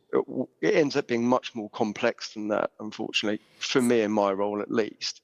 A lot of what we have to do is also challenge people's own aspirations and objectives, and often they are not directly linked to the organisation to the extent that they want to do something that they think is great for their group or for their people in the right way, but it doesn't actually lead to the overall aspiration. And a lot of it is about bringing people on the journey. And as much as I hate that term, unfortunately in partnerships, that is a critical part of the how do you negotiate with people to get you to the right place for the right reason. And metrics is really important to the extent that you can actually verify what they are, because they'll mean different things to different people. Law firms are catching up, not as quickly as we would all like, but prioritization is very difficult. And often what partnerships are terrible at doing is stopping one thing and starting something new. They like to just keep adding more things into the hopper. And that's where prioritization gets really, really difficult. So we spend a lot of the time trying to advise the board on what is best from a risk and profitability perspective, and using those two metrics as we don't want to go bust, we want to make money, but we also don't want to be in the press for bad practices or being a bad business. And if you take that at the highest level, you can weed out a few things, and then obviously you have the big fight at the top to work out what you really want to deliver. So having done this in a law firm, I totally get what you're saying, but it was actually very successful. Maybe we can do Right, you can come and work with us. Come and work with us. No problem. And you got a job, look at that. What worked well yesterday, I should say, when we had a very similar conversation, was actually putting this to the audience. So I'm not asking for questions per se, but I am asking whether anyone has any prioritization points that they'd like to raise, and maybe we can discuss that on the stage, whether it's what you are, what you're not. Obviously, clearly, most of the agenda we've had today are priorities in their own way. But I'd be fascinated to know if there's anyone in the audience, and we do have roving microphones, any points, priorities that you haven't heard today or haven't heard on this session that you might want to raise for the audience to understand too. And you don't have to be shy. Yes. Hello, James Maunder, recently left the London Clinic, a hospital. So I've used value prioritization frameworks, and they've been pretty useful, very useful embedding them with agile, lean ways of working. Where I've struggled, though, is in prioritizing the boring stuff high enough. So the legacy renewal of really quite deeply aged systems. Any tips and tricks on that? Yes, actually. So there are some things that you just absolutely have to do, or else the business goes down. And quite frankly, a proportion of the work that you're doing, so whether it's that, whether it's a regulatory thing that you need to do, there's for example, regulatory reporting, it would fall into the same bucket. If you've got end of serviceable life tools, you have no choice but to actually do that work by a certain time. So there may be a time element that you can stretch out or bring in as necessary, but it should be heightened because there should be a bucket that should not be touched for things that absolutely must do. So like a gold-plated top 4 things, and then the priority comes down. Not necessarily top 4, because it could be many. I mean, if you're in a place where there's a lot of legacy things, you may actually only be able to spend the budget on that amount of work. So it really depends on the organisation. But the things that you have to do, they have to be ring-fenced. Paul, Mark, any points from you? I can add to that if that's okay. I think it's a great question. I think there's probably 2 perspectives. The first is sometimes what's must do is subjective to who's observing the issue. Good point. But firstly, it's a risk appetite question, isn't it? I mean, sometimes the longer you leave things, the bigger the fire, the bigger the pain you'll suffer. Or it could be quite happily accepted that it could go wrong and it could have X business impact. I think that's the first thing. An alternate approach could actually be to bundle a few of those things together with common benefits, because maybe collectively they score higher on that framework as well, which I've certainly had some success with. Yep. Yep, we follow a similar process. A lot of what I can see there's a hand up, but a lot of what we do is really give a true cost to the business. And that's not just what's the cost of financially keeping it in place as opposed to removing it, but it's a reputational cost, it's a client cost, it's a publicity cost. It's what do we invest in 3 years' time if we haven't done this? What's the extended support look like? And there are probably 9 or 10 different variables that you can put in there that you can either give it a physical cost, you actually know what it is, or you can have a really good stab with a bit of a caveat next to it that really gives the business an idea of it doesn't cost you £100,000 to keep this here. It actually costs you potentially this amount of money. And if it went wrong, are you comfortable standing up on breakfast TV and explaining that you were told, and we've all seen this, right? We've seen it lots of times. Are you comfortable explaining that you knew about it but decided not to take any action because you wanted the new and shiny? And if you pitch that at right level with support from legal and IT, that's how we do it internally at least, you find that the board is in a very focused mood to start making some decisions on critical legacy pieces. Yeah. Particularly if you end up having a big cyber vulnerability that comes out like Log4j, where everyone's running around trying to work out what's happened and where it is, and then suddenly you work out you've forgotten about 50% of your estate, and all of that is vulnerable, and your whole IT and security functions are all pulled from major projects and BAU activity and constantly firefighting, then that's a simpler message for me. And that's not trying to scare people, that's just giving it a financial cost and impact. Thanks, Mark. Yep. We've got one more What I question. also would add to that very quickly, I think sponsorship goes a long way. I think if the customer or the beneficiary of the technology you're struggling to address really cares about it, they can also be your ally and advocating for getting that thing resolved. I think so that's really key. So it's not an IT push, it's a customer pull. One more question and then you'll... So question for me is sort of on a subtopic of prioritization, which is shadow prioritization. So what tends to happen is you've got your big list, you've got your risks, your rewards, you manage to put a line in, and everyone in the, top level meetings thinks they're looking at the priorities. But what's happening in the actual business is, business users are reaching out directly to tech people, and costs may have been allocated towards the priorities, but what happens in reality is there ends up being like one bottleneck, and then that can pause a massive program. And whilst everyone's waiting for that bottleneck to come undone, they're busy doing other things, which is, I think, what many of us see in the reality. Curious just on, I don't know, thoughts, approaches you've used to deal with this kind of dynamic. I think it's a really good question, actually. I think in every role I've come across, I've had that persistent challenge, right? You go through the planning exercise, then as soon as you get to January or February, another set of asks comes in through the front door. But there's two disciplines that it's worth spending some time on. The first is just generally resource management. Because whilst in the coordination of organizational planning, whilst another business unit, let's say a new CRM system or a new whatever, got prioritized in another business unit, you didn't know about it, you didn't prioritize it, but the resource ask came in. You've got to impact assess that ask. I mean, if it's a day of someone's time of a project you'd not planned and not allowed for, but will stop a £1 million program, you probably need to take a view on that in terms of impact. So firstly, it's about good resource management. Secondly, it's about visibility, having good relationships with people who tell you about these things as early as they possibly can, so that you've got some kind of heads up and you can react. Because let's face it, no plan survives first contact with the enemy, right? We've all heard that before. Your plan will change through the year, so you have to be prepared to reprioritize often. And thirdly, that plays to portfolio management disciplines, right? What do you stop, start, continue? What new has happened in the year? I mean, who saw COVID coming? Yep. And I think to your point earlier, even year on year, the things that you care about may change in weighting.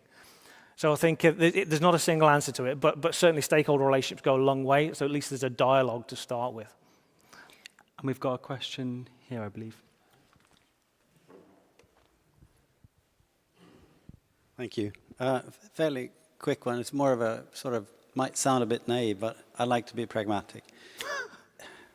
The difficulty as a CIO or CISO or whatever, any business leader is not necessarily prioritizing, but unprioritizing. What is it? What we don't want to do. I'm not challenging anyone. I just say, can we actually at one point in time prioritize more than 3 things? Provide clarity, direction, then obviously we've got a hierarchy. So if one is CIO, that individual might have 3 priorities, but head of, let's say, development or whatever it might be, will have their targets, but not more than 3. It's kind of a semi-question, semi-statement. What's your take? Yeah. So, thank you. I think you can have diverse priorities as long as everybody is aligned. I don't think, and I also think it depends on the size of the organisation, the amount of people that you've got in the organisation to deliver it, and I also think that it depends on the value that you're trying to achieve, because you may actually find that you don't have the people, but the value is high, and therefore you could have many more priorities because you've got those diverse people in place to be able to do it. So it's unfortunately it's a depends answer, but I do think you can, if you have the right skill set, the right timings, etc., and the budget. I just want to close the conversation. I was going to just say something very quickly, Mark, sorry. Just because I like you, go on. Very kind. We, at Freshfields, we've made a change. So those that lead the functions have dual roles. So I'm one of the managing directors here as well. And the managing directors get together and we're responsible for jointly coming up with the strategies that we will deliver as a collective, agnostic of the roles that we sit in day to day. And that is about understanding and supporting one another through those deliverables, as opposed to challenging each other. It's about being advocates and being very clear on where the biggest bang for the buck is. And that is, other businesses are starting to follow that suit, where you have your different mindset of actually how do we get better as a business. Don't worry about IT, security, HR, legal, whatever it might be. Collectively, how do we show the business that we're driving it forward? And we're almost like a super COO unit, if you like, where we are making changes based upon what we collectively agree is the right priorities for the organisation. And then there are lower ones which sit within our own groups, which we deliver with support from others. So just wanted to add that in as a slightly different dynamic. I like that super COO group. Can I just add, I would call that a strategic change board, right? And that is constantly meeting to make sure you can horse trade and stop, start, etc. Fantastic. I might close the conversation there. That was a really nice point, Mark, and I love that switchboard idea. It's brilliant. I will add that Paul and Manju, of course, staying a little bit longer, so if you wanted to one-on-one time with them, I'm sure they'd be very more than happy to comply. Mark might be a little more difficult. Thank you all very much for your time this afternoon. I really appreciate it. Please join me in giving them a hand.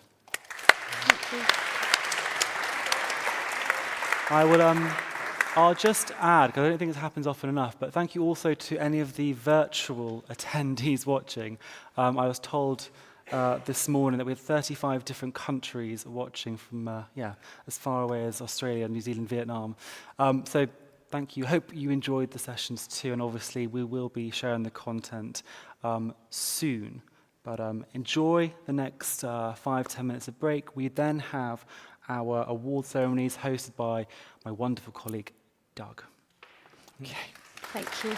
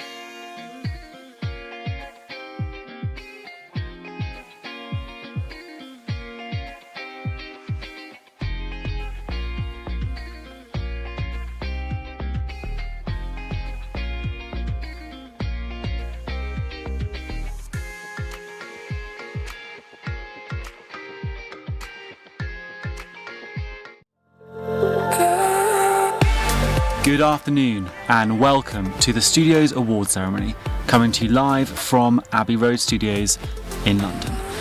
Tonight, we'll be celebrating some of the industry's most influential business leaders across 4 fantastic awards.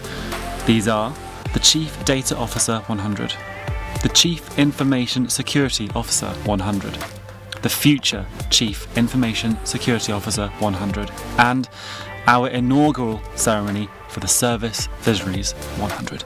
Throughout the course of this evening, you'll hear from members of our judging panels, as well as some of the awards winners on their challenges and achievements.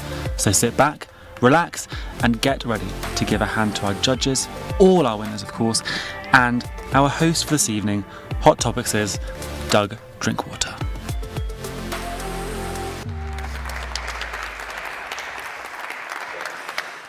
Okay, good evening everyone, and welcome to this, the Hot Topics C-Suite Awards. Tonight we're celebrating the best data, security, future security and service leaders across the globe and across those 4 different categories, those being the Global Chief Data Officer 100, the Global CISO 100 and the Global Future CISO 100, those 2 in association with our partner CrowdStrike. And as Peter said in that voiceover, also a new category this year in the Service Visionaries 100 in partnership with IFS. Now, we might be at Abbey Road Studios today, this converted Georgian house made famous by the Beatles and various other musical acts over the last 50 years. But I think it's important to say that these are really global awards. We have winners today joining us in person and virtually, all the way from Australia, Brazil, Chile, Ghana, India, Singapore, Vietnam, and the US, and maybe a sprinkling from the UK as well. So first of all, just thank you and congratulations to each and every one of you. I think I speak for the team when I say we hope it's an opportunity really for you to reflect on the year and the work that you and your teams have done, and perhaps re-energize for what's going to be another turbulent year in 2024. So let me stop there and just say congratulations to all of our winners this evening. Yes, thank you. Yeah, yeah. So what can you expect from this evening? Well, I know it's been a long day at the studio, so I think you'll be relieved to know it's not 6 hours of more content. It's going to be light on content, heavier on networking and celebration, maybe even a bit of singing later on. So we've just locked the doors so you can't get out. Yeah, so in terms of the content, what you're going to hear is you're going to hear from some of our winners and judges on success stories, on some of the challenges they've overcome, some of their career journeys too, and priorities. And you're going to hear so in 2 different formats primarily. For each awards category, the first one being the Chief Data Officer, you're going to hear from some of our winners on 15-minute panels. And then we have something we're calling the Spotlight. So these are 3-minute monologues from a winner to the audience. They could be in person, they could be virtual. And yes, they are 3 minutes. I am going to be timing. So please bear that in mind, speakers, this evening.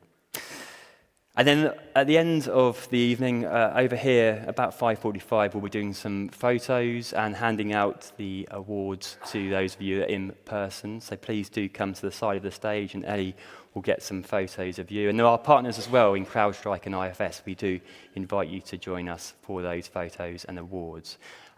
If you are virtual, don't worry, we are still going to get those awards out to you. There's a rumour going around the Hot Topics team that Phil, our MD here, has approved my expenses budget for Around the World in 80 days. So I'm very much looking forward to that. And then at 6 p.m, we're going to go through to Studio 2 for the singer-song choir. That's like Band-Aid minus Bono, Geldof, and all that 80s hair. But please do join us for that.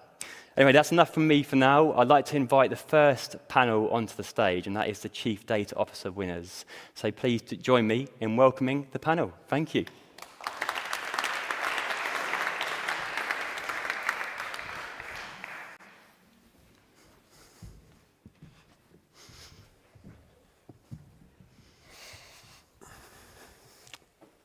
there's an abundance of space now. Earlier, there's absolutely no space at all. Right, we're going to keep this nice and short and light, and hopefully in the background you'll see some of the winners that have been recognised this year. If you don't see yourself there, by the way, your name will be on the digital programme that you can get by going to the QR code and grabbing it there as well. But let's start with some introductions. Akko, I'm going to come to you first. 20 seconds, no more. Name, job title, company. Akko Sabir, until recently Chief Data and Analytics Officer for the AA. Miriam. Hello, Miriam Salah. I'm the CDO and Head of Digital Transformation at Vodafone. Tim. I'm Tim Carmichael. I'm the Chief Data Officer at Shellhub Group. Dan. Good evening. My name's Dan Kellett. I'm the Chief Data Officer for Capital One UK. Fantastic. So in the course of this conversation, we're going to look at what the award means to you and your teams. We're going to look at how that data leadership role is evolving and that of teams as well. Dare I say it, AI may come into the conversation. I'm going to be able to shut that down pretty quick. But Miriam, I want to start with you. This award tonight, what does it mean to you and your teams? Because obviously there's an impact to you personally, but there's an argument that there's a benefit in terms of talent attraction, retention, and a wider realization of what data does for you as an organization. Yeah, I'll definitely start by the team. In general, whenever we start an endeavor in my teams, I tell them, guys, we're going to start on this journey. Let's make sure that we make it to become an award-winning team for whatever that journey be it in the data world or digital, etc. And I think it means the world to get the recognition from our team members within any organization that we're in, but to actually have that recognition externally is incredible.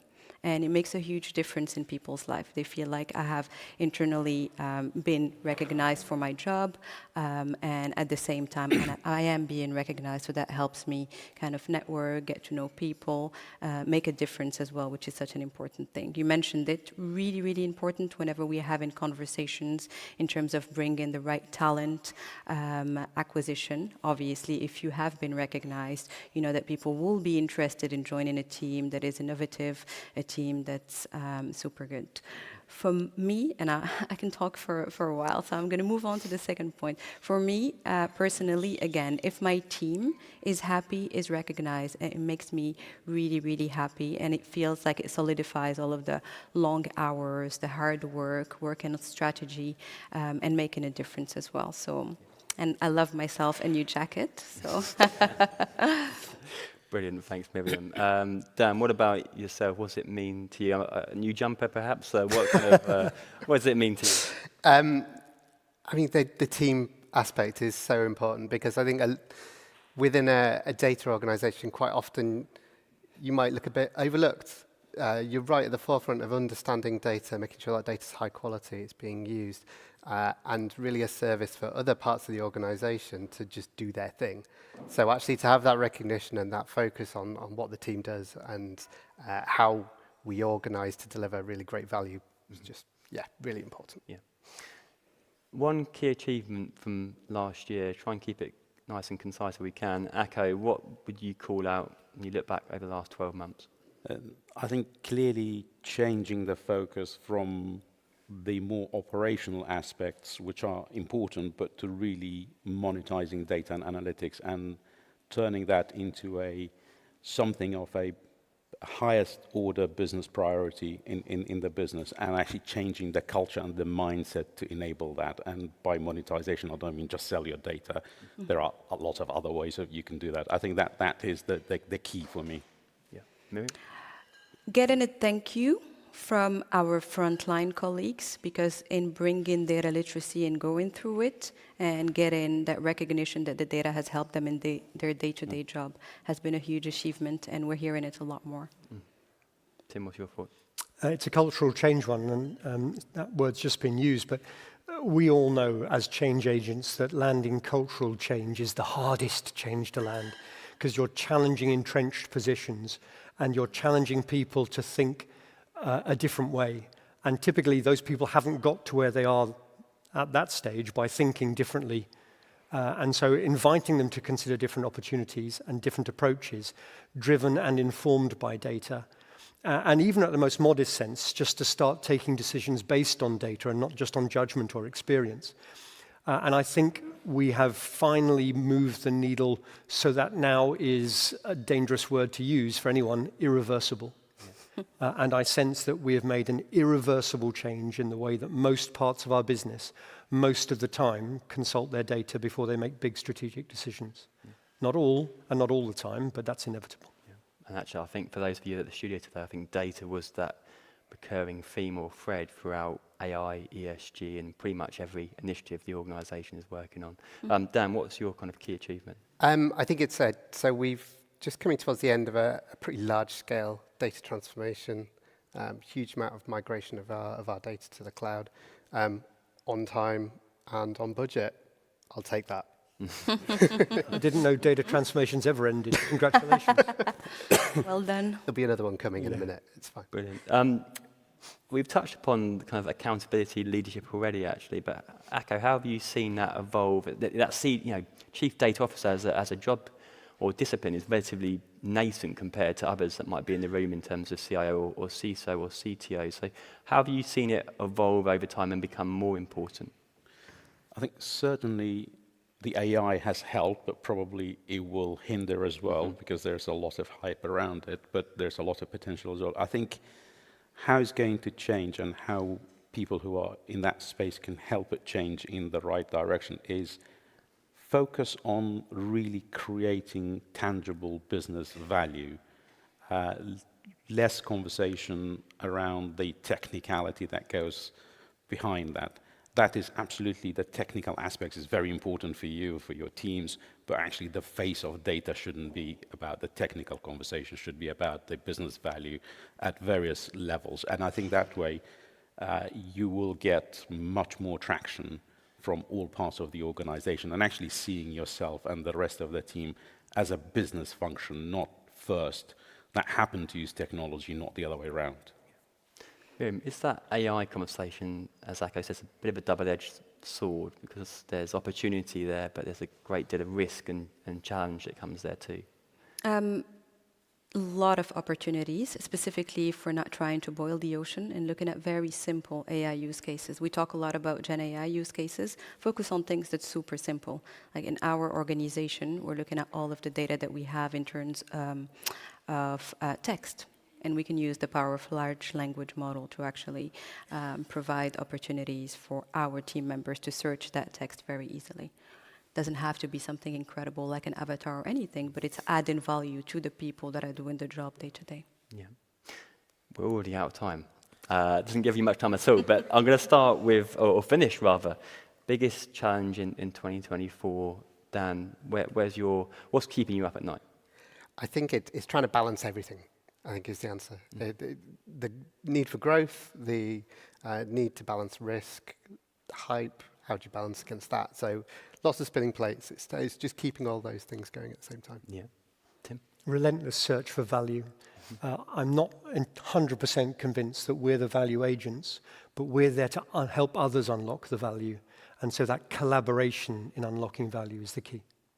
Yeah, keeping the team focused on the outcome, not all of the trends and new things that are happening in our world. I think first is the risk, keeping the organization safe, and then secondly is not taking on too much. So every little project that comes your way, you absorb it, just making sure that you have the bandwidth to really deliver. Fantastic. I know it was short and sweet, but thanks to all of you for joining the panel, and congratulations once again on making the Chief Data 100. Everyone, please put your hands together for the panel today. Thank you. Congratulations.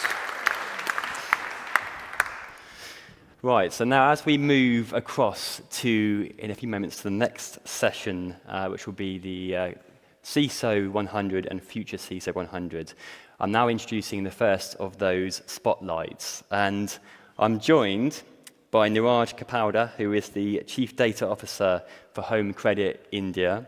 Niraj, great to see you today. Now, I believe your story is around 4 reasons you're not turning data into insight. So great to see you and look forward to hearing your spotlight. Great to be here. Great to be here, and good evening, everyone. Thank you, Hot Topics, for this opportunity. I'd certainly like to, share some of my learnings, essentially, that I have gathered over the years in my journey, right? And the first one being the importance of data quality, right? It's often overlooked, especially, in the eagerness of jumping onto building POCs and proof of values for, high-end or fancy and jazzy AI initiatives. But data freshness, completeness, and accuracy is of paramount importance because, simply put, garbage in, garbage out, right?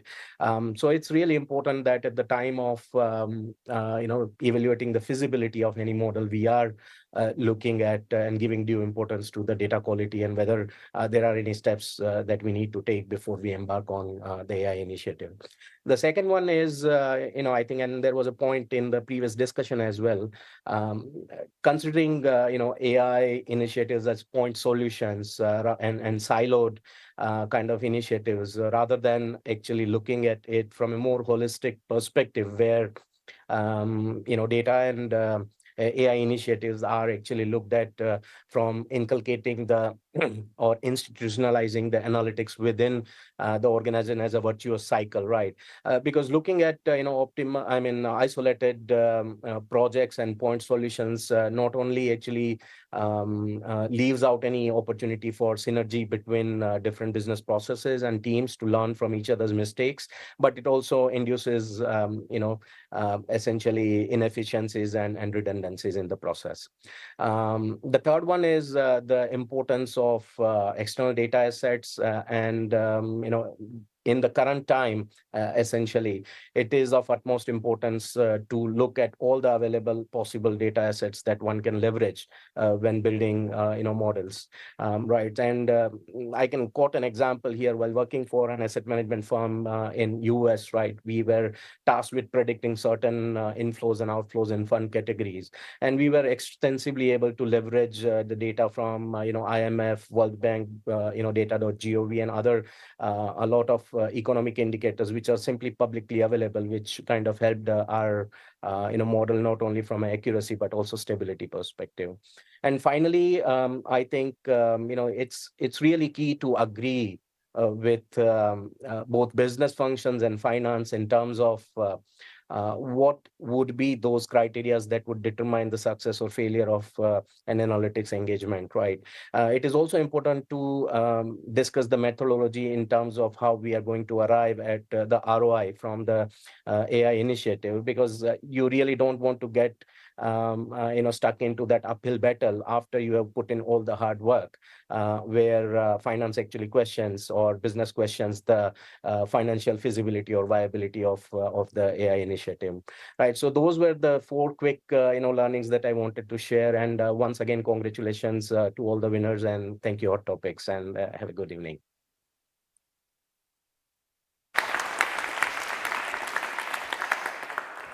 Niraj, that was outstanding. That was 3 minutes and 2 seconds.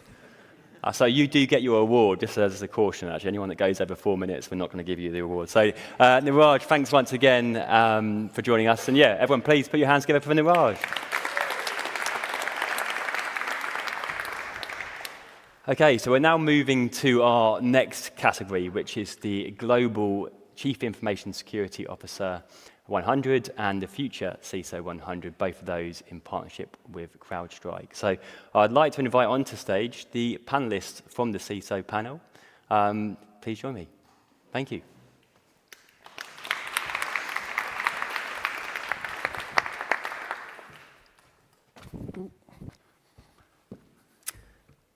Right, thanks for joining me all. You'll notice that we have a couple of winners with us in person and a couple joining us virtually, so thanks for joining. Let's do the 20-second intros once again. I'm going to start with yourself, Sam, then Helen, and then we'll go to the chaps here. Sam, over to you. Perfect, thank you. Samantha Rule, work at 91 and a CISO. Brilliant. Good evening, everybody. My name is Helen Rabe. I'm the CISO for the BBC. Luke. Hi, I'm Luke Crosby. I am the Deputy CISO at the UK's Ministry of Justice. Hi, I'm Graham Thompson. I'm the CISO at Irwin Mitchell. Fantastic. Thanks all for those intros. And Graham, I'm going to start with you. I asked a similar question on the last panel about what the award means to you, your teams and your organisations. How would you summarise what it means tonight? I think it's amazing to be recognised because it's a tough gig doing cyber security, and you can't do it on your own. You need a team, and you also need the business to support you. So I think what it means for me is it just shows that the cumulative efforts and collaboration of my team and of the business is really worth it, and I think it's a great way of showing that. Fantastic. Helen, what about yourself? What does the award mean to yourself? As Graham says, security isn't always the easiest gig, is it, in many ways? How would you reflect on that? I'd certainly say no, it's not the easiest gig, but it's a very fulfilling one. What it means to me, I actually spoke with my team about this because this is no CISO's an island. I hate that adage, but it's true, right? And I've only been with the BBC for 16 months now. When I came on board, I knew nothing about the team. I mean, I network a lot, and I'm sure there are many people in the audience who know me and know that that's an understatement. But what I'd never encountered was another BBC individual. I had no visibility of the team, so I was nervous, but I wasn't sure what I was coming into. What I came into was a phenomenal team. And this recognition shows that particularly what we had to face in this past year, and it has been a very intense year for the BBC, this is about the team and less about me. And that's not to be disingenuous. This is to say that this team and most of our teams who make us look good, this helps to validate all that hard work that goes on behind the scenes and helps to contribute to what is considered a successful CISO. So we're very grateful for this accolade. Fantastic. Thanks, Helen. What about kind of key achievements, Luke? Is there anything, as you reflect on the last year, you're particularly proud of? Maybe it's moving the dial in terms of how security is viewed. Maybe it's a particular project or initiative that you've worked on. What would be your kind of key achievement over the last 12 months? Yeah, so it is in our team what we call a very problem-rich environment, right? Working in the Ministry of Justice, there are a lot of problems, there are a lot of issues. And I think one of the things I'm proudest of is our digital strategy, because we started to make sense of those many different issues, combine them into something coherent, and then start to prioritize. There are so many things to fix across prisons, across the courts. There are so many people who need our help in terms of the most vulnerable people in society. So getting that prioritization, understanding our risk, and focusing our team on where they're going to make the most impact, I think is an absolute massive achievement for us. Yeah. I want to come on to a minute how you build security culture, how you keep pace with change. I guess that's a never green question in a way. But Sam, in terms of that achievement from your perspective, what would you say was your key achievement over the last year? Was anything that springs to mind? No, so I think for us, we sort of going also through a digital transformation, tech enablement. And I think what's been great, especially for the security teams, has been that we actually participating and leading in some of it, whereas normally you tend to find you on the back foot, and also because security is sometimes seen as more of a disabler than an enabler, we normally left at the end. So what's great is that we're actually going along on the journey, and we're actually also helping to empower and enable people, which has been fantastic for the team. Yeah, fantastic. Okay, security culture then, Helen. Curious to your views, how do you build a security culture across an organisation in the world where we're seeing data breach numbers go through the roof? I think the average CISO tenure is about 18 months. So how do you build that security awareness in a world where the nefarious actors aren't slowing down anytime soon? First of all, it's that constant journey approach. There's no tick box exercise associated with a single moment in time of training. We take the nudge theory approach. We're constantly reinforcing and looking at how we change behaviors. I'll give you an example. Today, we across the country did InfoSec escape rooms across major offices that we have. The uptake in people joining us for that was incredible, and it's a fun way to help bring security to light. The thing about culture is that, especially in a massive organization, there is no singular culture. You have tribes within a monolithic culture. So you can't just do that tick box exercise. For us, it's about the constant reinforcement, making sure that everybody understands it's that approach, that security is part of everybody's lifestyle, of everybody's life. What we do at home, we do at work, and vice versa. And it's constantly bringing that through the communications and the practices that we have with them. So not a moment in time tick box. Keep chipping away at those behaviors. It doesn't stop, and it's never going to stop. But make sure that you tailor the language for the type of tribe you're dealing with. Don't treat security as a one-size-fits-all culture. That's really the insights I'll give you on how you help influence that. Personalisation in a way, isn't it, to those different tribes. Graham, what's your thoughts on that pace of change? I mean, as I say, it's a journey, isn't it? But we're seeing today, we've heard about Gen AI and how nefarious actors are using those technologies. How do you keep pace with a world that's ever evolving? Well, I think if anything changes rapidly, it is cybersecurity. So I think anyone that works in cybersecurity is kind of used to that. You've got to keep your ear to the ground. So you've got to know what's going on in the world, in the industry.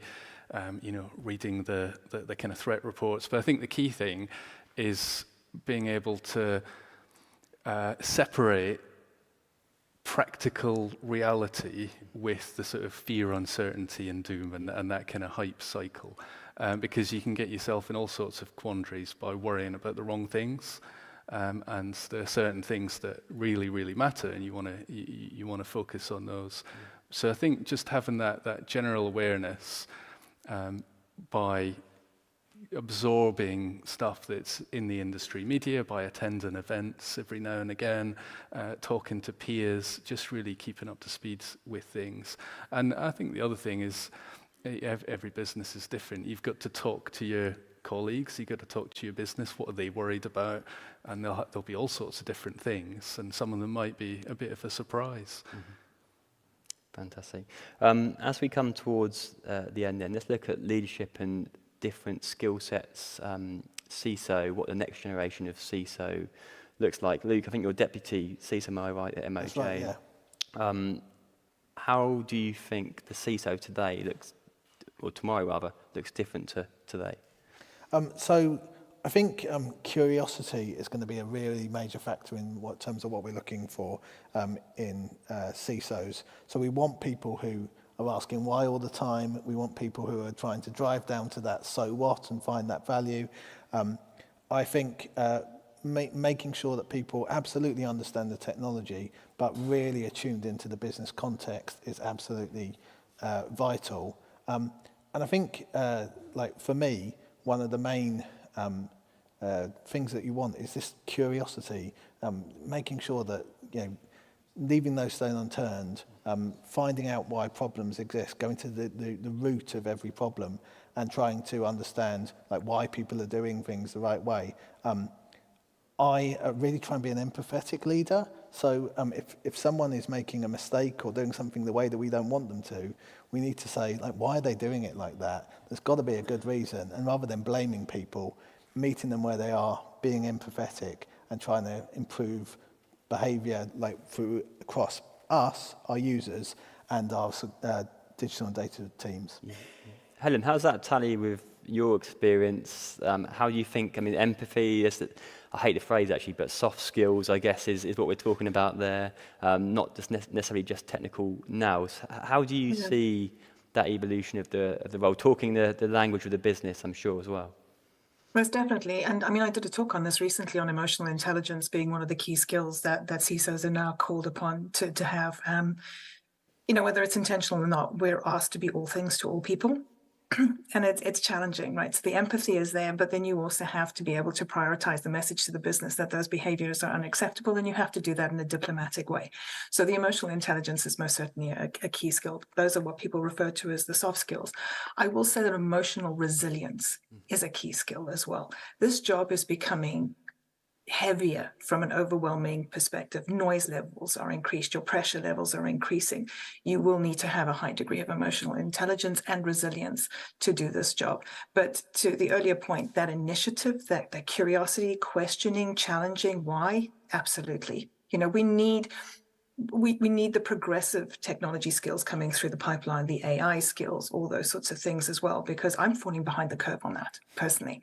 And the next generation that comes behind us, they've got those progressive technology skills. So certainly the ability to also be able, I guess, to be brave enough from our generation to allow our younger generation to mentor us on those technologies is also necessary. Our next generation needs to help us as well. Yeah. So yeah, there you go. Brilliant, thank you, Helen.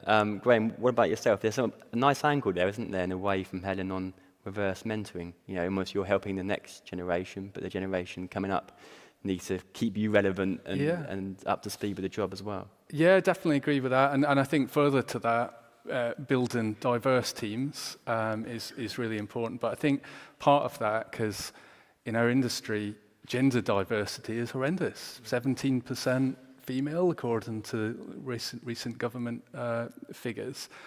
You know, why is that? So I think there's a responsibility for leaders in cybersecurity to make it interesting for everyone.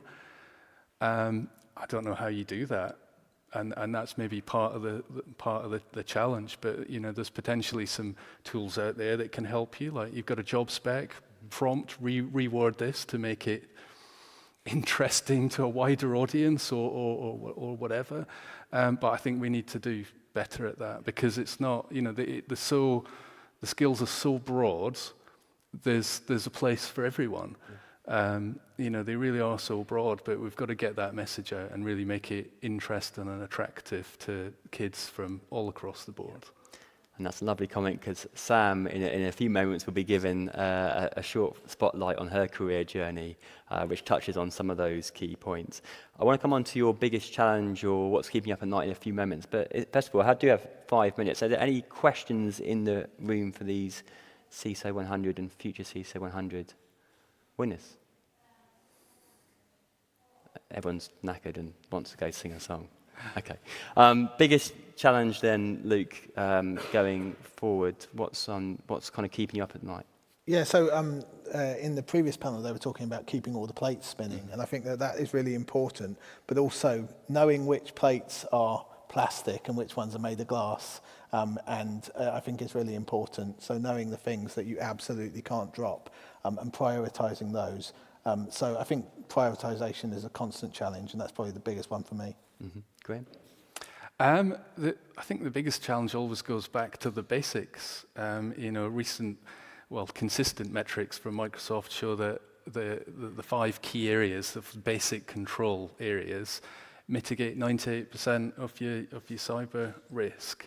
But there was on a panel earlier, there was talk about legacy IT and how do you influence people want the new shiny thing, how do you get the old stuff dealt with, and it's boring, and you know, it's not the most interesting part of the subject, but it's really, really important.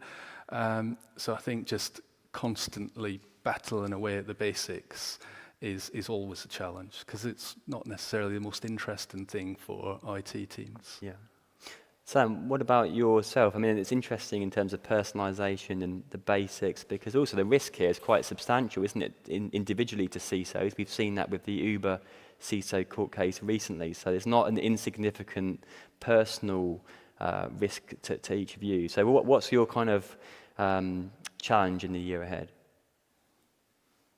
I think a challenge in the year ahead, I think, is basically echoing which a number of people have already said, which is around just the prioritization. Because with Gen AI, with shiny new things, with regulations, especially in the financial services industry, which is where I sort of feature in, there's just so much. There's so much happening. Everybody wants something. Everything is a priority, and it's about learning to say no. And prioritizing and realizing you can literally focus on one thing at a time. Yeah. And Helen, what about yourself? What's your challenge? I share the sentiment of my peers in this regard. Prioritization is a huge one in keeping pace with the business strategy, because it is evolving very quickly. You know, and Sam's been on a journey where she's been an integrated part of that story, and I'd love to have been there but some of us are not as quick in that pace. The other thing is and I hear what you're saying, Graham, on the basics. The challenge I have with that is ensuring that the individuals who are responsible for 95% of those basics, who don't normally sit within security, understand that. And that is one of the challenges that I still see us facing. And that the volume keeps growing, but the conversation isn't making much of a difference. So yeah, there's the same old that we have to focus on, but for me, it's the prioritization and reducing that risk overhead, but understanding who owns it and how we get to be part of that conversation. Fantastic. Well, all thanks for joining me on this panel this evening, and congratulations once again to you and your teams for the award. So everyone, please put your hands together for the winners today. Thank you. Thank you very much, everyone. Thank you. Thank you for that. Sam, where are you? Which company? Okay, so we're now, Graham, if you stay with us, because we're going to go to the next CISO spotlight. So Graham will be talking about Gen AI and how to secure it. So 3 minutes, over to you. Do I need to sit down? You can sit or you can stand. You can choose. Yeah, it's up to you. It's up to you. So, yeah, ChatGPT, write me a 3-minute speech on, what was the subject again? So I work in cybersecurity, and that's what I look after. That's my bread and butter. But a couple of years ago, I was privileged, or at least that's what my CIO told me, to look after the data and analytics team. We're bringing it in-house, only for a short period of time. And then COVID happened, and I ended up looking after the team for a couple of years alongside security. Now, it was really interesting because there's a big convergence between security and data, and there's a lot of similarities there. And of course, if you've worked in cybersecurity long enough, you'll have seen a massive evolution of using technology, old AI, as in boring old traditional predictive AI, conditional probability, to improve and automate security. And that's really driven automation in security, which is absolutely fantastic because covering, not everyone can cover the business 24/7, but if you've got security tools that are automated and cover things 24/7, that makes a massive, massive difference. So on that theme, intelligence drives businesses these days for growth and innovation and efficiency. And one of the things, yes, I'm going to mention it, generative AI, is transformational. It really is. So I think there's two sides of it for cybersecurity teams. The first, so I've driven bringing in Gen AI in my business, partly because I'm look after tech innovation, but partly because I was concerned about the security side. I didn't want people in the business using public tools and giving away data that might have been used as training data and all of that. So it's very simple to get secure and private generative AI tools from Microsoft, Google, and now Amazon that they've bought Anthropic. So once you've got that, use them. They are so useful for efficiency and productivity in your teams, making written content better, even doing data analysis. So I think really for me, the subject was stuff I've been involved in recently that's making a big difference. And Gen AI, despite all the worries about the threat side of it and the bad people using it against us, actually use it in your own teams and you'll really make some efficiencies there. But that was my 3 minutes, hopefully. Thank you.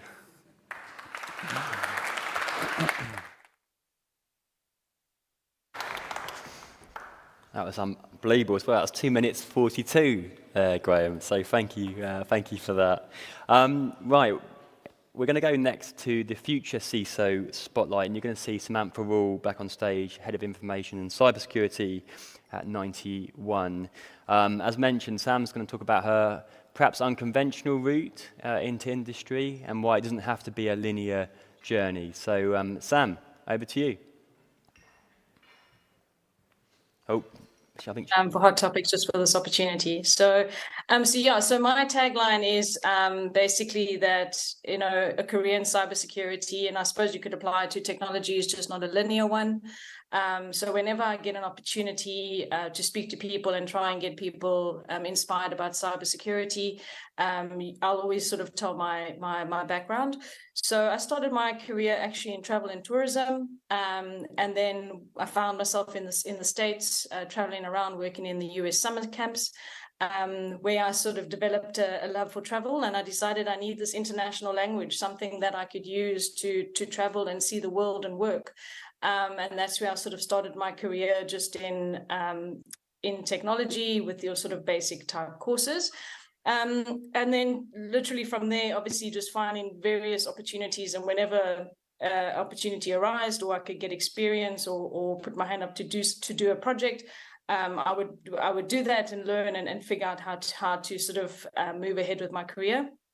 And that's where I find myself now, sort of about 23 years later, as a CISO of a global asset manager. So I think what's important, chatting to Doug, what is important about the linear, or that a career is not linear, is basically diversity, about whatever your interest is, whether you are interested in technology or cybersecurity, whatever your interest is, you will be able to find something in tech or in cybersecurity where you'll be able to excel. The importance, there's been a number of panels today just around diversity and inclusion, whether that is specifically for cultural diversity, whether it's neurodiversity, whether it's gender diversity, the importance around, incorporating, including those individuals, especially in cybersecurity. We have sort of seen on the threat intelligence side, where we've looked at trying to do, protect various organizations, just having people with different schools of thought, different backgrounds, the importance of that. And that's why, sort of I keep humming that or drumming on the drum, just about, that no career is linear. Wherever you find yourself, and if you have an interest in cybersecurity or technology, you'll find a route in.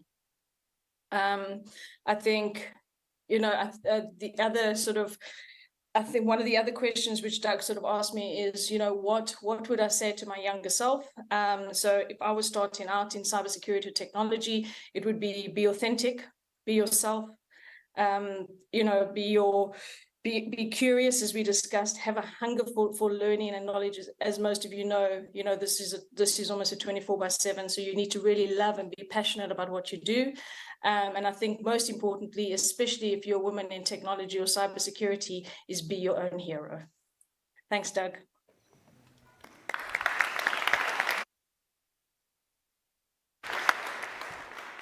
Fantastic, thanks, Sam. 2 minutes 56, another brilliant one. I did this in May, by the way, and everyone just ignored me and did about 4.5 minutes. So, Sam, thanks for that, and thanks for joining us today from South Africa. So, everyone, please put your hands together for Sam. Thank you. Thank you, everybody. Right, so hopefully by now you'd have got some food, there's some drinks on the way as well. We're now into the fourth and final awards category of this evening, and that is a new category this year in the Service Visionaries 100 in association with IFS.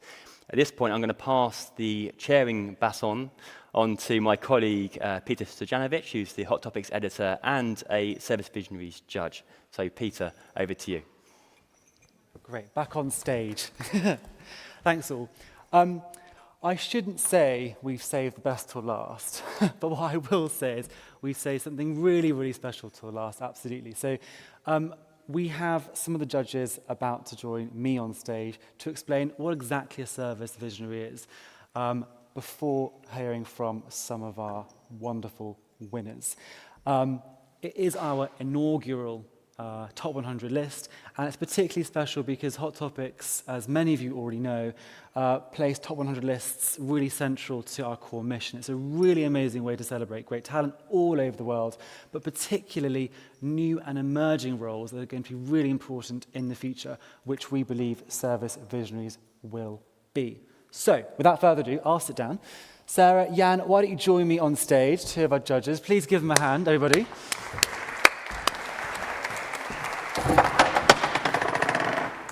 And that was for effect.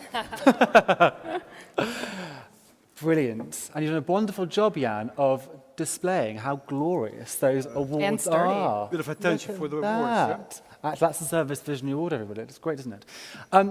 Sarah, Jan, service visionaries. Who's a service visionary?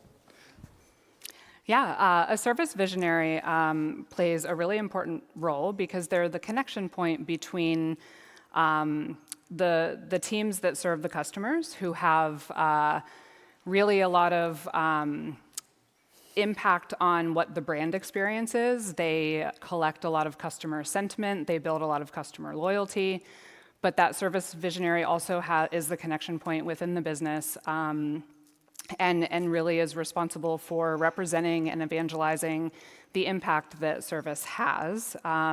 We know historically a lot of companies have viewed service as, a cost center, sometimes even an afterthought. And it's those service visionaries that are really changing that perception within the organizations and allowing their companies to tap into the potential that service has.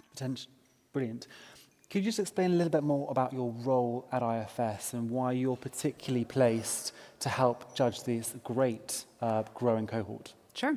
Yeah, so I have two roles. When I came into the company, I came out of the media, actually. I was the editor-in-chief of a North American publication that covers the same space that IFS is in. So I launched and run a thought leadership resource called Future of Field Service, where I interview service leaders on a weekly basis for a podcast as well as articles. And that's very similar to what I did prior.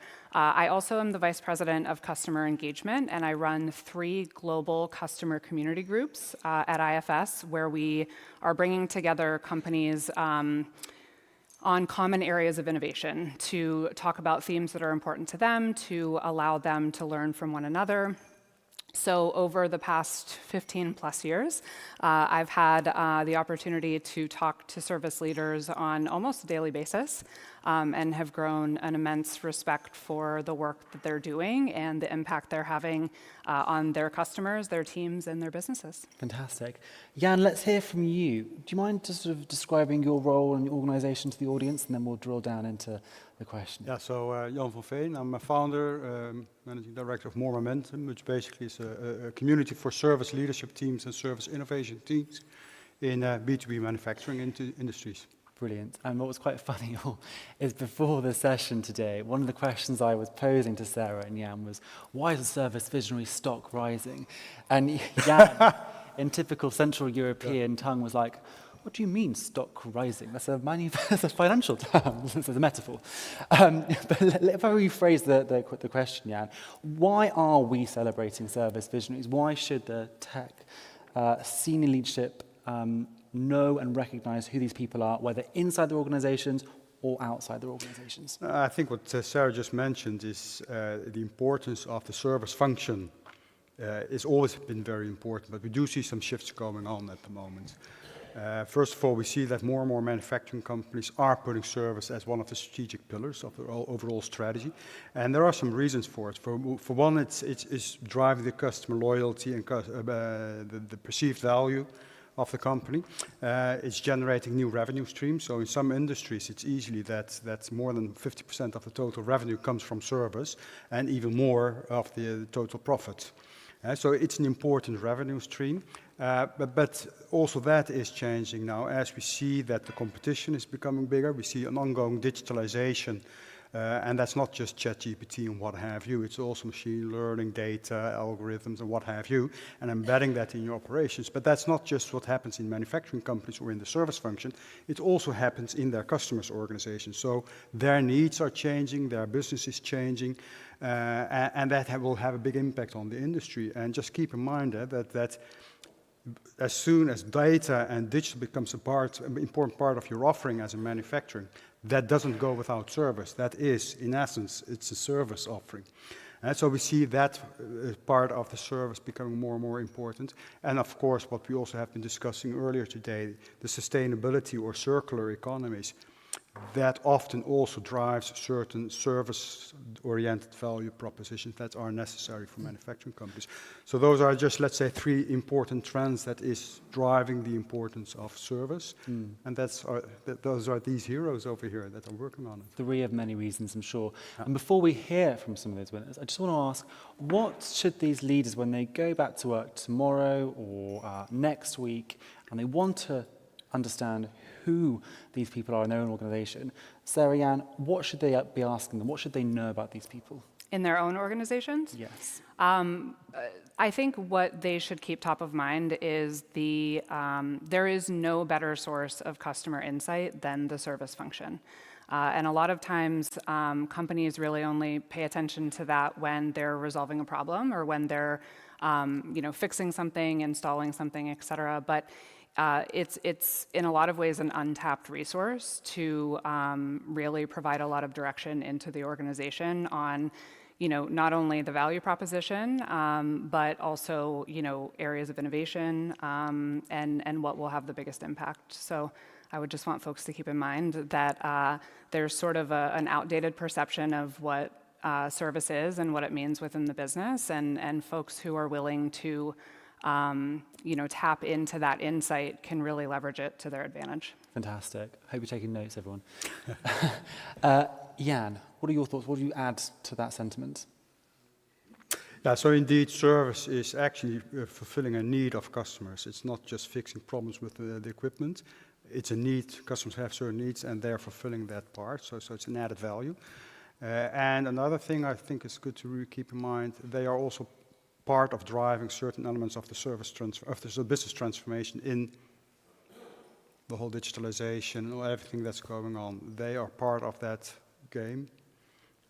So we're all in it together. Fantastic. Yeah. Right, I think we're just about ready to hear from some of those winners then.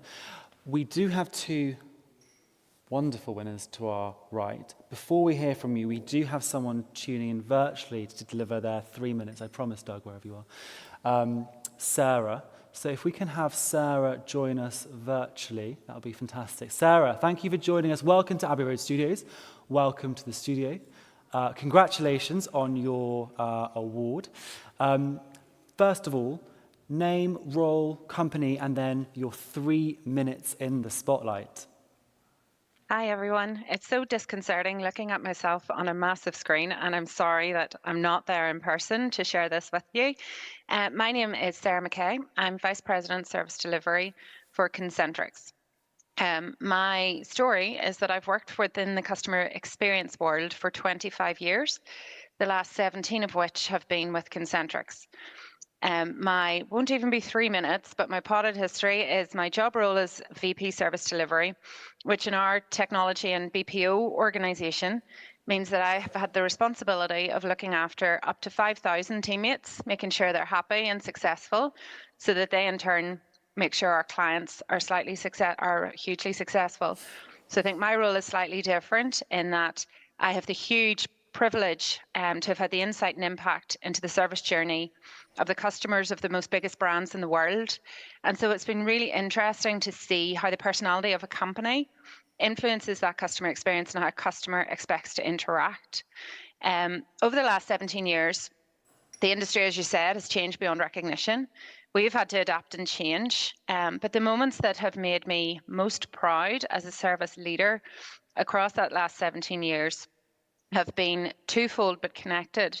So COVID was a challenging time for us all, but we transitioned in my region 5,000 service professionals from 100% office-based environment to a completely remote environment within 2 weeks because of the lockdowns that were announced. Myself and my team achieved this with no impact to service to our clients, which was very important. But as important, we retained 100% of our team in jobs throughout COVID. And in fact, we grew the business and added more employment to our region over that time. And related to that, I've spent the last 18 months developing and deploying our longer-term work-at-home proposition within EMEA, how we combine technology with strong process to improve the employee experience, their engagement and belonging, and how we improve the application, onboarding, and training experience for our new employees, and how do we create connection and embed culture remotely which all collectively add up to how we respond and how we present ourselves as a service organisation. This also has allowed me a secondary impact, which is on the well-being and satisfaction of our home workers, but also our diversity, because we have found that successful home working has really opened up an accessible channel and has increased our representation. I think you've talked already that I've no doubt the service industry will continue to evolve and change, and we will continue to adapt. We're really excited about the opportunities that generative AI, successfully deployed, could really improve and push on how we support customers when they need contact and when they need help, and how it changes the conversation between a brand and their customers. I'm really delighted to be part of this event, even if virtually, and I'm really looking forward to hearing and being part of the community moving forward. So thank you very much. Fantastic. I really appreciate this recognition.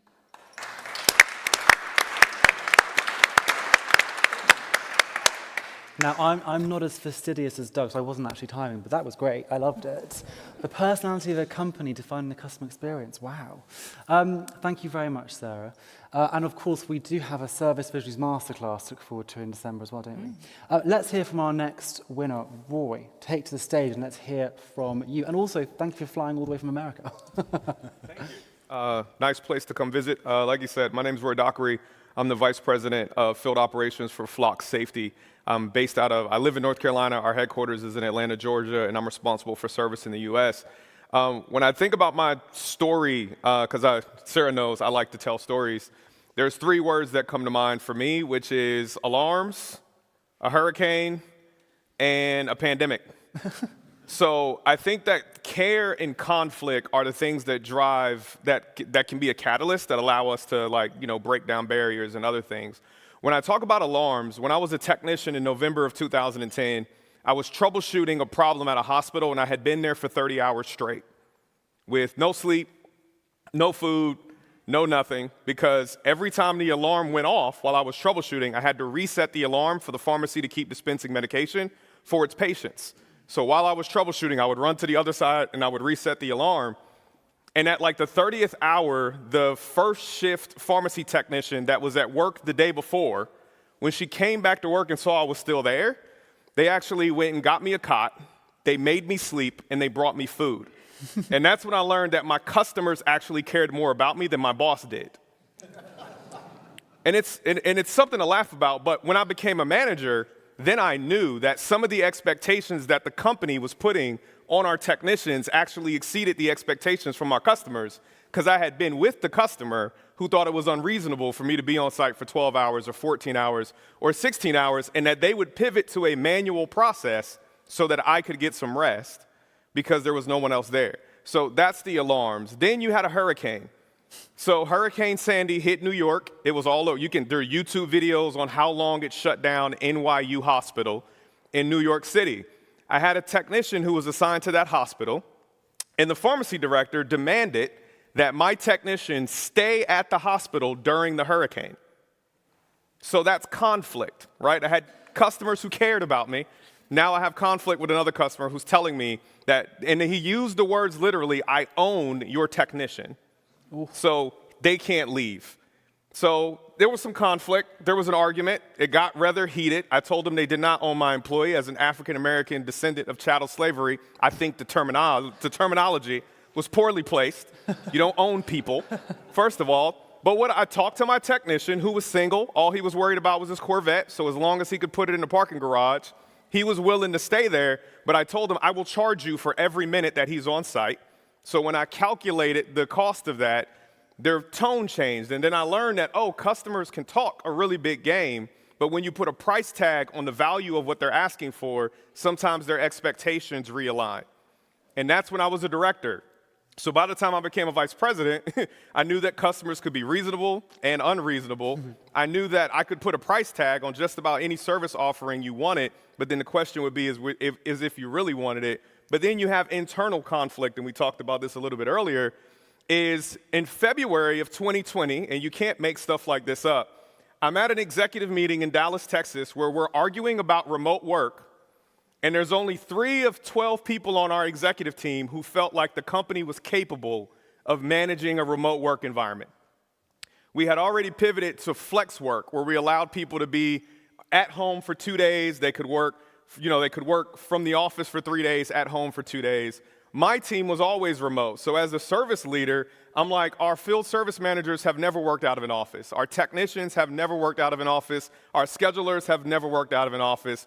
The other executive that was on my side was the sales leader, who said my salespeople have never worked out of an office. So we're sitting here as a company saying we don't know how to work remotely, but we have entire organizations within the company who already work remotely, right? My corporate office where our tech support was in Colorado. It snows a lot in Colorado, so all of my tech support agents were capable of working from home if we had a weather problem. So in February, we're having this argument. Our more progressive members of the executive team, we get voted down, that there's no, they're not going to expand remote from home, and then the pandemic hits. A month later, and the entire company has to go 100% remote within 2 to 3 weeks, and my team had no obstacles, no resistance, no friction, because we were already fully remote capable, right? So in that, sometimes the vision of being able to be kind of ahead of the curve is just paying attention to what's around you, right? I know so many companies that are like, oh, we can't work from home, and I'm like, 20% of your staff already works from home. Why don't you ask them how they're doing it? Because the questions around culture and engagement and connectivity that are always there, like as a service leader, even now at a different company, I have the highest employee engagement score in no office. So how do I have the most engaged employees that have the least amount of direct interaction with another person? Because most people in field service work alone. But it comes back to the culture, and as a leader, like if you care about your employees, if you check on your employees, I reach out to all of my employees if they get in car accidents, when they're sick, when they have to go out on medical leave, or anything like that, right? Like connecting with them in that way and caring is what allows them to listen to what you have to say. And then as a leader, when you cast a vision, they'll follow it because they know that you care. And it really helps that you've been in their shoes, you understand realistic expectations, and you know how to push back on a customer, and you're not afraid of conflict externally or internally when you need to have it. So that's all I got.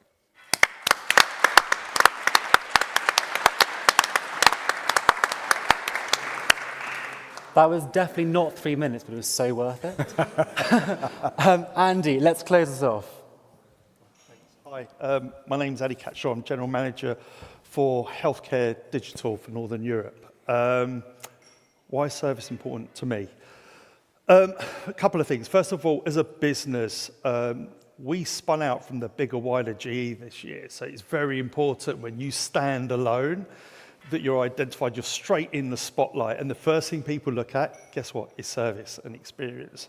So for us, this award is probably the most important award this year that we'll see as a standalone business. For me individually, I'm going to talk about potentially 2 stories, and I'm going to bring it a little bit home, and it'll probably impact every single one of you in some form.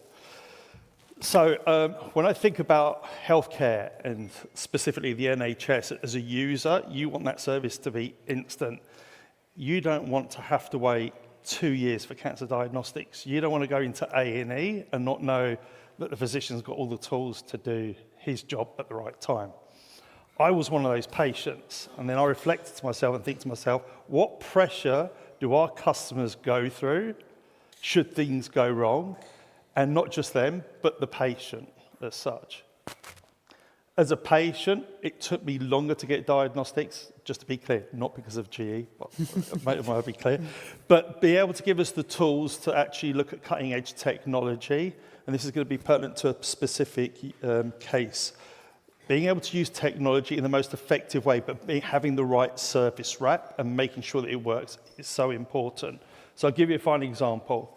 AI is being used quite a lot at the moment in terms of operational efficiencies, etc. But we had one customer who was an early adopter. We worked very closely technically in making sure that they had all the relative connectivity and made sure that the solutions work, etc. As a result of that, as a first adopter, they found one patient at early stage cancer that they would have missed. That means that one patient survived more than what would have happened a year ago. That's really, really important. Now, the important message about that is unless we breathe that in our culture and our service and our commercials team understand that, then they won't understand the impacts that they make. So we bring customers in understanding their stories. When patients turn up to trauma centres, etc., when patients are in transfer to another hospital and having to share that medical record with another hospital so they can get treated as they arrive rather than waiting for data. Only at that point do your service team, your commercial team really understand the value, and they treat that particular customer as if it's their mum, their partner, their son, their daughter that's arrived in hospital. So for me, service is absolutely crucial as a service user, but more importantly about protecting lives. That's it.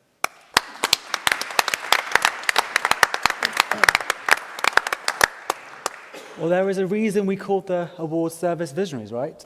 That is the conclusion of the awards ceremony all. Just one more hand for our winners and our judges before I invite my colleague Doug to join me for our closing speech. Please give it up.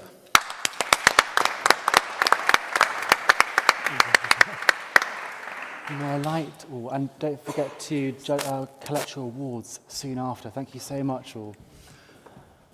Can I remain seating? Yeah, thanks. Yeah. Wasn't that fantastic?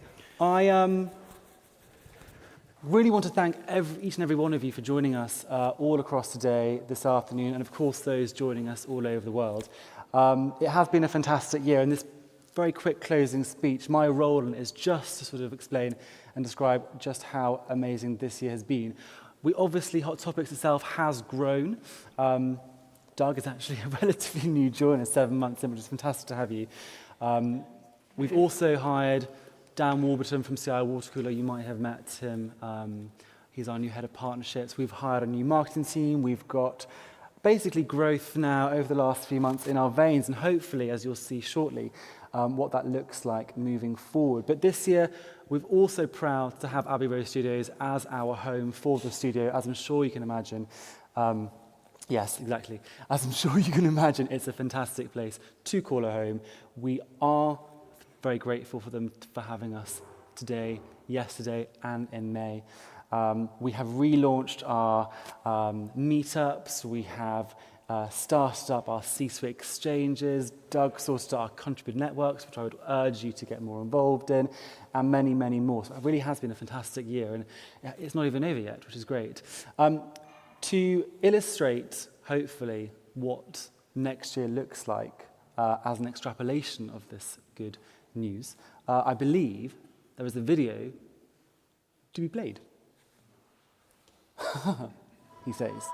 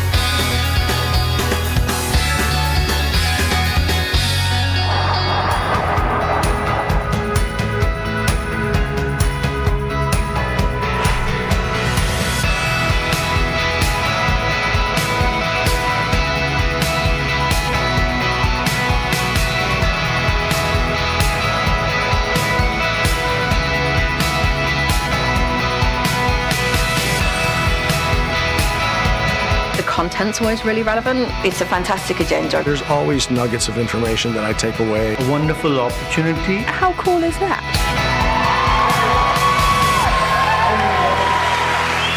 Thank you very much.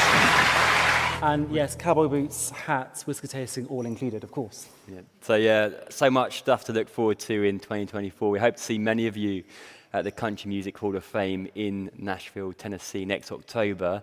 But as you'll see there, don't worry if you can't make it. The UK studio will remain here at Abbey Road in May and in December 2024 as well. And obviously there's loads of ways, as Peter says, to engage with us. There's new editorial, there's a new podcast that Peter's just launched, which he didn't even mention. There's new lunches as well. So much to look forward to. But for now, I'd just like to say thank you to each and every one of you for joining us today for the studio and for the awards. Thanks in particular to our speakers, actually, who took the time to come up on stage. It can be quite daunting, not least when there's 3 minutes on the clock. So thanks to all of you for taking the time. Thanks too to all of our partners today, and in particular to CrowdStrike and IFS for sponsoring the Future CISO and CISO 100 and the Service Visionaries 100. And I should probably thank the Hot Topics team as well, right? Maybe. I know on our social media it looks like we're a kind of small army, but actually it's a team of about 8 or 9 people delivering huge amounts of value, or trying to, for our communities and our clients. And there's some unsung heroes, like Nathan, who is desperate to get on stage, actually, aren't you, Nathan? But there's some unsung heroes who do a lot of the hard graft behind the scenes, whilst me and Pete have fun on stage. So the really intricate minute by minute by minute by minute stuff. Yeah. So if we could all just please, big round of applause for the Hot Topics team. Thank you. Right, that's the studio and the C-Suite Awards concluded with, but that's not the end. We're now moving across to Studio 2 for the singer-song choir. That may sound terrifying or exciting, depending on how you view it. I was dragged onto it yesterday. It was actually quite good fun. So have a drink, have some food, but we'll then move through and we'll see how your singing voices are. But for now, thanks once again for joining us today. Thank you. Thanks.